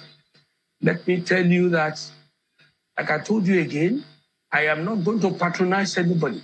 I have said it on this television program severally. I don't want an appointment from this government to say that is why I want to patronize anybody. But look at the 8 years of President Buhari. What will be left of a country like Nigeria as at today? Even if Tinubu means well, where do we place the dead? Even if Tinubu means well and wants to do the magic, how will he fix? Let me quickly say this to Nigerians. They might not be aware of this. And you probably, Shehu, might not be aware of this. There are loans taken in the Buhari's administration. Some for 50 years with moratorium that will not start paying in 50 years. Some for 20 years. Children yet unborn will face this kind of situation the last administration has plunged this country. But the only thing I want to say to President Tinubu, without fear, favor, and let, the president should stop praising President Buhari. I watched live television program of the president telling the Nigerians that former President Buhari did well, served the nation. Let me say to you, that will cause a confusion in the minds of Nigerians. Yes, he's a member of your party. He's your leader. Sir, there are so many presentations we can make without celebrating a man who has put Nigerians into this predicament. There are things we dare not be saying. You can visit him, you can greet him, you can love him, you can appreciate him. That is personal to the president with all due respect. Coming to the television and saying former President Buhari did this, it was a blessing to Nigeria. Buhari is not a blessing to Nigeria also. Your Excellency, with all due respect to me, you remember that I was courageous enough to confront President Buhari when he was in office. And with all due respect to your person, I say to you, President Buhari was not a blessing to Nigeria. It drew us back to 50 years of our history. Ṣẹ̀gbọ́n nǹkan tó sọ níbẹ̀. President Buhari drew us back 50 years. So, ó rà pé ọmọ Yorùbá, ó rà pé gbọ́n nǹkan tá à ń sọ ṣá. Wọ́n ní Buhari, ọdún mẹ́jọ Buhari, ó dá wa padà 50 years. Níjọ́ ò la fẹ́ catch up. So that means pé èmi máa ti máa pé bí 90. In tó ń sọ fún mi nìyẹn because I'm in my 40. Tí ìjọba Buhari bá ti dá wa padà sẹ́yìn for more than 50 years. That means pé ìgbà wo gan la fẹ́ gbádùn ayé wa. Èmi bẹ̀rẹ̀ ní o. Fẹ́yìn tẹ́ ẹ sọ pé à ń bá Tinubu jà. Pé Ìgbòho ti support Tinubu èèyàn máa lè tẹ́ ẹlẹ́pọ̀n blue. Ẹ má bínú ẹ̀wọ̀n pàwọ̀ kì í sọ̀rọ̀ àlùfàṣà ní bíbá. Fáyọ̀ṣe ń sọ fún wa pé Buhari the sadist, Buhari olórí burúkú, Buhari ọmọ Fúlàní. Ṣé ẹ mọ̀ pé bàbá Buhari ọmọ Nìjẹ̀ ni? Tinubu dẹ̀ ti bá wọn ṣí bọ́dà padà nísìn. Because Tinubu ó realize pé Nàìjíríà ló ń lose out. Nípa pé wọ́n ti bọ́dà Nìjẹ̀ àti àwọn ti bọ́dà Nìjẹ̀ ti airspace. Pé tó bá bí Nàìjíríà plane kankan dá kó gbàbẹ̀ kọjá. So Nàìjíríà ló ń lose. Èèyàn mélòó ló ń travel látara Nìjẹ̀? Now Buhari á sá lọ sí Nìjẹ̀ nísìn. Àwa ń pariwo pé Yorùbá country là ń fẹ́. Lótìtọ́ ẹ lè má agree pẹ̀lú wa. Lótìtọ́ àgbékalẹ̀ wa lè má da. Ìjọ fi ń pè wá ní freedom fighter nìyẹn. Freedom fighter kì í ṣọ́rọ̀ kò. Gbogbo ọ̀rọ̀ ló lè sọ anybody. Àwa political correct. Tí bá ní bomb bastard nìyẹn, bomb bastard náà nìyẹn. Tá bá débi tá à ń lọ tán, à lọ máa ṣe ọmọlúàbí. Ẹgbẹ́ ọmọlúàbí kan sẹ́gbẹ̀ẹ́ náà for now. Tá bá ní a máa jà náà ni. Tá bá dẹ̀ ní àníjà. Ẹ ní kí gbogbo àwọn olórí burúkú Fáyọ̀ṣe àti olórí burúkú Tinubu dẹ̀ ń sọ yẹn náà. Ẹ ní kí gbogbo wọn kájọ jókòó nísìn, kájọ yanjú ẹ̀ ní kíákíá. Kí ni Tinubu fẹ́ máa fix Nàìjíríà kò ní láti fix Nàìjíríà. Torí olòṣì ni tó bá fix Nàìjíríà tán. Olórí burúkú Fúlàní kan àtúndé nísìn, á da gbogbo ẹ̀rú. So kí ló ń fix Nàìjíríà fún? Nàìjíríà ò ṣe fix. Ibi tí a dé nísìn ni pé kí gbogbo wa ọmọ Yorùbá ká just béèrè pé a fẹ́ ẹ̀tọ́ wa. Tá bá kúkú délé ìlérí yẹn náà, tá bá tẹ̀ wá sọ pé a máa fi òfin múra wa, a máa ṣe this, yes. Ìlú tí mò ń gbé ìlú òfin ni. Owó sọ fún mi pé kí n má ṣe tí mò ń ṣe. Ọ̀ tí bí British dákó ní kí n má ṣe tí mò ń ṣe pé òfin ni.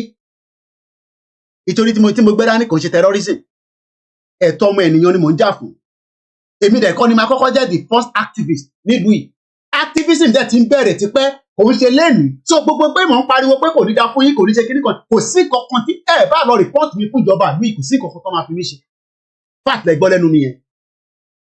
Because ẹ̀yin ní Nàìjíríà nísìn tí wọ́n ń threaten yín, àní Nàìjíríà olórí burúkú Buhari ti gbé yí padà 50 years ìwọ náà tó ń gbọ́ mi láàárọ̀ yìí tó ń gbọ́ mi lọ́sàn-án ẹ add 50 years mọ́ èjì èmi máa jẹ́ 90 years old so nígbà tá a bá ti padà sí 50 years behind tèbó yẹ káwọn àtẹ̀síwájú ni kí la wá fẹ́ wà nínú Nàìjíríà fún Nàìjíríà is a sinking ship like Titanic kò sí bá bánlẹ̀ ẹni tó lè fa Titanic jáde Amẹ́ríkà bó ṣe lówó tó wọ̀ bí wọ́n dá kọ́nà fẹ́ gbé ship yẹn padà sókè Nàìjíríà ti tán mo kí ẹ Ṣẹ́gun Ọ̀nà but àwọn kan wá tí wọ́n sọ fún wa pé ká máa ṣe sùúrù díẹ̀díẹ̀ mo fẹ́ bú wa púpọ̀ lẹ́yìn tó appreciation là ń ṣe èyí tẹ̀ ní ká máa ṣe sùúrù yẹn mo ń béèrè pé sùúrù kọ́ la ti ń ṣe láti ìjọ́ ìtẹ́lẹ̀ irú àwọn think Yorùbá force olórí burúkú yẹn ẹ̀yin á máa jókòó ẹ máa kọ pépà torí ẹ ti ká ẹni PhD kò ní dá fún gbogbo yín PhD yẹn kí lẹ fi ṣe masters yín kí lẹ fi ṣe mo ń béèrè ni o kí lẹ fi ń ṣe ní Germany Ìgbòho wá lọ sílé ó ní wọ́n ń pa àwọn èèyàn wọn ọ̀jẹ́ kò ń ṣọ̀rọ̀ pé wọ́n ń dáko nìkan kọ́ ló ń sọ yìí wọ́n ní òun kọlà sójú bẹ́ẹ̀ni ò tẹ̀ kọlà ọmọ Yorùbá ni wá a fẹ́ gba identity wa padà èyí ẹ̀ lẹ́ẹ̀rí yẹn sọ sí ẹ wá ń sọ̀rọ̀ pé à ń support Tinubu kí ní káwọn pẹ̀lú Tinubu wọ́n bastard àti Tinubu àti gbogbo àwọn gọ́ọ̀mẹ̀ntì pọ̀ ní ṣoríire torí pé Tinubu mọ̀ pé dájúdájú kò sí kankan tóun lè ṣe òun lọ́ fẹ́ kú lọ́fẹ́ bí ṣe máa ń sọ̀rọ̀ nísìn bí ariwo tá à ń pa lẹ́nu ọjọ́ mẹ́ta nísìn kú wọ́n fẹ́ pa Tinubu ni fact rẹ̀ gbọ́ lẹ́nu mi yẹn tó bá pa àdúrà tó bá pa yẹn ṣé ẹ mọ̀ pé àwọn northerners wọ́n ti mú kọ́nẹ̀ wọn tó máa dín kú kínní gbogbo àwọn gómìnà tó lòṣì tẹ́ ẹ̀ rí yẹn wọ́n á kọ́kọ́ lé gbogbo wọn dànù wọ́n á kọ́kọ́ cancel constitution yẹn ẹ mọ̀ tó ń pè ní military ni àwọn Biafra nísìn wà ní standby tó bá declare ẹni kù ní Nàìjíríà nísìn Biafra máa declare lẹ́sẹ̀kẹsẹ̀ ìyẹn ló yẹ káwọn náà máa prepare fún but Ìgbòho kò ní òun nìkan lòun fẹ́ ṣe bàbá kí tó yóò sọ pé òun nìkan lòun fẹ́ ṣe but nẹ́tara pé Yorùbá fẹ́ràn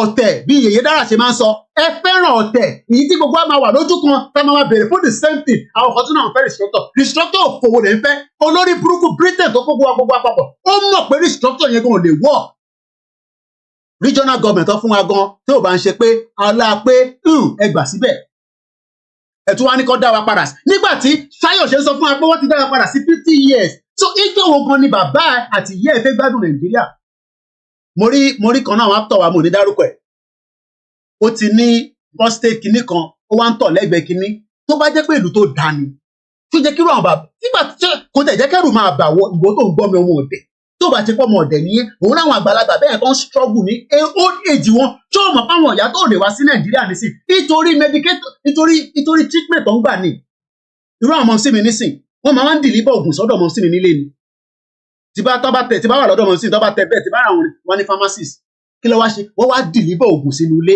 tó bá jẹ́ pé rọ́ọ̀nì mò ń pa gbogbo ẹ̀yin grandma tẹ wà nílùú òyìnbó ní UK ní èmi ọmọdé Amẹ́ríkà o ẹ bá ń kọ́ sínú comment section pé ṣé wọ́n máa wá ń deliver oògùn sílé fún yín tẹ bá jẹ́ pé ti opt-out fún yẹn pé èmi ò lè wá sí pharmacist ẹ wá bá ń deliver oògùn mi kò sẹ́ni tó bá dé old age àwa gan tá àti ìdí ọmọ kékeré wọn ní at some point especially torí pé a ti ń gbé in a different world oúnjẹ òfò tá à ń jẹ gbogbo nǹkan tá à ń jẹ yẹn kò bá wa lára mu á jẹ́ ká wà nílẹ̀ wa gangan tẹ́bi pé ayé wa máa gbádùn chicken ọmọ mi what are you doing now rap what did you do with it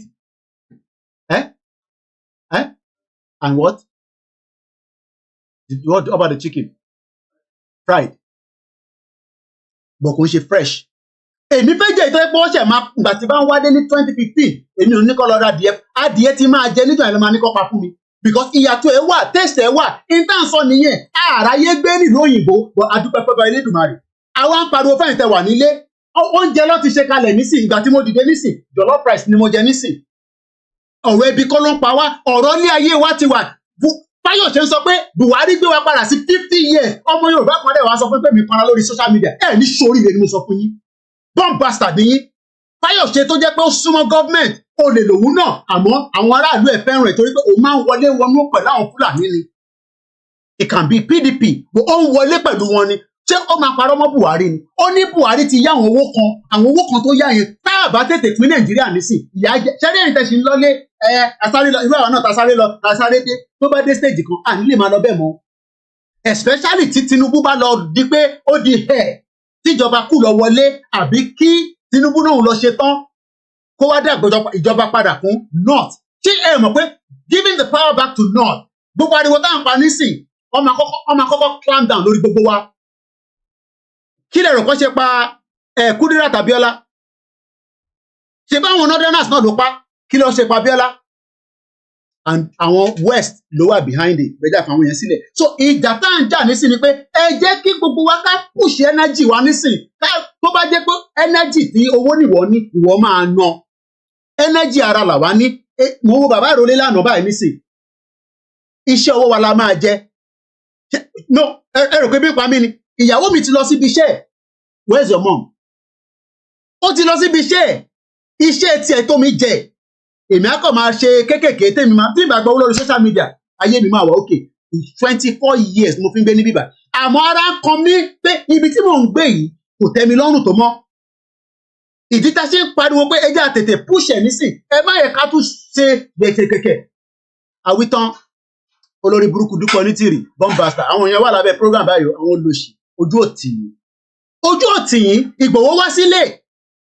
Ìgbòho wá sílé náà ṣèbẹ́ ní kò lè wálé ni Ìgbòho ti wá sílé tí ẹ̀yin ò rérò tó tẹ̀lé ẹ̀yin ojú okó kẹlẹ̀dẹ̀ sójú ìwọ ò rérò tó tẹ̀lé ẹ̀yin ọ̀dẹ̀ mo tẹ̀rù pé àwọn kan tẹ̀lé ẹ̀yin tẹ̀rù pé àwọn tẹ́lẹ̀ tó wà lábúrọ̀d ẹ̀ ń farawé yẹn àwọn èèyàn máa ń gbádùn inflation wà ní Turkey wọ́n ń gbádùn inflation wà ní UK wọ́n ń gbádùn inflation wà ní America ẹ̀yin tẹ́ wà nílé nìyà máa jẹ ẹ má tètè lọ reverse ṣẹ́rí pé àwọn kan ò lè wá sí òde ìdáṣe ojú ti tì wọ́n ni but àbáyọ̀ kọ́kọ́ jà ní tá à ń sọ ni pé ẹ jẹ́ kí gbogbo akáṣe kí ni ká wà lójú kan so that ká lè sọ fáwọn governors wa pé enough is enough kí yàn kọ́kọ́ má tún máa sọ èmi ò fẹ́ sọ pé àníṣe election 2026 olórí burúkú yìí nǹkan tẹ́ máa mú dání nísìn nìyẹn kò jẹ́ ká tún máa sọ̀rọ̀ election níbi tá a dé nísìn ọ̀rọ̀ election tẹ́ gbọ́dọ̀ sí lórí tébù ọ̀rọ̀ bá ṣe fẹ́ gba ya wa sílẹ̀ òun lẹ́ẹ̀ká máa discuss nísìn anybody tó bá tún bá yín sọ̀rọ̀ election olórí burúkú ni wọ́n ẹlẹ́wọ̀n ló kópa they are 419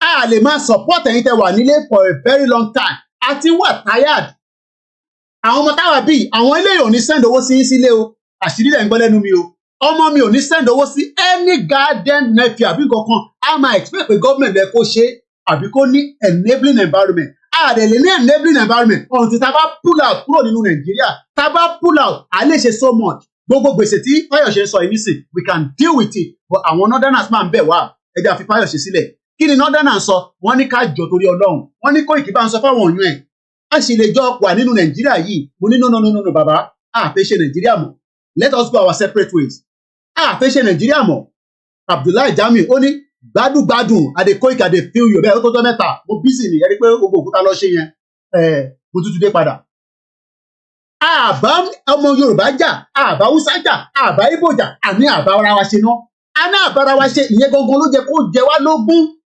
àbára wa ṣe gbogbo ẹni tó ń sọ pé fẹ́ bá Nàìjíríà ṣe àní Fáyọ̀ṣe ní Buhari ti fi wá yáwó for 50-60 years a ṣe wà lẹ́nu ẹ̀ èmi nísìn tó Fáyọ̀ṣe bá ń sọ̀rọ̀ 50 years èmi ti pé 40 that means pé I will be 90 kátẹ tó máa sọ pé Nàìjíríà fẹ́ tẹ̀ tẹ́gbẹ́dẹ̀ rántí pé Chief Tọ́lá Adéníyì even though pé mo sọ pé àwọn kan tí bàbá yẹn sọ láwọn kankan mo láìkẹ́ bọ́ bàbá yẹn náà wọ́n ti sọ àwọn ọ̀rọ̀ ó ní in a 1000 years a lè jọ ṣe àwọn àti Ìgbò lè jọ ṣe kò mí ìpàdé jọ gbàgbé o ṣẹ́rí àwọn ọmọ Yorùbá à ń mix kankan together o mo kí yẹn gbọ́n mi Waris Jinadu ṣẹ́rí kankan tá à ń mix ni pé a lè bá Ìgbò gbé kò mí pé wọ́n máa tẹ̀wárì no èmi ń bá òyìnbó gbé òyìnbó ò fẹ́ràn mi o ẹ̀gbọ́n mi Peter Ọlẹ́dẹ́lé wà níbà ọ̀gá oyè ẹ̀kọ́ ti di ọ̀gá rẹpẹtẹ níbi tó ti ń ṣiṣẹ́ but òyìnbó ò ní fún wọn láàyè á tún lọ mú ọmọ tó ògbó òyìnbó kan wá á fi wọn sábẹ́ á ní kọjọ máa ṣe ó dẹ̀ ń train ọmọ yẹn ni so living together with other ethnic people or indigenous people is not the problem.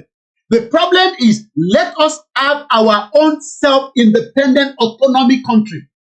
In tó bá wọn ẹni kò pé Yorùbá nation ni àwọn kan ní àwọn tẹ̀ like Yorùbá nation tá à ń pè àwọn kan ní Koiki like orí olóko gbogbo yẹn a máa lọ sort yẹn out tabadélẹ̀ lérí tán àníkàtẹ̀ pull out náà Ọlámilékan Sodiq mo kí gbogbo yẹn ti Òkè Ògùn láti Sẹ́yìn dé Ìbàràpá ẹ jẹ́ ká kọ́kọ́ pull out let us pull out from this contraction tẹ́ ẹ̀ pé Nàìjíríà tábà ti pull out then republic la fẹ́ pè ní kingdom la fẹ́ pè ní we will go and do all that. We will set up our own constitution. We will set up our own system of government. that will work for me and you. Nigeria ń tẹ epo fún more than 38 countries. O ò lè gba visa nínú ìlú yẹn bí ṣe ń bẹ̀ sọ bí bàbá ẹ̀ dá kò ní kódà kó lọ fraud gbogbo document kò fẹ́ gba visa lọ sí jẹun òlú kan tó wà níbí wa nísìn. Mi ò fẹ́ lọ gba visa lọ sí Germany. A dẹ̀ ń tẹ epo 1.3 billion fún Germany. Ọbásanjọ́ bàbá mọ̀mísí mi máa ní kí n má pè lórúkọ yẹn. Mo dẹ̀ love mọ̀mísí mi gan. Bọ̀ bàbá wèrè yẹn. Ó ní gbogbo epo tó ń kó jẹ nínú Nàìjíríà. Ó ní ṣé mi ni mò ń ké epo jẹ? Mo kíyàwó Adéníkẹ́ Ramat Ṣónẹ́kàn. I'm sure pé family Ṣónẹ́kàn ní mọ́mì. Ọlọ́run foríjì bàbá. Ìjọba fìdíhẹ́ kọ́ nìyẹn. Ọlọ́run bá wà pọ̀ ní mà. So lóòótọ́ a lè má agree but intan sọ ni pé ọjọ́ iwájú wa là ń sọ yìí future là ń sọ bí àròlé bàbá tẹ́ntẹ́ náà ṣe máa ń sọ future là ń jà fún kò ń ṣe nísìnyí the future ìdí tèmi ṣe ń gbádùn níbí báyìí ni pé àwọn kan ló jàjà future yẹn ẹ jẹ́ ká wá gbọ́n nǹkan táwọn olórí burúkú yìí sọ o kí ló tún sọ again ó ní Nigeria has failed no ìwọ ló ṣe máa sọ fún wa pé Nigeria has failed nígbà tí ìran bàbá yín sọ pé àwọn máa make sure pé àwọn gbọmi wa àwọn gbalẹ̀ mọ́ wa lọ́wọ́ wọ́n wá ń sọ fún wa pé must be reformed mo ò gbọ́ ìbò yẹn dáadáa ẹ̀mí kí n máa ń like dictionary ẹ jẹ́ ká lọ wo kí ni mini reform yẹn torí kò yé mi tó ń sọ ó ní Nàìjíríà ti fail okay ó ní ká wá reform ẹ jẹ́ ká lọ wo mini reform so REFO reform ó ní ká reform kí ló mean by that spelling yẹn dà lẹ́ẹ̀kan sí REFORMED ó ní ká reform kí ló mean by that.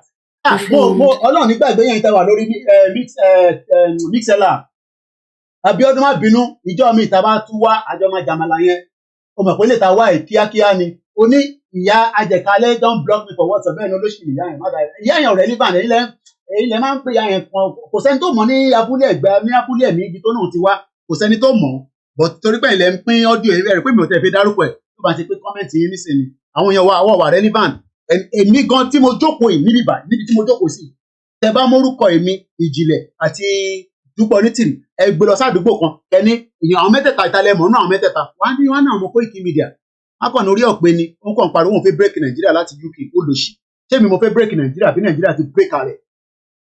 Reformed. Kí ni mí ni reform? REFORMED àwọn máa sọ pé Romeo Echo Fredley Oscar Romeo Mike Echo Delta kí ni meaning ẹ̀? Reformed. Mo ń bí ọmọ Yorùbá lẹ́nu ìjà lè reform Nàìjíríà mo kí ẹ Sodiq gbogbo yín àwọn Koiki Media team ọpẹ́ mo kí ẹ láti ọjà ọ̀dọ̀ ṣé àlàáfíà ló bá lé just reason mo kí yín ẹ̀ta bá wá rẹ̀ tó ní Koiki àwọn ọmọ ẹ̀tẹ̀ ṣiṣẹ́ dáadáa mélòó ló pè wọ́n ná kàṣà calculate gbogbo bí àwọn kàṣà sọ pé bí 25 but àwọn tó kù àfi máa dárúkọ àwọn yẹn àwọn spy mi ni wọ́n tẹ̀lé ní Koiki máa fún ẹ ní 10,000 kó bá ń fún àwọn ọmọ yẹn kó pọ̀ ju ẹjá fún àwọn ọmọ ẹ lówó bàbá mi Samson Bayo wọ́n ní Koiki you're on point o wà láìtàláì think Yorùbá first tó bá jẹ́ pé níta àjọ gbé dání náà the same thing ni but kò ń ṣe kékeré máa criticize Ìgbòho pé bó ṣe ń sọ̀rọ̀ àwọn ò kì í ṣe political analysis kankan àwọn ò gbádùn kí ní kàn mí pẹ̀lú political analysis kankan àní Nàìjíríà ò gbádùn kì í ṣépè fún Nàìjíríà kì í ṣépè fún gbogbo ẹni tó bá fẹ́ pé kí Nàìjíríà kí ní kàn mí pẹ̀lú yẹn ẹ fẹ́ káwa máa sọ̀rọ̀ ẹ fẹ́ kí n máa sọ̀rọ̀ bí Láolú Àkàndé ṣé mọ̀ pé Láolú Àkàndé ọmọ Yorùbá ni ó ti jẹun yó Láolú ẹ rántí ẹ ẹlòmíì tẹ̀ràn tẹ bá rí nísìn tó ń de táì nísìn òun náà ti lọ ń sọ̀rọ̀ nísìn lọ́dọ̀ channels orí channels ló wà nísìn tó ti ń sọ̀rọ̀ wàláì ẹ̀ ní dámọ̀ mọ̀ ó ti bọ́ sí channels nísìn òun náà ti ṣe analysis òfò tẹ́ ṣe nígbà tí ìjọba Buhari wà níbẹ̀ tí Fáyọ̀ṣe sọ pé òun ló kówó jẹ nísìn Láolú Àkàndé náà ti ń sọ ẹ̀rí nísìn tó ń bọ̀ o ẹ̀rí òun lélẹ̀. Of governance, and I think that theme has been on for. Is this significant? Ṣé àwọn pé ẹ̀tẹ̀ ní rántí pé eléyìí ó bá Tinubu ṣe àbí Ọ̀ṣínbàjò ó ti lówó ó ti wà òkè àwọn cronies ẹ̀ gbogbo wọn ti wà òkè oh okay thank you Yorùbá first àwọn ọmọ Tinubu ni èmi mọ̀ yẹn Adétúnjí Adédèjì bẹ́ẹ̀ ni àwọn ọmọ Tinubu ni àtẹ̀ní kíyàn kọ́kọ́ má bá Tinubu ṣe but Tinubu bá ṣe tán kí ló máa ṣẹlẹ̀ ẹ̀wẹ̀ lè nísìn Láolú Àkàndé yìí nísìn tẹ́ mọ̀ pé ẹgbọ́n kan tó sọ nísìn. It to a financial implication. Láolú nígbà tó wà níjọba pẹ̀lú Ọ̀ṣínbàjò kí ni gọ́ọ̀mẹ̀ntì yín mú jáde 419 ní yín but ibẹ̀ kan lọ́kọ́ nìyẹn náà wọ́n wá ní ká reform Nàìjíríà èmi ń bí gbogbo ọmọ Yorùbá pé báwo la ṣe fẹ́ reform Nàìjíríà ẹ jọ̀ọ́ ẹ bá mi kọ sínú comment section ẹ mọ̀ pé mi ò gbóyìnbó èmi ò gbóyìnbó ẹ̀gbọ́n mi Peter Aládélé ní Koiki má yẹ kó gbé sí kan mí náà Nàìjíríà ò ṣe reform o mo kí bàbá mi Sunday bàbá ọlọ́ àpá àwọn èèyàn dá sétò ilé ni o ẹ fi dá sétò àbí ìyá mi Adéjọkẹ́ àwọn náà ti bínú ní ọmọ ìtìjà onísìn létà tí má parí program kò ṣe oúnjẹ lọ fi ń bẹ̀ mí nísìn jẹ́ n parí program ìyá mi Adéjọkẹ́ àwọn ti jó ẹni tó bá fẹ́ fún wa lówó lórí YouTube ẹ máa lọ sórí WD76 Media ìwọ ni ibẹ̀ nìkan lẹ lè sanwó sí ìyá ẹ̀ ti bínú tán méjì lọ mú wa o Kúnlé Baker náà ló máa ń wọlé bẹ́ẹ̀ ló máa gbówó wọlé kò ní tán níbẹ̀ o bẹ́ẹ̀ ṣe ń fún gbogbo wa kò sí bẹ́ẹ̀ nìkan lẹ̀ náwó sí gbogbo wa náà lẹ̀ náwó lẹ̀ ń tọ́jú ẹ má wọlé táyà náà bá kódà wàláì tílẹ̀ Yorùbá bá dúró lẹ́nu Ìgbòho yẹn lè máa lọ jókòó sí owó bẹ níbẹ̀ yẹn kábíyè bíyàbíyà owó wà nílùú yẹn but owó ò lè sí níbẹ̀ nígbà tá à ní infrastructure ni ó yẹ kí airport wà ní ìlú Ìgbòho ó yẹ kí train débẹ̀ àní àbá Tinubu jà ẹ sọ fún Tinubu pé kí ó tètè bọ́ jáde nísìn kí gbogbo àjọ máa lọ sí Yorùbá nation ó lóun ò fẹ́ yẹn mo ló da ó ti wà ní Nàìjíríà jọ torí àwọn weapon tí Nàìjíríà kó sí north yẹn bá mi kó díẹ̀ wá sí ìlú Ìbàdàn kó díẹ̀ sí Lagos kó change gbogbo wọn àwa la kúkú ìwọ́n kúkú wà níbẹ̀ kò sẹ́ni tó lè béèrè lọ́wọ́ ẹ̀ fighter jet má jẹ́ kó dúró sí Kaduna mọ́ torí olùsìn ni wọ́n tó bá ṣe kú ní sí fighter jet yẹn lọ́mọ máa gbé sókè ní sí lọ́mọ máa fi dẹ́rù bà gbogbo wa ẹni tó bá ní space ẹni tó bá ní air power òun ló ní ó yẹ yín so àwa dẹ̀ sọ fún Tinubu pé bó bá jẹ́ pé president ló ń ṣe lọ́wọ́lọ́wọ́ no problem ìyàn mi ṣé ẹ fẹ́ kí ká máa ṣe program ká máa sọ̀rọ̀ Tinubu ni kò possible now so ìyẹn lẹ ṣe mix ọ̀rọ̀ Tinubu àti olóyè mo dẹ̀ ti sọ́rí torí pé àǹfẹ́ gbọ́rọ̀ ni mo ní olóyè fún Tinubu ní ọ̀wọ̀ tiẹ̀ Tinubu náà máa fún ní ọ̀wọ̀ tiẹ̀ ni fáàtì lẹ gbọ́ lẹ́nu nìyẹn bí Tinubu yes àwọn kan máa ní gọ́ọ̀mẹ̀ntì ní agbára but tíjà bá bẹ̀rẹ̀ ṣé wọ́n máa lè lọ́lé ìwọ tó ní gọ́ọ̀mẹ̀ntì ní agbára yẹn ṣé tábà ẹ máa kí tún sọ nǹkan ìyàwó mi máa tún máa bínú nísìnyí ni pé òun ti bẹ̀ẹ́ bàbá yìí ẹ̀gbọ́n mi Yẹmí Fátókì mo kí ẹ ṣé tá bá bẹ̀rẹ̀ tá lọ jókòó sí airport tí plane kankan land ẹ jẹ́ rọra gbélé ẹ̀bẹ̀ yẹn orí àwọn tèmi tètè bá lọ jókòó sí airport pẹ̀lú àwọn ọmọ ẹrúkú tí gbogbo á jókòó sínú airport ṣé ìwọ tó fi wá Nàìjíríà ṣé wà lè wá Nàìjíríà mò ń bí ẹni o torí pé ẹ jókòó sí abroad nísì ẹ máa sọ kábàkábà ṣé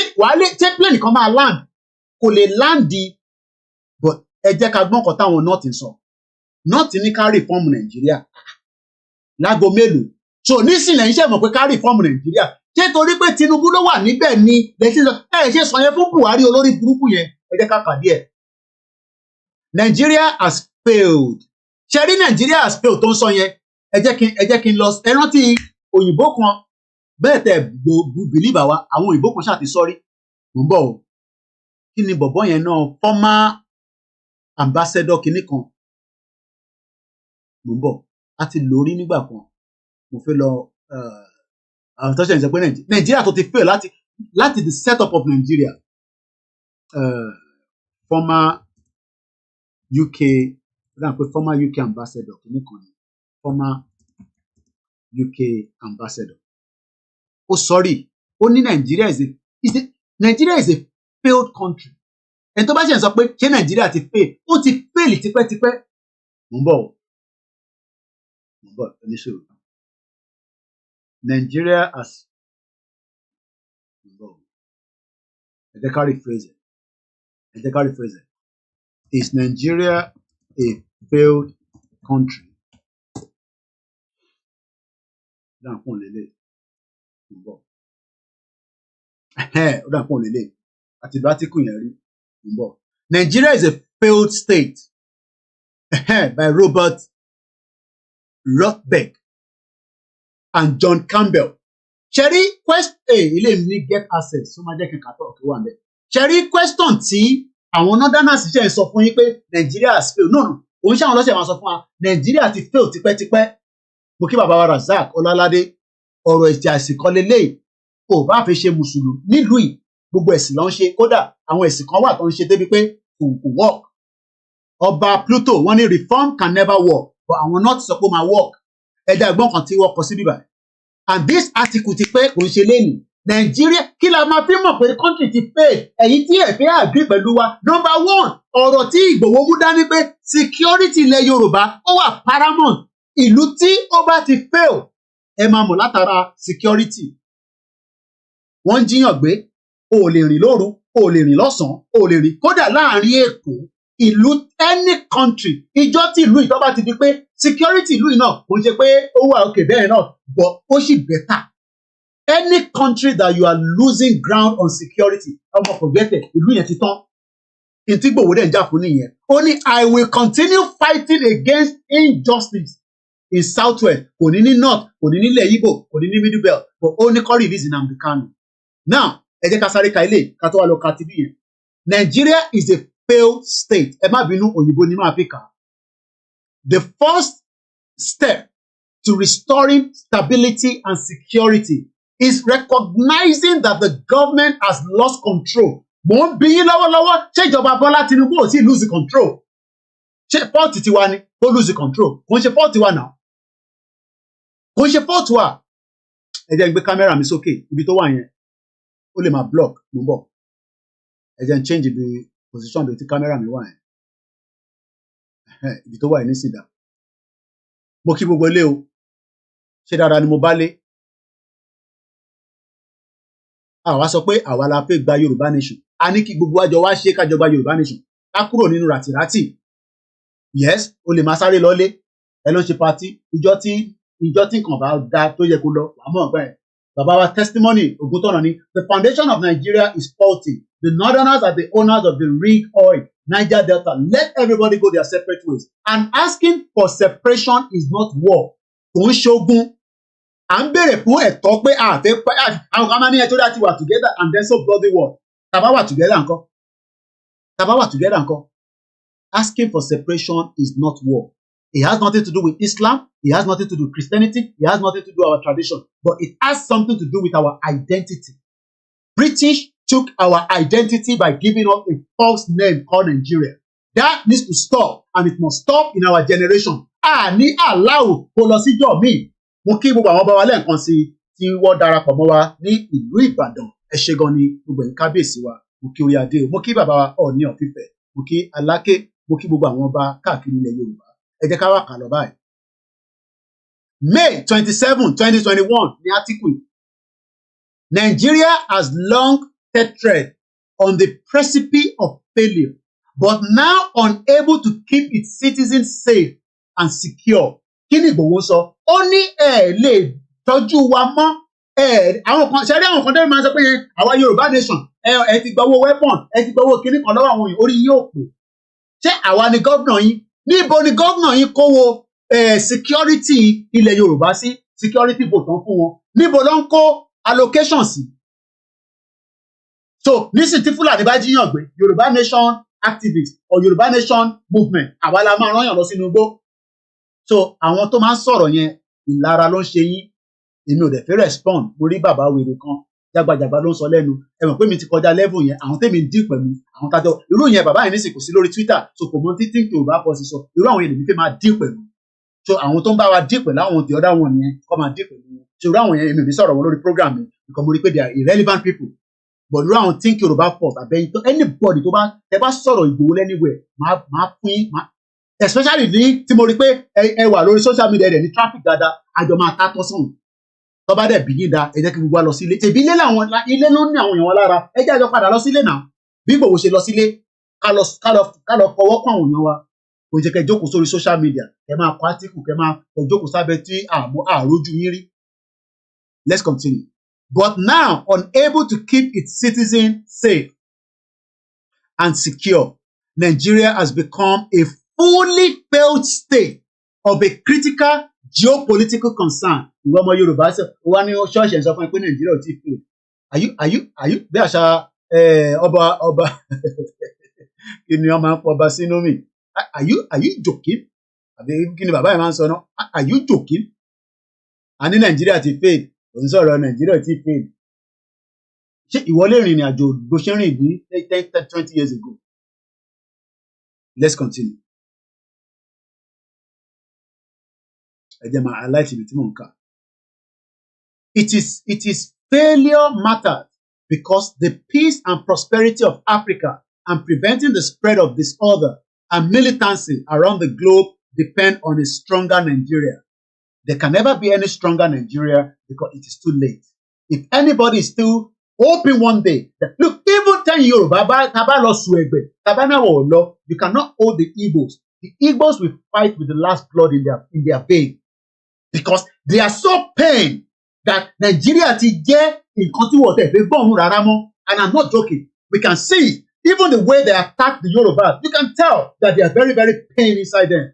Kódà, Pastor wọn kan sọ pé even in the crisis of the dollar, Igbo will still continue to make money. But so fún abọ́ sí pé make owó yẹn either through drug, either through ritual, whatever. But ó náà wọn Igbo àṣì máa make owó. But what we are saying is that ṣé àwa Yorùbá fẹ́ sùn, a fẹ́ náà gẹ̀rẹ̀ nígbà táwọn Igbo sọ pé àwọn ń lọ. Àwa mẹ́ta ni wá, àwọn tó kù kéékèèké ni. And if anybody says, but Koiki, what would happen to Edo? If Edo wants to be a country, so be it. If other countries wants to come out that are smaller, so be it.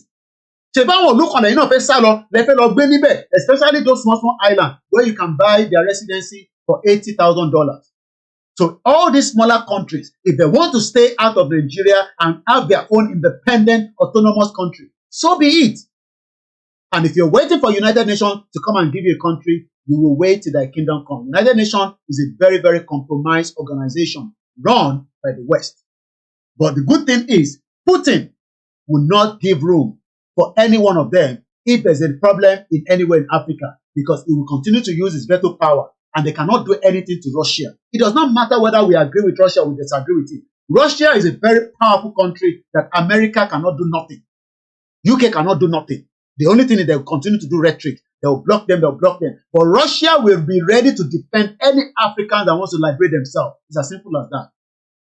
Let's continue. It is failure matters because the peace and prosperity of Africa preventing the spread of disorder. There's already disorder in Nigeria. Now, let's go further. Its economy is usually estimated to be Africa's largest or second largest, maybe then, after South Africa. Long West Africa hegemony. Nigeria played a positive role in promoting Africa peace and security. Yes, at some point. That was when we thought that Nigeria was a country. Until we knew that the British knew what they were doing. The British knew, Oba Solomon, thank you so much, Ms. Go. The British knew exactly that nothing was called Nigeria. This in my 123 says, Dr. Sunday Igboho, Omadeyemo, Alaanu Mekunu. Thank you so much. And also, Yawa Esther Laumi, we welcome you to the program. So all these, let me leave that. Let's go back to the Northerner, Nyegobolani. The convener of the Northern Elder Forum, Abdullahi Ango, says Nigerians must go back to the drawing board as the country system have failed to work. Agreed. But the drawing board now is for everybody to go their separate way. If I want to go and school at the University of Zaria, I will go there. I don't want you to send Yoruba people to Zaria when they will be killed by Fulani terrorists. I don't want that. I don't want anybody that will stay in the north, run their business, and then you tell them that they cannot do so, even though we are meant to be in one country because of the Sharia. I don't want that kind of shithole country. I live in UK. Even Saudi Arabia have just allowed alcohol to be sold. If I want to drink alcohol, that is my problem. I do not want to be in a system called Nigeria where the Northerners will tell us that we have to go by their own rules and regulations, even though we all live in one country. The British knew that we can never be one. And we will never be one till thy kingdom come. Nigeria has been set back more than 60 years. It is time now that we come on the drawing table. Yes, I don't disagree with you on that. But the drawing table is not to do with any negotiation more than a total dissolution of what the British created. If the British want to have embassy in the north, so be it. Let them go and have it. If they want to have embassy in the southwest, let it be. But we don't want them to tell us, oh, we are doing this scholarship. Come and study. I pity a lot of you, Japa. Continue to come here. You will all suffer. But come. I'm not going to tell you not to come. Can you come? You are not going to use my money to come to UK.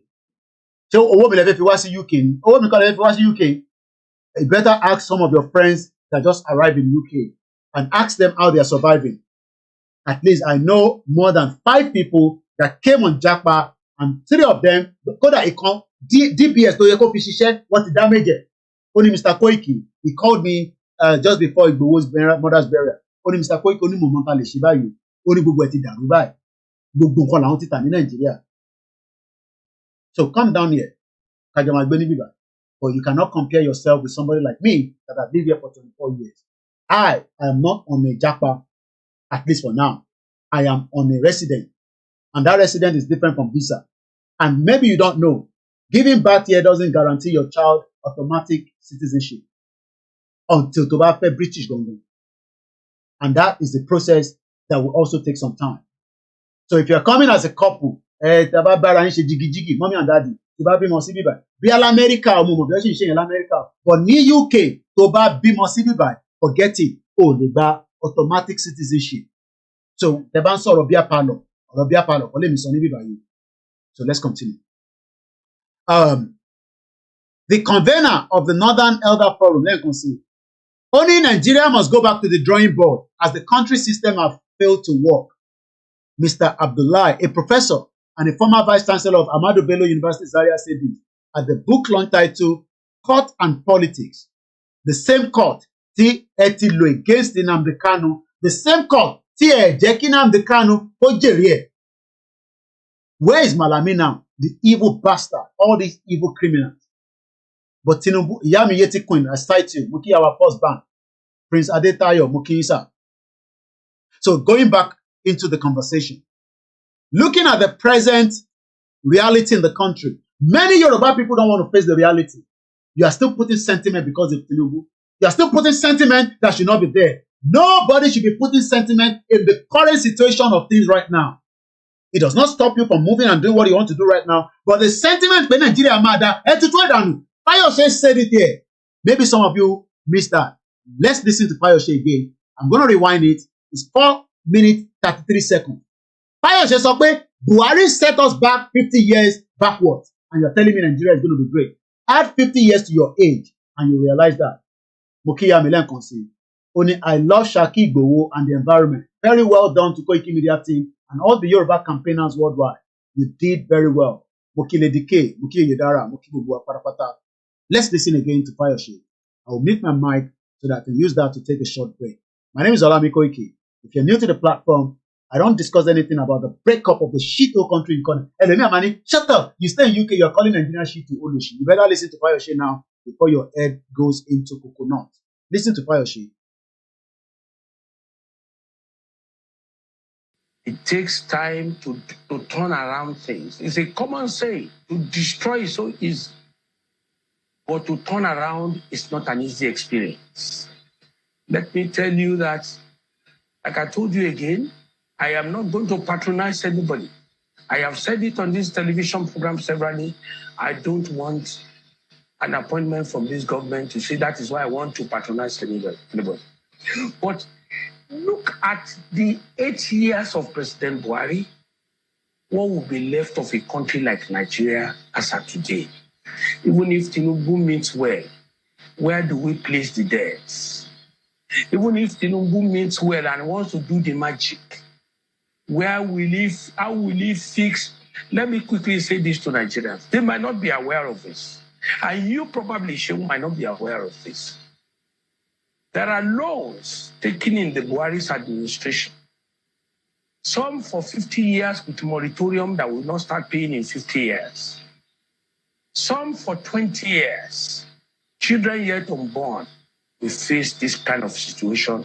The last administration has plunged this country. But the only thing I want to say to President Tinubu, without fear, favor, and let, the president should stop praising President Buhari. I watched live television program of the president telling the Nigerians that former President Buhari did well, served the nation.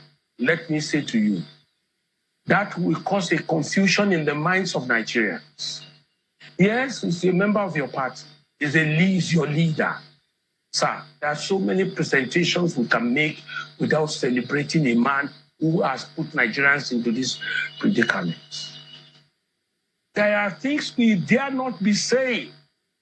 You can visit him, you can greet him, you can love him, you can appreciate him. That is personal to the president with all due respect. coming to the television and saying former President Buhari did this, it was a blessing to Nigeria. Buhari is not a blessing to Nigeria also. Your Excellency, with all due respect to you, you remember that I was courageous enough to confront President Buhari when he was in office. And with all due respect to your person, I say to you, President Buhari was not a blessing to Nigeria. It drew us back to 50 years of our history. Today, you are engaging individuals who are seen in public actions, even in your office. I am not saying this to patronize to Your Excellency. If you are not doing it the right way, we will say it. It's unfortunate. In your course of your run, you ran into murky waters. Stay out of President Buhari's mess. The situation in Nigeria today, let it be clear to Nigerians that, yes, I am the president. I asked for this job. I meant well. The economy that I met was a dead economy. Nobody can deny that. There's no miracle you can do in 9 months.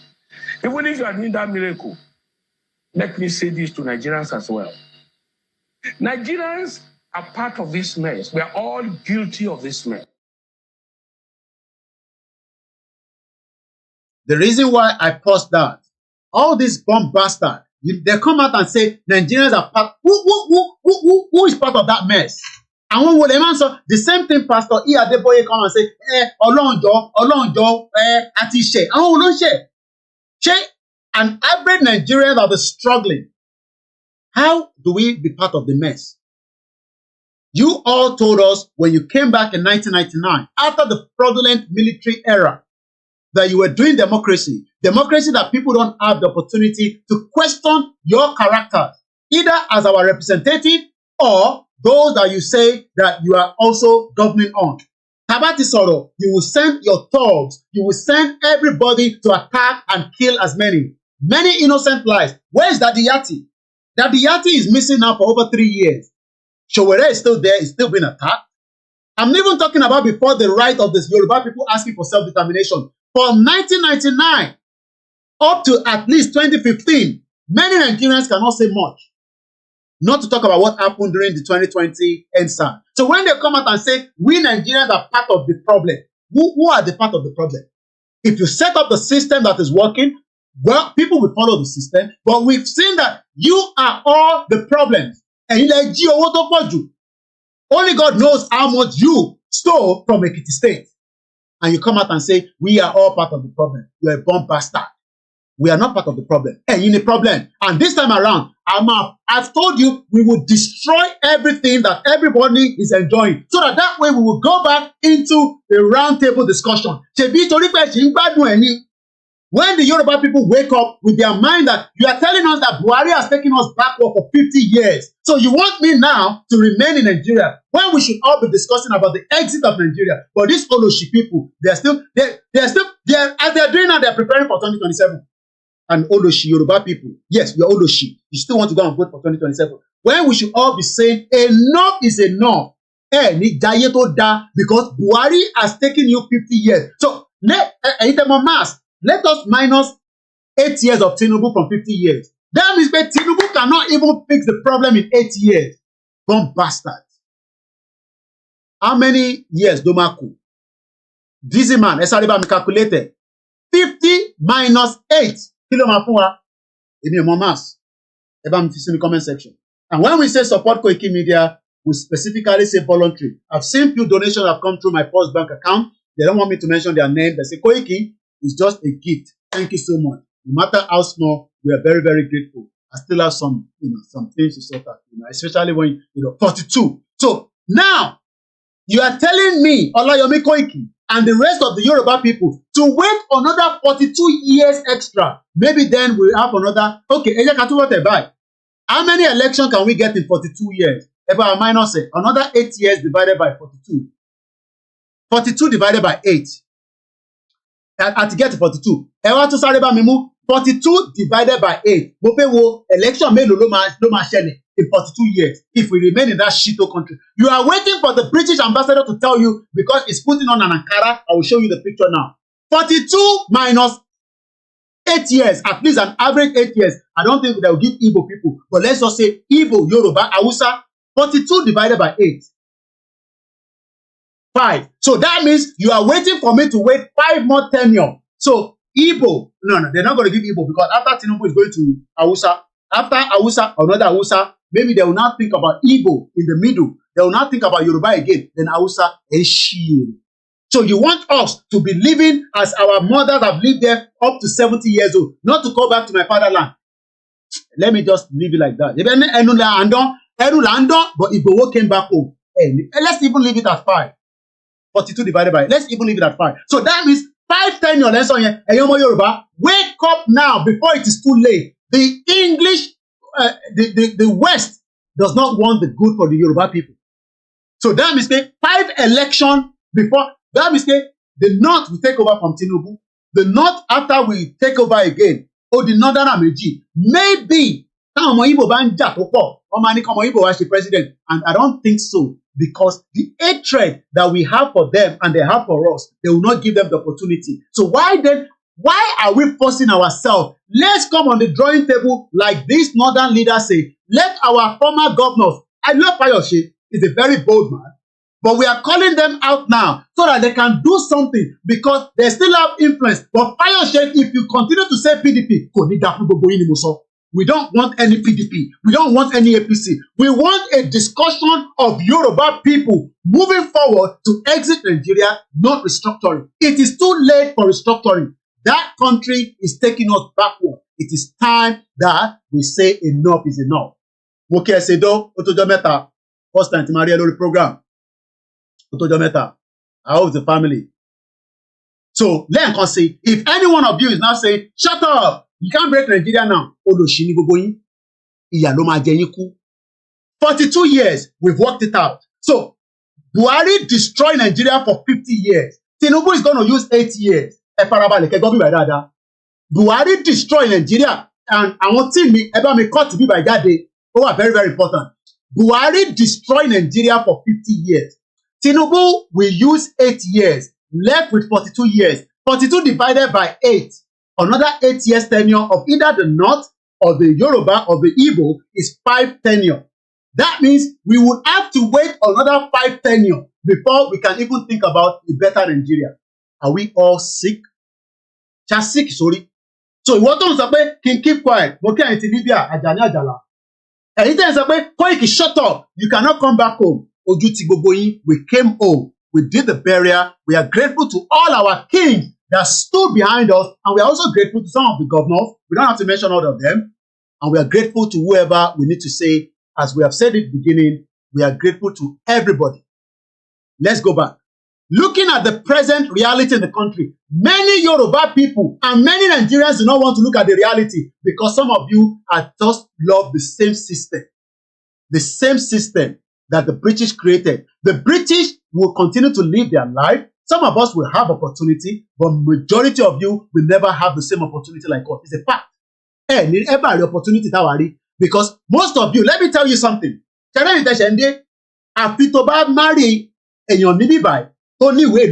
you are coming on a student visa, and that student visa is the only thing you're coming with. If you're coming on a COS, I'm not talking about any other country, I'm talking about UK. You don't have any right to any benefit. The clause to what you don't have the right to benefit. So some of you that are coming now, I'm not saying you shouldn't come, but the majority of us on the ground, I will be ready to come back and we can do it together. I've told you that, and I'll continue to say that. I am not speaking for anybody, but I know that me and Igboho will come back when it is the right time again. Come bastard. But we will destroy everything. By putting us into the contraction called Nigeria. Let's come on the drawing table. Let us discuss the way forward. Let us come together at Obao, at Ijoyo, at Imekunu. Let us have a roundtable discussion and pull out of Nigeria. We don't need a referendum. We just need to pull out of Nigeria because Nigeria does not belong to America. Nigeria does not belong to UK. Nigeria does not belong to the West. Nigeria belongs to those that created it. But the Yoruba territory belongs to us. We own the territory. Britain's colony territory in Yoruba. England colony territory in Yoruba. Amẹ́ríkà kọ́ ló ní territory wa, Germany kọ́ ló ní territory wa, àwọn ọmọ Yorùbá la ní territory yẹn. In tó bá dẹ̀ wù wá la máa sọ pé a fẹ́. In tá bá fẹ́ làwọn bàbá náà fẹ́. Kò ní da fún gbogbo ẹni tó bá ní kó fẹ́ Nàìjíríà. Ẹ ní ṣoríire ògùn lákàáyé máa pa gbogbo yín ni. Àwa la nílẹ̀ Yorùbá. In tó bá wù wá la máa ṣe níbẹ̀. I cannot do anything here. If I do anything, they will arrest me. But what be that nílẹ̀ Yorùbá, we will do anything we want to do because it belongs to us. If I try anything here, they will hold me down. But in Yoruba land, bí bàbá yín dání mo sọ. Ìgbádùn yẹn a máa fi nìyí náà lára. Bẹ́ẹ̀ ṣe ní mẹ̀kúnnù lára, àwa náà máa ní lára. But how can people go and be buying 10,000 naira rice and 7 people die? Ní sóríire gbogbo yín. 7 people die because they are selling 10,000 naira for the rice. Ní sóríire. We will destroy everything. Tẹ̀gbójúlé. Gbogbo tẹ̀gbójúlé. We know everything tẹ̀gbójúlé. I don't need to say that on the social media. We will destroy it one by one until everybody will be on the same thing. Gbogbo yín pátápátá from Lagos all the way to Kwara State. Ní sóríire mo sọ fún yín. Ẹ fẹ́ máa ní àwa lára. Má pẹ́ o. Ẹ fẹ́ máa ní àwa lára. Kẹ́yìn máa gbádùn. Tó bẹ́ẹ̀. The best solution now is we come together àtàwọn gbogbo àwọn ọba wa, àwọn ọba aládé dáadáa, àwọn ọba dáadáa, àwọn ọba dáadáa tó dúró tán, ọba oníbàrígà, àwọn ọba tó mess around, àwọn ọba tí wọ́n kì í mess around, His Royal Highness Ọlátúndé Ògíní, àwọn ọba dáadáa, irú àwọn ọba tèmi máa fẹ́ máa tí mo fẹ́ máa gbé. Èmi ò mọ̀ pé àwọn ọba bẹ́ẹ̀ yẹn wà là ń bú gbogbo yín tẹ́lẹ̀. Èmi ò mọ̀ pé àwọn ọba tó síwí bíi tèmi náà wà. Ní sóríire. Ṣùgbọ́n èèyàn ló máa ń jọba, tó bá jọba tán ló máa dín nǹkan sí lára. Bí ọlọ́jọ́ iwájú gan àwọn náà sì lè jọba, but for now àìtí ìjọba, máa bá yín fan tó tán lẹ̀ lórí social media. Ẹ̀yin think Yorùbá first, mo tún sọ lẹ́ẹ̀kan sí ẹ̀ bomb bastard. Koiki lèmi jẹ́, ojókòó sí Germany, òun sọ̀rọ̀ sí Igboho, kò ní da fún bàbá tó bí ẹ̀, bomb bastard. Adékúnlé grandson àbí àgbékílẹ̀ pé rẹ̀, èbó pè mí lọ́mọ Igbo, kọ́lọ̀ bá ń tu sílẹ̀ inú prison ló wà nísìn. Ṣèbí Tinubu ló fẹ́ gbé débẹ̀, kí ni Tinubu fẹ́ ṣe ní fún nísìn? Ẹ̀yin kan máa tẹ̀sí, àwọn idiot kan máa sọ pé kí Tinubu wá gba Adéyínká grandson sílẹ̀. Adéyínká grandson is being held there by the constitution of this law, the law of this country. Tinubu ò lè ṣe jack shit, okay? So if you think that Tinubu will release Adéyínká grandson, you are wasting your time. Ọbásanjọ́ tried to release Ike Ekweremadu. Ike Ekweremadu is going to be here with us for the rest of the time he's spending in the prison. And they are even better off than most of you in Nigeria. Anyway, one bastard. So when some of you say that we should keep Nigeria, listen to Fayose. Fayose said that Buhari took us backward. The same Buhari destroyed Igboho's house. The same Buhari wanted to kill Igboho. And some of you say we should keep quiet. Ẹ wá sọ pé ànífẹ́ Igboho. No, daddy ẹni mo bá nífẹ̀ẹ́. Daddy tiẹ̀ ni mo bá nífẹ̀ẹ́. Daddy tiẹ̀ ni mo bá nífẹ̀ẹ́. Ṣé daddy tiẹ̀ ṣe tí Igboho ṣe? Ṣé daddy tiẹ̀ lè sacrifice tí Igboho ṣe? Ṣé daddy tiẹ̀ lè sacrifice tí Igboho ṣe? Ẹ̀yin máa lè. Ẹ̀yin ọmọ tó bí ní 1990. Ẹ̀yin ọmọ tí ìyá yín ò rówó rí. Ẹ̀yin ọmọ tí bàbá yín ò rówó rí.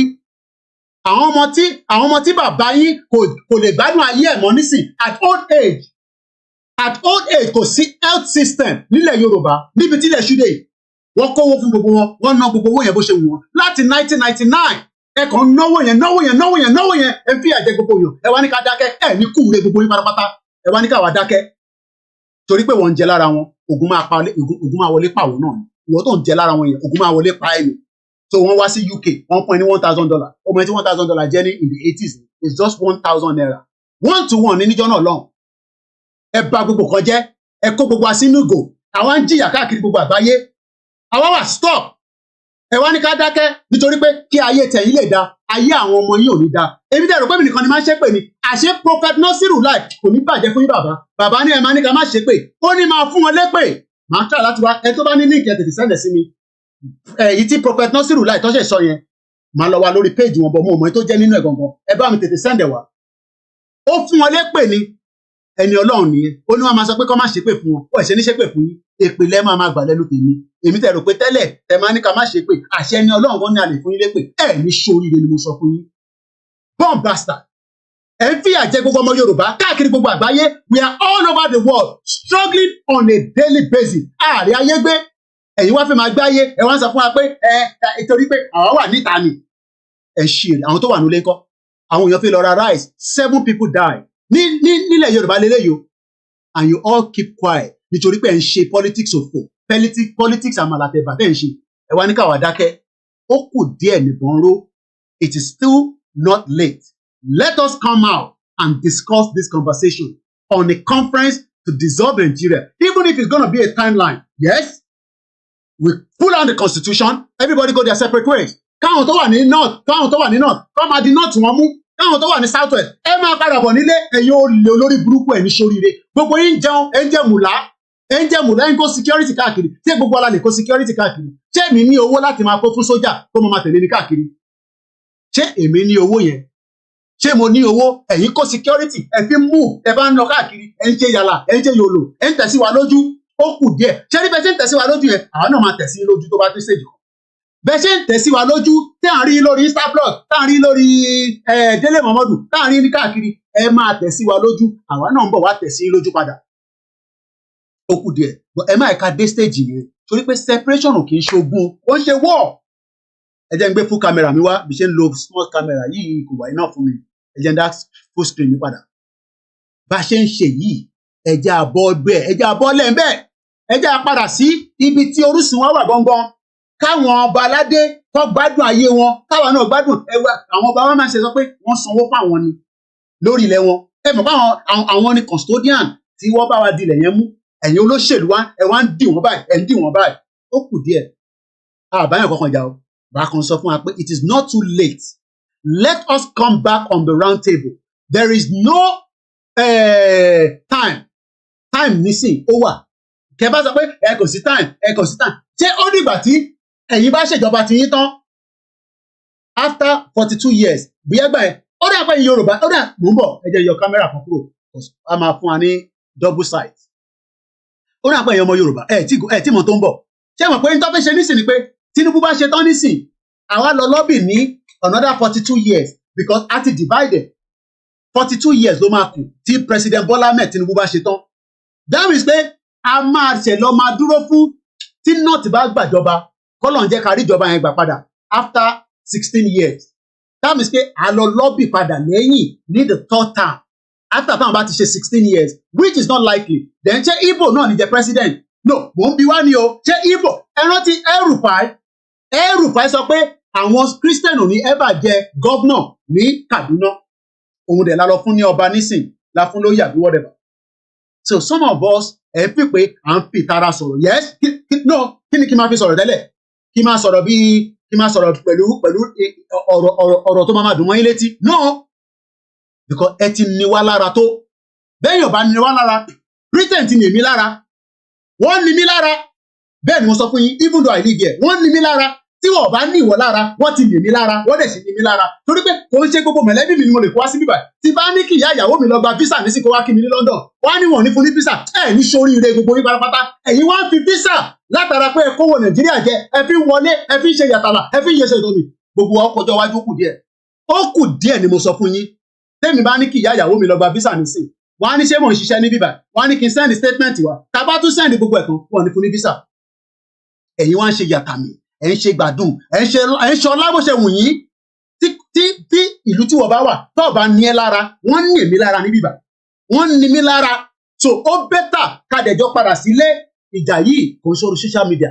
A máa padà sísàlẹ̀, kò sí bá bálẹ̀ ẹni tó lè stop wa nígbà tá a bá gbé peaceful campaign jáde nítorí pé bàbá Akíntóyè ti ní peaceful ni gbogbo wa la mọ̀ pé nígbà tá a bá déjú kan gbogbo nǹkan kọ́ la máa sọ lórí social media. Tẹ́lẹ̀ ni mo ti pariwo tó pọ̀ tẹ́lẹ̀ máa ní nígbà tí mo sọ fún nígbà ìṣẹ̀lẹ̀ ní kí n keep quiet. Ẹni kí n keep quiet nígbà tí mo sọ pé ẹ jẹ́ àdàrú ẹni Koiki má jẹ́ àdàrú o gbogbo wa láti wà lẹ́nu ẹ̀ báyìí nísìn. Orúkọ àwọn kan wá ń ṣe skit àwọn fi skit ebi ń pa wá. No, ebi ò tí pa wá. Àwọn kan tí wọ́n ní Ìgbòho sọ pé ebi ń pa ọmọ Yorùbá. Ṣé ó parọ́ ni? Ṣé ó parọ́ nígbà táwa ń pariwo pẹ̀lú bàbá Akíntóyè pẹ̀lú gbogbo wa pé ebi ń pa wá o ẹ jẹ́ àtètè kúrò ní Nàìjíríà ẹni náà ẹ fẹ́ kúrò ní Nàìjíríà. So ta lè fẹ́ wá blame? Ṣé èmi mo bà Nàìjíríà jẹ́? Èmi kọ́ mo bà Nàìjíríà jẹ́. So ara ń nì mí níbi tí mo wà yìí. And for me to be saying pé ní UK ara ń nì mí torí pé kò ń ṣe gbogbo family mi mo lè rí. I can't say every one of them. So èmi ò mọ nípa family tiwọ́ o èmi ò mọ bí wà tí family tẹ̀ ṣe close sí. Bọ̀ lára tèmi ara ń nì mí torí pé bí bàbá mi ṣe jayé kọ́ lè mi jayé. Bàbá tó bí mi bó ṣe jayé kọ́ lè mi jayé. So tí ìwọ àràbà ní ẹ máa ní ẹ wà nínú Nàìjíríà ara ń nì yín gan nínú Nàìjíríà torí ayé tẹ̀ ń jẹ bó ṣe jẹ́ kẹ́ jẹ́ kọ́ nìyẹn.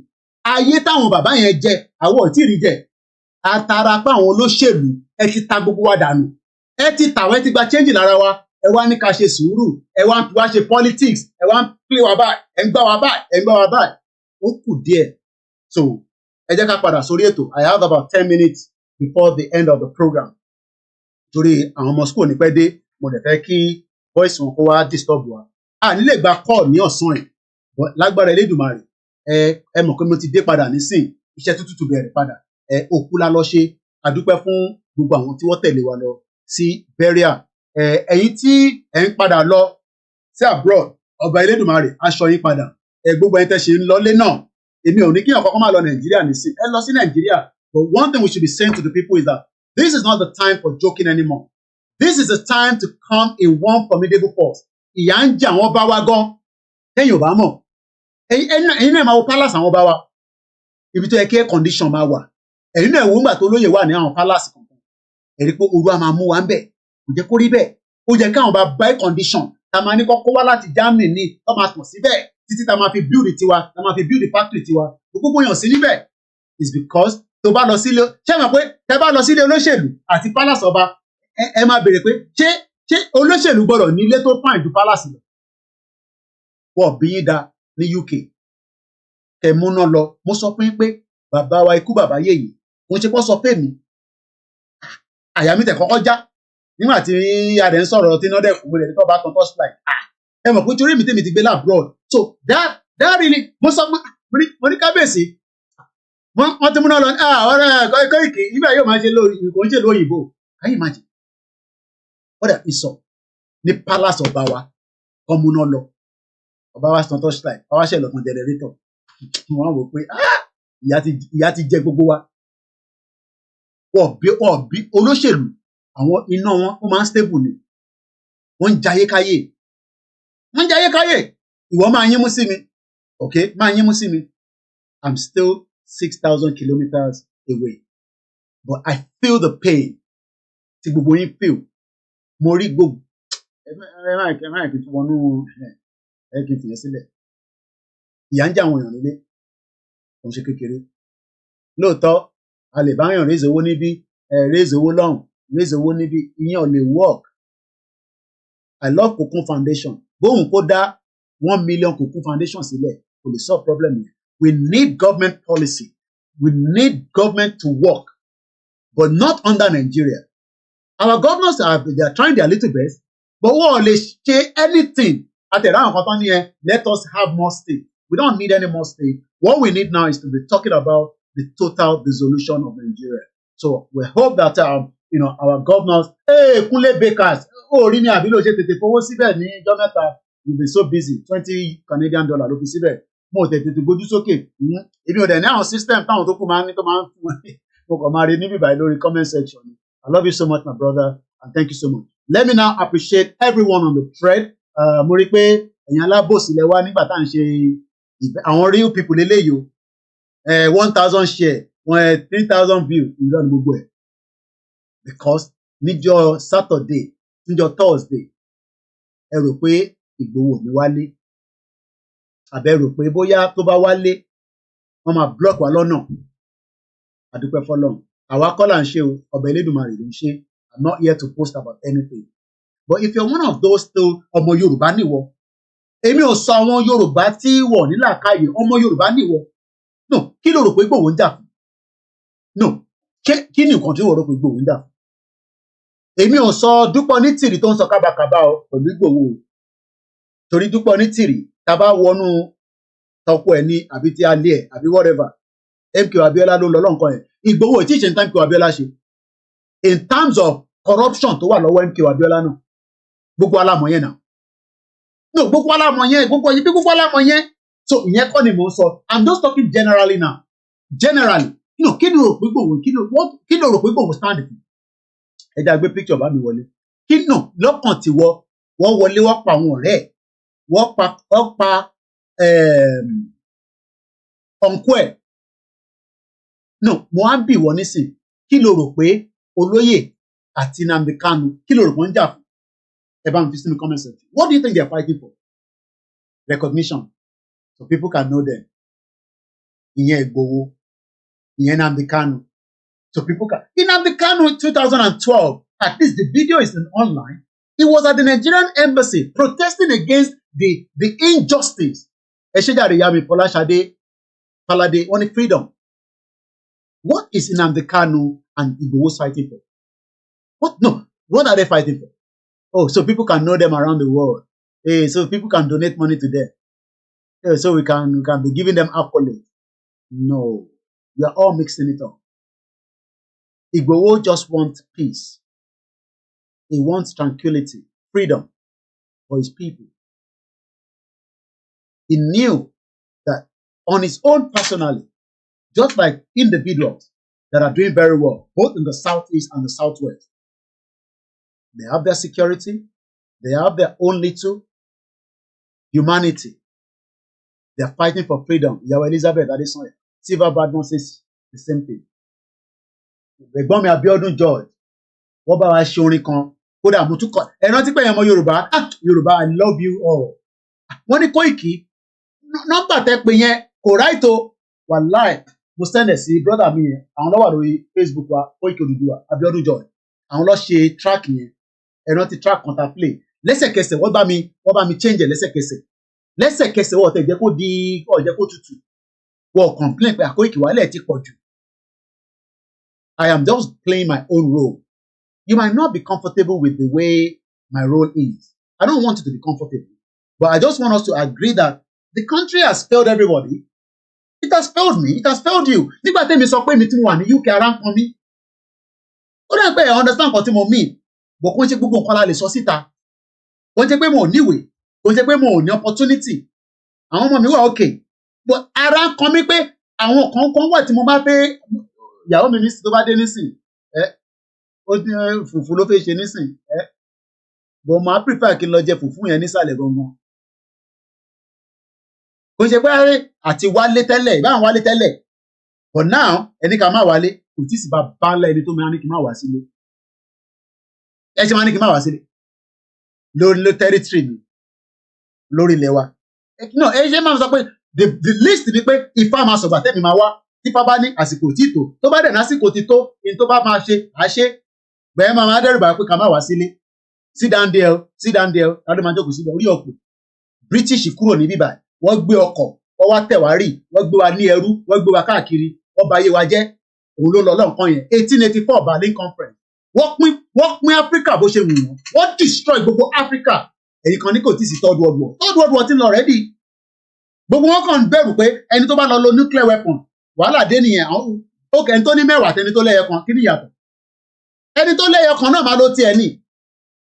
tó mo bẹ̀ wá ẹ̀yin tí mo ti olóyè àti Nnamdi Kanu ń jà fún bí a ká padà sí drawing board ká lọ béèrè pé kí ló ń jà fún gangan. ẹgbẹ́ ọkọ̀ tó lè sọ ó ní àwọn ọ̀rẹ́ òun béèrè pé kí lóun ti nínú Yorùbá nation tí owó lòun fẹ́ ni ká gbówó fún ẹ̀ ó lọ fi ra mọ́tò kó mọ ẹbí mọ́tò ló ń tà ó dẹ̀ ń ṣe business onílé epo onídìí onídà. Kò rẹ̀ ń ṣe ní olóyè ṣe ní owó ẹ̀ ó ti ní owó ẹ̀ ti pẹ́. Ẹ̀gbọ́n kan tí bàbá wa His Royal Highness Ọlátúndé Ògìní sọ di Ológbòdò of Ògbòdò Ìjẹ̀ṣà. Wọ́n ní ìgbà tí Abacha tó ní káwọn lọ sí Mọdákẹ́kẹ́ làwọn ti mọ olóyè kẹwò gbà yẹn sísìn. Lóòótọ́ irú àwa àmọ́ olóyè nígbà yẹn but ìrìn àjò bọ́lọ̀ ń ṣe ní ó máa happen nìyẹn. Ẹ̀gbọ́n mi ọmọ gbọ́ láwọn ọba ní fighting for their identity recognition. I understand pé Koiki wọ́gbọ́n ti máa ń sọ̀rọ̀ jù. Yes, àní freedom fighter a máa sọ̀rọ̀ náà ni. Ilé bẹ́ẹ̀ ká máa pamọ́ ni. Olóògùn ò tún lè sọ̀rọ̀. O máa ní kanú méjèèjì o. Àwọn olóògùn agbójúlé ọba Elédùmarè. Agbójúlé gbogbo ilẹ̀ Yorùbá. Àwọn òòṣà tó ń sìn. Èmi ò ní kéèyàn kan lọ sin òòṣà kankan o. Òòṣà táwa ń sìn nílẹ̀ Yorùbá èmi gbójúlé wọn. Bẹ́ẹ̀ ni mo gbójúlé Jésù. Mo gbójúlé Ànábì. Tó bá sọ pé Inshallah màá ní ọba ní àmì Jésù ọba rẹ̀ ní Koiki mo sọ fún àwa bọ Ògún káwa tó lọ abọ̀gún abọ̀ èṣù adẹ̀pé Jésù adẹ̀pà náà bí ìjọ Tuesday àwa GR1 prayer warrior 3 years 2.5 years 2.5 years bọ́bọ́ ṣe mú olóyè tó dìtẹ́ nù lábẹ̀rẹ̀ prayer yẹn àdẹ̀jú 7 lọ níbẹ̀ mo rẹ̀ rẹ̀ pé mo mísẹ̀ rí GR1 prayer group add anybody síbẹ̀ so èmi Christian la fi ń sọ̀rọ̀ níbẹ̀ Yorùbá ò ń jàjà ẹ̀sìn àwọn tó dé lánàá tó dé lẹ́nu tó ti darú pọ̀ ṣọ́pọ̀ lọ́ní ká máa bára wa jà we are a peace loving people and we will remain like that ọmọlúàbí dẹ̀ ni wá tó bá dọjọ́ iwájú tí Yorùbá pọ̀ tó bá sọ pé ọ̀nà táwọn náà ń gbà gbogbo àjọ máa ṣe náà ni yes à bára wa sọ̀rọ̀ ẹ rí sáyé ìdílé bó ṣe dọ̀bálẹ̀ fún Kọ́lá Olóòtú ìtàn ń pè lọ́mọ Yorùbá nìyẹn ẹ wo bá gbé ba sí bàbá yẹn ní ìfẹ́ tẹ́lẹ̀ sí Ìgbòho ni òun náà nífẹ̀ẹ́ Ìgbòho àwọn kan sì ní ọ̀dàlẹ̀ ni kò mátà so but when you are on a mission like this you don't hold anything back you push everything out but ẹ̀yin kan náà lẹ pè wá pé Koiki gbogbo ọ̀rọ̀ kọ́lẹ́ ṣé kí n sọ fún yín pé Ìgbòho ti wà nílé láti bí 3,000 years ago nígbà táwa dẹ̀ mọ̀ pé olóyè ní coordinator ìtẹ́ bá ti sọ náà ni èmi náà rẹ̀ palẹ̀ mọ́ èmi lẹ̀ wá nínú event yẹn èmi náà wà ń bẹ̀ ó dọjọ́ wájú fi hàn ṣe ọ̀rọ̀ ẹ̀mí ẹkùn kan lójókòó náà wémi náà ti ṣiṣẹ́ pẹ̀lú àwọn British mo mọ bó ṣe ń lọ àwọn náà mọ bó ṣe ń lọ mo rí táwọn kan comment where's your ọ̀n bí àwọn ọmọ mi pé where's your boss nínú yàrá ẹ̀ ló wà ó rí mi nínú yàrá ẹ̀ ni one bastard ó wá mi nínú yàrá ẹ̀ mo kí ẹ ti skin gay wa wọ́n ní bag of rice 85 ẹ bá ẹ gbé ṣọ́ọ̀lá làwọn NLC àwọn olùṣẹ́ àwọn yẹn ti gbà bọ̀dì tó bá ti fẹ́ gbowó lọ́wọ́ Tinubu náà lọ́mọ náà fi protest wọ́n ti gbà bọ̀dì I don't want peace I want problem bẹ́ẹ̀ ni ẹni gbogbo ẹni tẹ́ wá ń sọ̀rọ̀ sólóyè ẹ ṣe sùúrù ẹ folóyè sílẹ̀ gbogbo ẹni tẹ́ ń sọ̀rọ̀ sólóyè ẹ ṣe sùúrù díẹ̀díẹ̀ àgbà kọ̀ọ̀kan ní sẹ́wọ̀n àbínú I have to go now so mo kí gbogbo alẹ́ nǹkan sí yàrá Grace Solution tó so mo appreciate gbogbo everybody ẹni tó bá comment mi sí máa pick ẹ Val Ọlákúnlé my brother mo kí gbogbo ẹni tó wà lórí Instagram ẹ má bínú kò sí bá ṣe fi ṣe live because Instagram ò ní system tá lè fi pair mọ́nú software tá fi ń ṣiṣẹ́ so ẹ̀rọ kan wà lórí road ó wà very difficult láti máa show fóònù if not a máa fún yín ní too much information so yẹn la ṣe wá live so Instagram but we were able to post some videos on the Instagram so ẹ̀yin tí ẹ rí wa lórí Instagram ẹ má bínú sí wa pé ẹ rí wa lórí Instagram throughout the event mo dẹ̀ ti sọ fún yín ní I think my last update ó dà pé was ọjọ́ Wednesday I can't remember mo ti sọ fún yín tẹ́lẹ̀ pé a nílé wá sórí Instagram mo kí brother mi ṣe dọ́mọ alájà mo kí sister Yeti Queen mo kí bàbá mi mo ti kí lẹ́ẹ̀kan Mr. Ọlárẹ̀wájú pé ẹ ò tí wọlé nígbà tí à ń appreciate àwọn group yìí mo dárúkọ group yìí náà group tí bàbá dárúkọ ẹ má bínú pé mo dárúkọ group yìí so it will be difficult to get everybody's name but olóyè ní kí gbogbo apáta láì yọ ẹnìkankan sílẹ̀ so Big Sam Favour mo kí yín let's see who is there again so kò tó di fún àwọn ọmọ ẹ̀ máa pè ní fáwọn ọ̀dọ́ bàbá mi bóyè mo rí gbogbo kọ́mẹ́ǹtì yín mo ṣe ń go through àwọn kọ́mẹ́ǹtì yẹn ni o bẹ́ẹ̀ ni ẹ ṣe gan-an ẹ̀gbọ́n mi ọmọ bọ́lá àwọn ọba so ẹ fẹ́ ká lọ dúró after 42 years ká wá mú mẹ́rin because 42 divided by 5 ẹ mọ̀ pé bàbá problem ló máa jẹ́ fún wa lọ́jọ́ iwájú so Osaro Abiola Odigwe thank you so much and to all our Biafra brothers and sisters I know it's kind of be like Igboho went to Nigeria and he's working with Tinubu now and all that nonsense just don't worry yourself too much stress too much let's all focus Oladokun David Mokinyi Princess Awoniyi Mokinyi Olami Ayegoro Mokinyi Asha ti ṣe sister mi dáadáa mà láìkí òfin tẹ wọ ní grandma mi àwọn òfin yẹn ó dà pé Ìlọrin kọlọ tí máa ń ṣe níjọ náà lọ́hùn ṣé grandma tẹ̀yìn náà máa ń ní show glass nínú ilé táwọn èèyàn bá ti wá dé ọmọ amú sample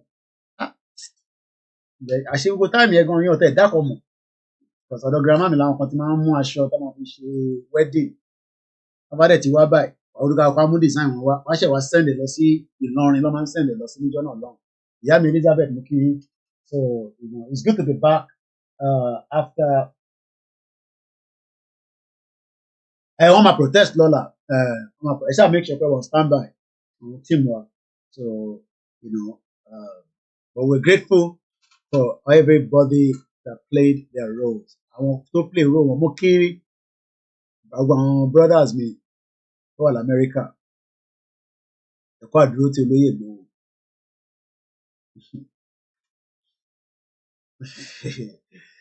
Pé kí ni mo fẹ́ sọ? Kò ní jáde, ẹ má worry. We're just grateful to everybody. Kò sí bá ṣe fẹ́ dúpẹ́ tán, a máa dúpẹ́ yẹn forever. But we are back now. Let's continue. Dizzyman 123, thank you so much. Testimony, Buki, and the rest of those of you that are there. And you know, I haven't mentioned your name, like I said. Adekunle Plenty, you know, the KOIKIMEDIA. That's a good time. I do for long. Igboho Sha. Ṣé ká kọ gbọ́hùn Igboho ká tó máa lọ. Ẹ jẹ́ wá ká kọ play. Ká kọ fi end the program. Olóyè Igboho Sha. Irú mọ́lẹ̀. Ní kò ní wálé. Wọ́n ní bàbá àti ẹ̀fọ́ máa lọ́gbẹ́ kò ní wálé. Gbọ́dọ̀ wálé. Ṣé Germany wọn àti ṣìyẹ́ ẹ̀ ní? Àwọn kan ní kọ́ ṣe Zoom. Ẹ rí i pé tó bá ta bá ṣe Zoom kò lè dàbí. Adúpẹ́ fọ́lọ́run, adúpẹ́ fún Jésù Kristi. Gbogbo ẹni tẹ́ fàdúrà ràn lọ́wọ́. Wàá lo àbọ̀. Wàá lo àbọ̀. Mo kí gbogbo ilé ẹ̀kọ́ sí. Mr. Wisdom mo kí ń sà. Mo kí gbogbo àwọn ìlú Ìgbòho pátá. Láì fẹ́ nìkan fún sílẹ̀. Ẹ kákọ̀ kí ká gbóríkì olóyè lẹ́ẹ̀kan sí. Ká tó máa lọ. Ẹ kákọ̀ gbóríkì yẹn. Ẹ̀yà gbóríkì yẹn. Ọmọ Adéyẹmọ o, ìwọ náà kọ́ Olódùmarè ọba ní bí ọlá lùgbẹ́. Ẹ̀ṣẹ̀ olúwa o. Sunday o. Oúnjẹ.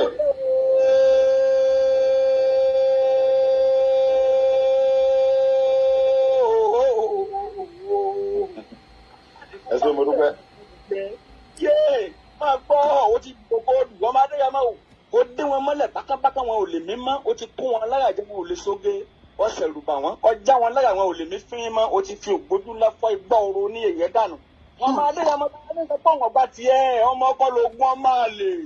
Ìwọ náà bí bàbá dojú dé àṣìlù bí ọba ṣe sí ẹjẹ́ àfọ kí ni bẹ nínú ọ̀gán ọmọ Adéyẹmọ tí ń dún mọ̀húrú bí ọ̀pá ni kò pani bí ọba ní pani kó yé dún mọ̀húrú mọ̀húrú. Sunday ọmọ Adéyẹmọ ó ti digbí àlọ́ yìí yé ẹjẹ́ ọmọgámú ewé kókò tọ́ba lè bí ọmọ bẹ́ẹ̀ tọ́ba fẹ́ fọ̀yà kọ́ máa fọ̀yà pèrègèdè sàǹgbọ́ọ̀rọ̀ máa fọ́ọ̀kù ẹni bá wọ bẹ́ ọmọ Adéyẹmọ ti digbí àlọ́ yìí. Sunday o ọmọ Adéyẹmọ Ìgbòho Sà yé orí èrè àpilẹ̀ ọmọ Yorùbá àtàtà ọmọ ọkọ ní ó ṣeun bẹ́ẹ̀ lọmọ ọkọ ṣe ìwọ lọ pa Gàmbàrí nípa ìsìn Sunday ọmọ Adéyẹmọ ọpa Gàmbàrí nípa ìsìn ọ̀pá fúlàní ọjọ́ ìfowópamọ́ ya onítọ̀ ọmọ Sunday Ìgbòho Sà pẹ̀lú àwọn bàbá rẹ lọ òròlú ọmọ tẹ̀lé àwùjọ ọ̀lẹ́lẹ́ mo lẹ́nilé mo sùn lẹ́ẹ̀kan ọmọ ajá tó yàn jìyẹ́jì sí àwọn bàbá rẹ mi mo délùú mo dáàrin òde mo wá di méjì máa rẹ̀ ta àlọ́ méjì máa rẹ̀ jí àgàdàrín ó di méjì máa rẹ̀ gbẹ̀ndínlógún ó kan ńlá àárọ̀ bẹ́ẹ̀ ní kókó olé wa sàgàdà ńlọ bí àwọn rẹ̀ ọmọ gbọ́dọ̀ ọlọ́kọ̀ iná ń sowó àkọ́níṣẹ́ ọlọ́kọ̀ iná sì ìgbà lẹ́kẹ̀ ọmọ Adéyẹmọ yé Sunday Ìgbòho sàmà tó ogun ní náà ní lógún ogun ló ní ilé àárọ̀ ogun ni wọ́n fi jagun jù yé bẹ́ẹ̀ ń jẹ́ bóògùn ọ̀jẹ̀ ẹjẹ́ nira wọn lóògùn ọ̀nà Sunday ọmọ Adéyẹmọ Ìgbòho Sà lónìí ilẹ̀ Yorùbá gbòmìnira dandan ni. wọ́n wá gbọ́ o. àṣẹ. ọlọ́dà yìí o ìlànà Olódùmarè ni wọ́n máa lò ọmọ Adéyẹmọ o. dákun mọ́rù làwọn oníṣẹ́ ẹbí ẹ̀tọ́ kálukú má fi dùn wọ́n orí kálukú ló gbé ọdẹ kò tó dùn. wọ́n á máa gbọ́ o gbogbo ọmọ Yorùbá tàtà ẹni tẹ́wá lóye ẹja fọwọ́pọ̀ ká gbé ẹni tó lúwa fi sẹ́ ká gbé lárugẹ gidi ni ẹ̀mí jù ọ́ wọn ò dùn mí ẹjọ́ òrodò lọ sí ní bá méjì kọ́ o ẹni tó lúwa fi sẹ́rán ọgàtọ̀ sí ẹni tó fi ra wọn Sunday ọmọ Adéyẹmọ tó fi ra tiwa akọni jagunjagun ọkùnrin tararara gbọ́dọ̀ kẹlẹ nílẹ̀ ọmọdé ọmọ Adéyẹmọ o wọn a máa gbọ́ ọmọ fẹ́ ṣàdúrà kan fún wọn ni ẹni tó bá ní kó ògùn ní kékeré kó máa fọwọ́ ara wọn síra wọn ọmọ èyí wọn ní kàkọ́ máa ṣe ara rẹ̀ nípò dànù ìmọ̀jú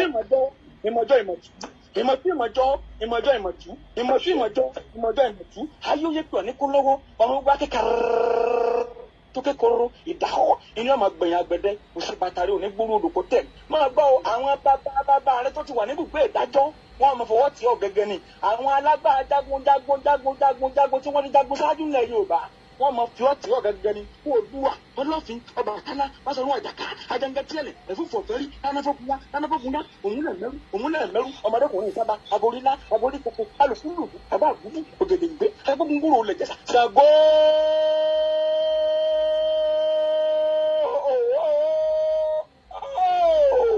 Agbọ́nà sẹ́ńdọ̀ ọmọdé yẹn mọ́ ń bọ̀ Ṣàngó tí mọ́ ògùn làyà wáyé náà ọmọdé yẹn mọ́ Ìgbòho Ṣàǹpolò ti ní pẹ̀tùpẹ̀tù tiẹ̀ ṣe ọ̀gbárùgbọ́ alárúgbó ọdún gbọ́dọ̀ rè jó ògùn làyà ọ̀sẹ̀ pé yẹn rí kẹ́ni ọmọ ń de bàbá rẹ lọ òrùka tari gbàgbà kẹ́ni ọmọ ń de bàbá rẹ lọ alárúgbó parúmọ́ Sunday ọmọdé yẹn mọ́ ní oṣù lójú òde gbangba Sunday ọmọdé yẹn mọ́ ó ti di kókó dù ó ti wà lókè ẹni ẹbá ní ọjà kọ́kọ́ máa kú ni máa gbá o sórí má bẹ̀rù ọ̀tẹ̀ mọ́ òòrí ni gbogbo fùlùfùlù labalábá tí wọ́n ń dìbò lẹ́kùn Sunday ọmọdé yẹn mọ́ Ìgbòho Ọ̀ṣà òòrí bí wọ́n ti ń wo sọ àkísà máa gbá o yẹ gbogbo ọmọ Yorùbá àtàtà tó bá lóye akọ́dà ayé ọgbọ́n ọmọ Adéyẹmọ ní ẹja fọwọ́tì àti yìí débi tó lápẹ̀rẹ̀ ẹja fọ tẹ́lẹ̀ èmi ju ìwọ òdì mi kò lè gbé wa débi kankan pa akọ́dà ayé ọgbọ́n ẹja pàwọ́pọ̀ ká bí ẹni tó lu wá fi sẹ́ni lárugẹ ni ẹ máa bá oyin bọ́ yẹn sẹ́wọ́n máa fara oyin ni igi igbó sórí pọ̀ wọ́n dìgbẹ́ ẹ̀rí ni àwọn àgbàlagbà wọ́n ní bí orí bá dúró tọrùn inú ó dé ìwọ̀n tọ̀tọ̀ gan ni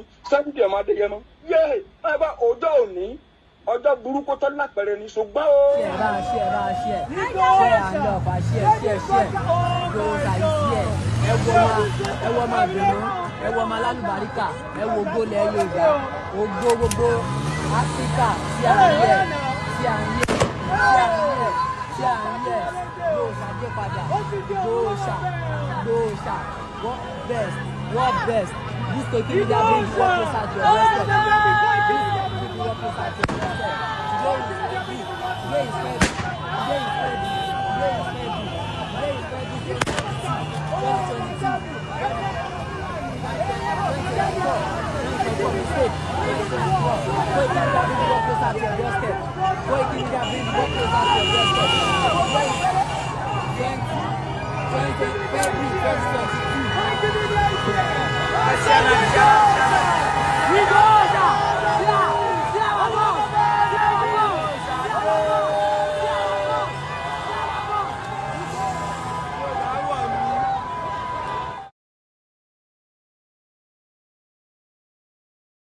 That is our new Giacomo. That was a very good capture by the KOIKIMEDIA team as Chief was getting into Igboho town.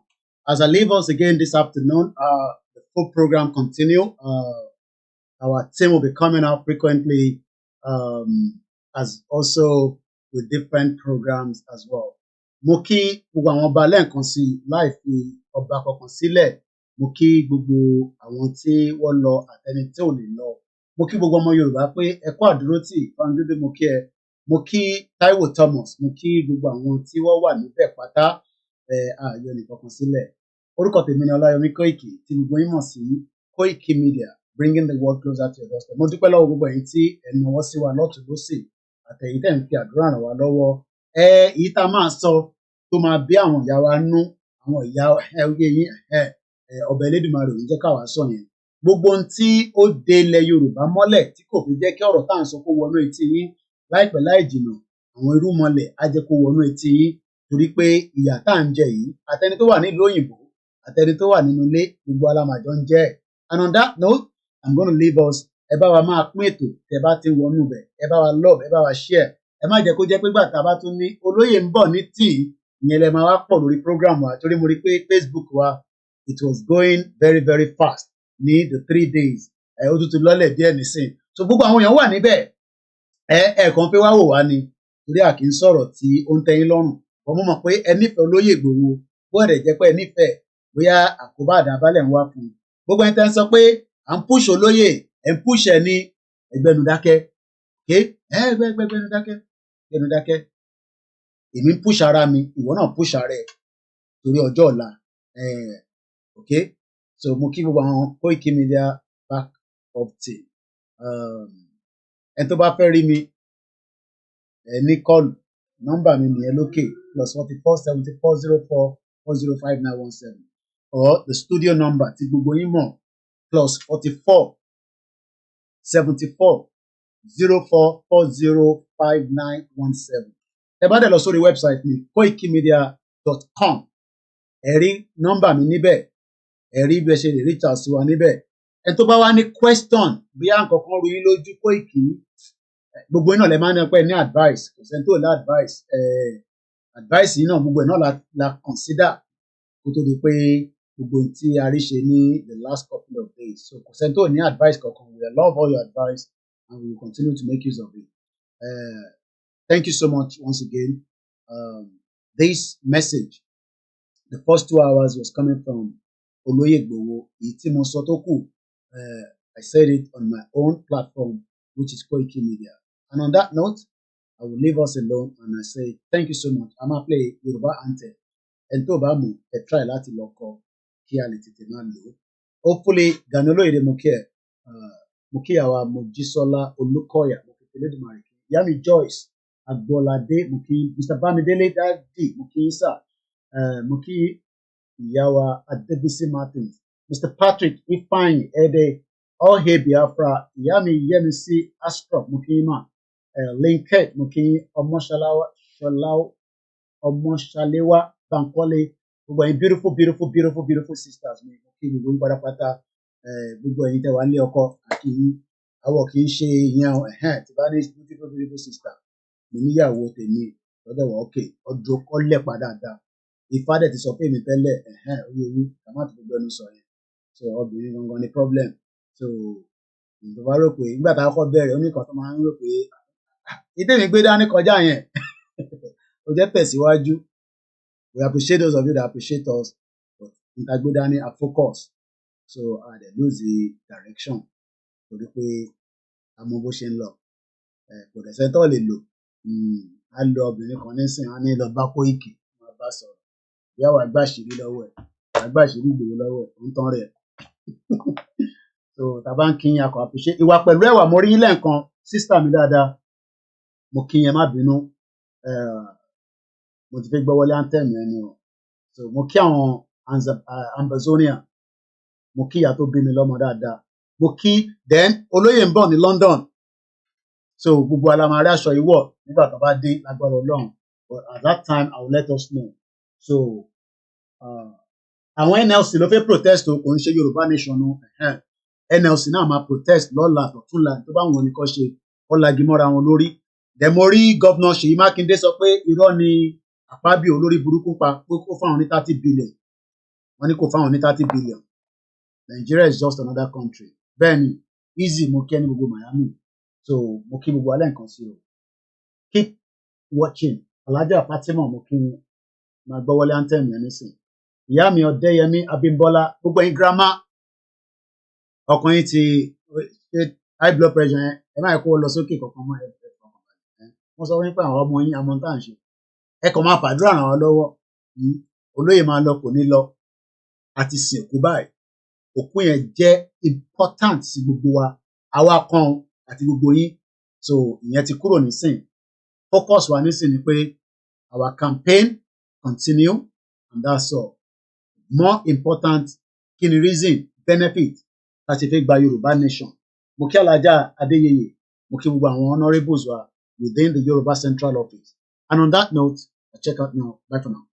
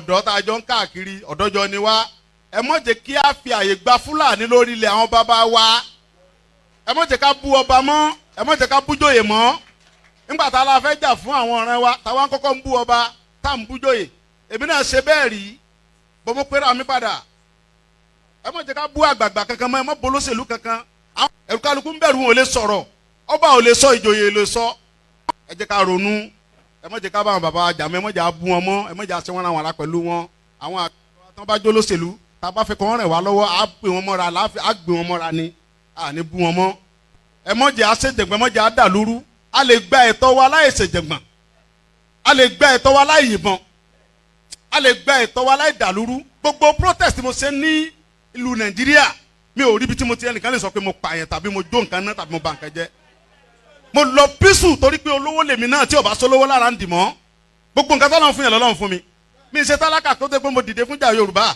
big man ni mi àwọn tó jẹ́ ọ̀rẹ́ mi tó súnmọ́ mi tó ní owó ní kí ni mo wá lọ bẹ̀ pé sọ́wọ́ ni mò ń fẹ́ ni kí n sọ yìí tí mo fẹ́ mo ní ìsọ̀rọ̀ owó àní ọ̀rọ̀ ìran mi ni mò ń sọ kí n wọ Ìgbòho kí n gbéra kí n pé mò ń lọ ọ̀dọ̀ ọba Ìgbòho mò ń lọ ọ̀dọ̀ oníbodè of Ìgbòho kí n kójó wọlé kọ́kàn mi balẹ̀ kí n dá wa mọ́tò kí n mọ́ rìn bọ̀ kí Fúlàní mọ́ dá mi dúró títì kí n délé kí bàbá sọ pé kí n gbé tírélà sùn kí n mọ́ gbé lọ àwọn bàbá wo lè lóko mọ́ wọn ò lè lóńdò ẹ jẹ́ ká fọwọ́sowọ́pọ̀ ká ti àwọn bàbá wa lẹ́yìn ká dá security ti wa lẹ̀ ká sọ fún wọn kí wọ́n bá wa fọwọ́ tì í ká lé wọn kó nu oko wa ẹ ṣé mo dúpẹ́ Jésù Olúwa wa.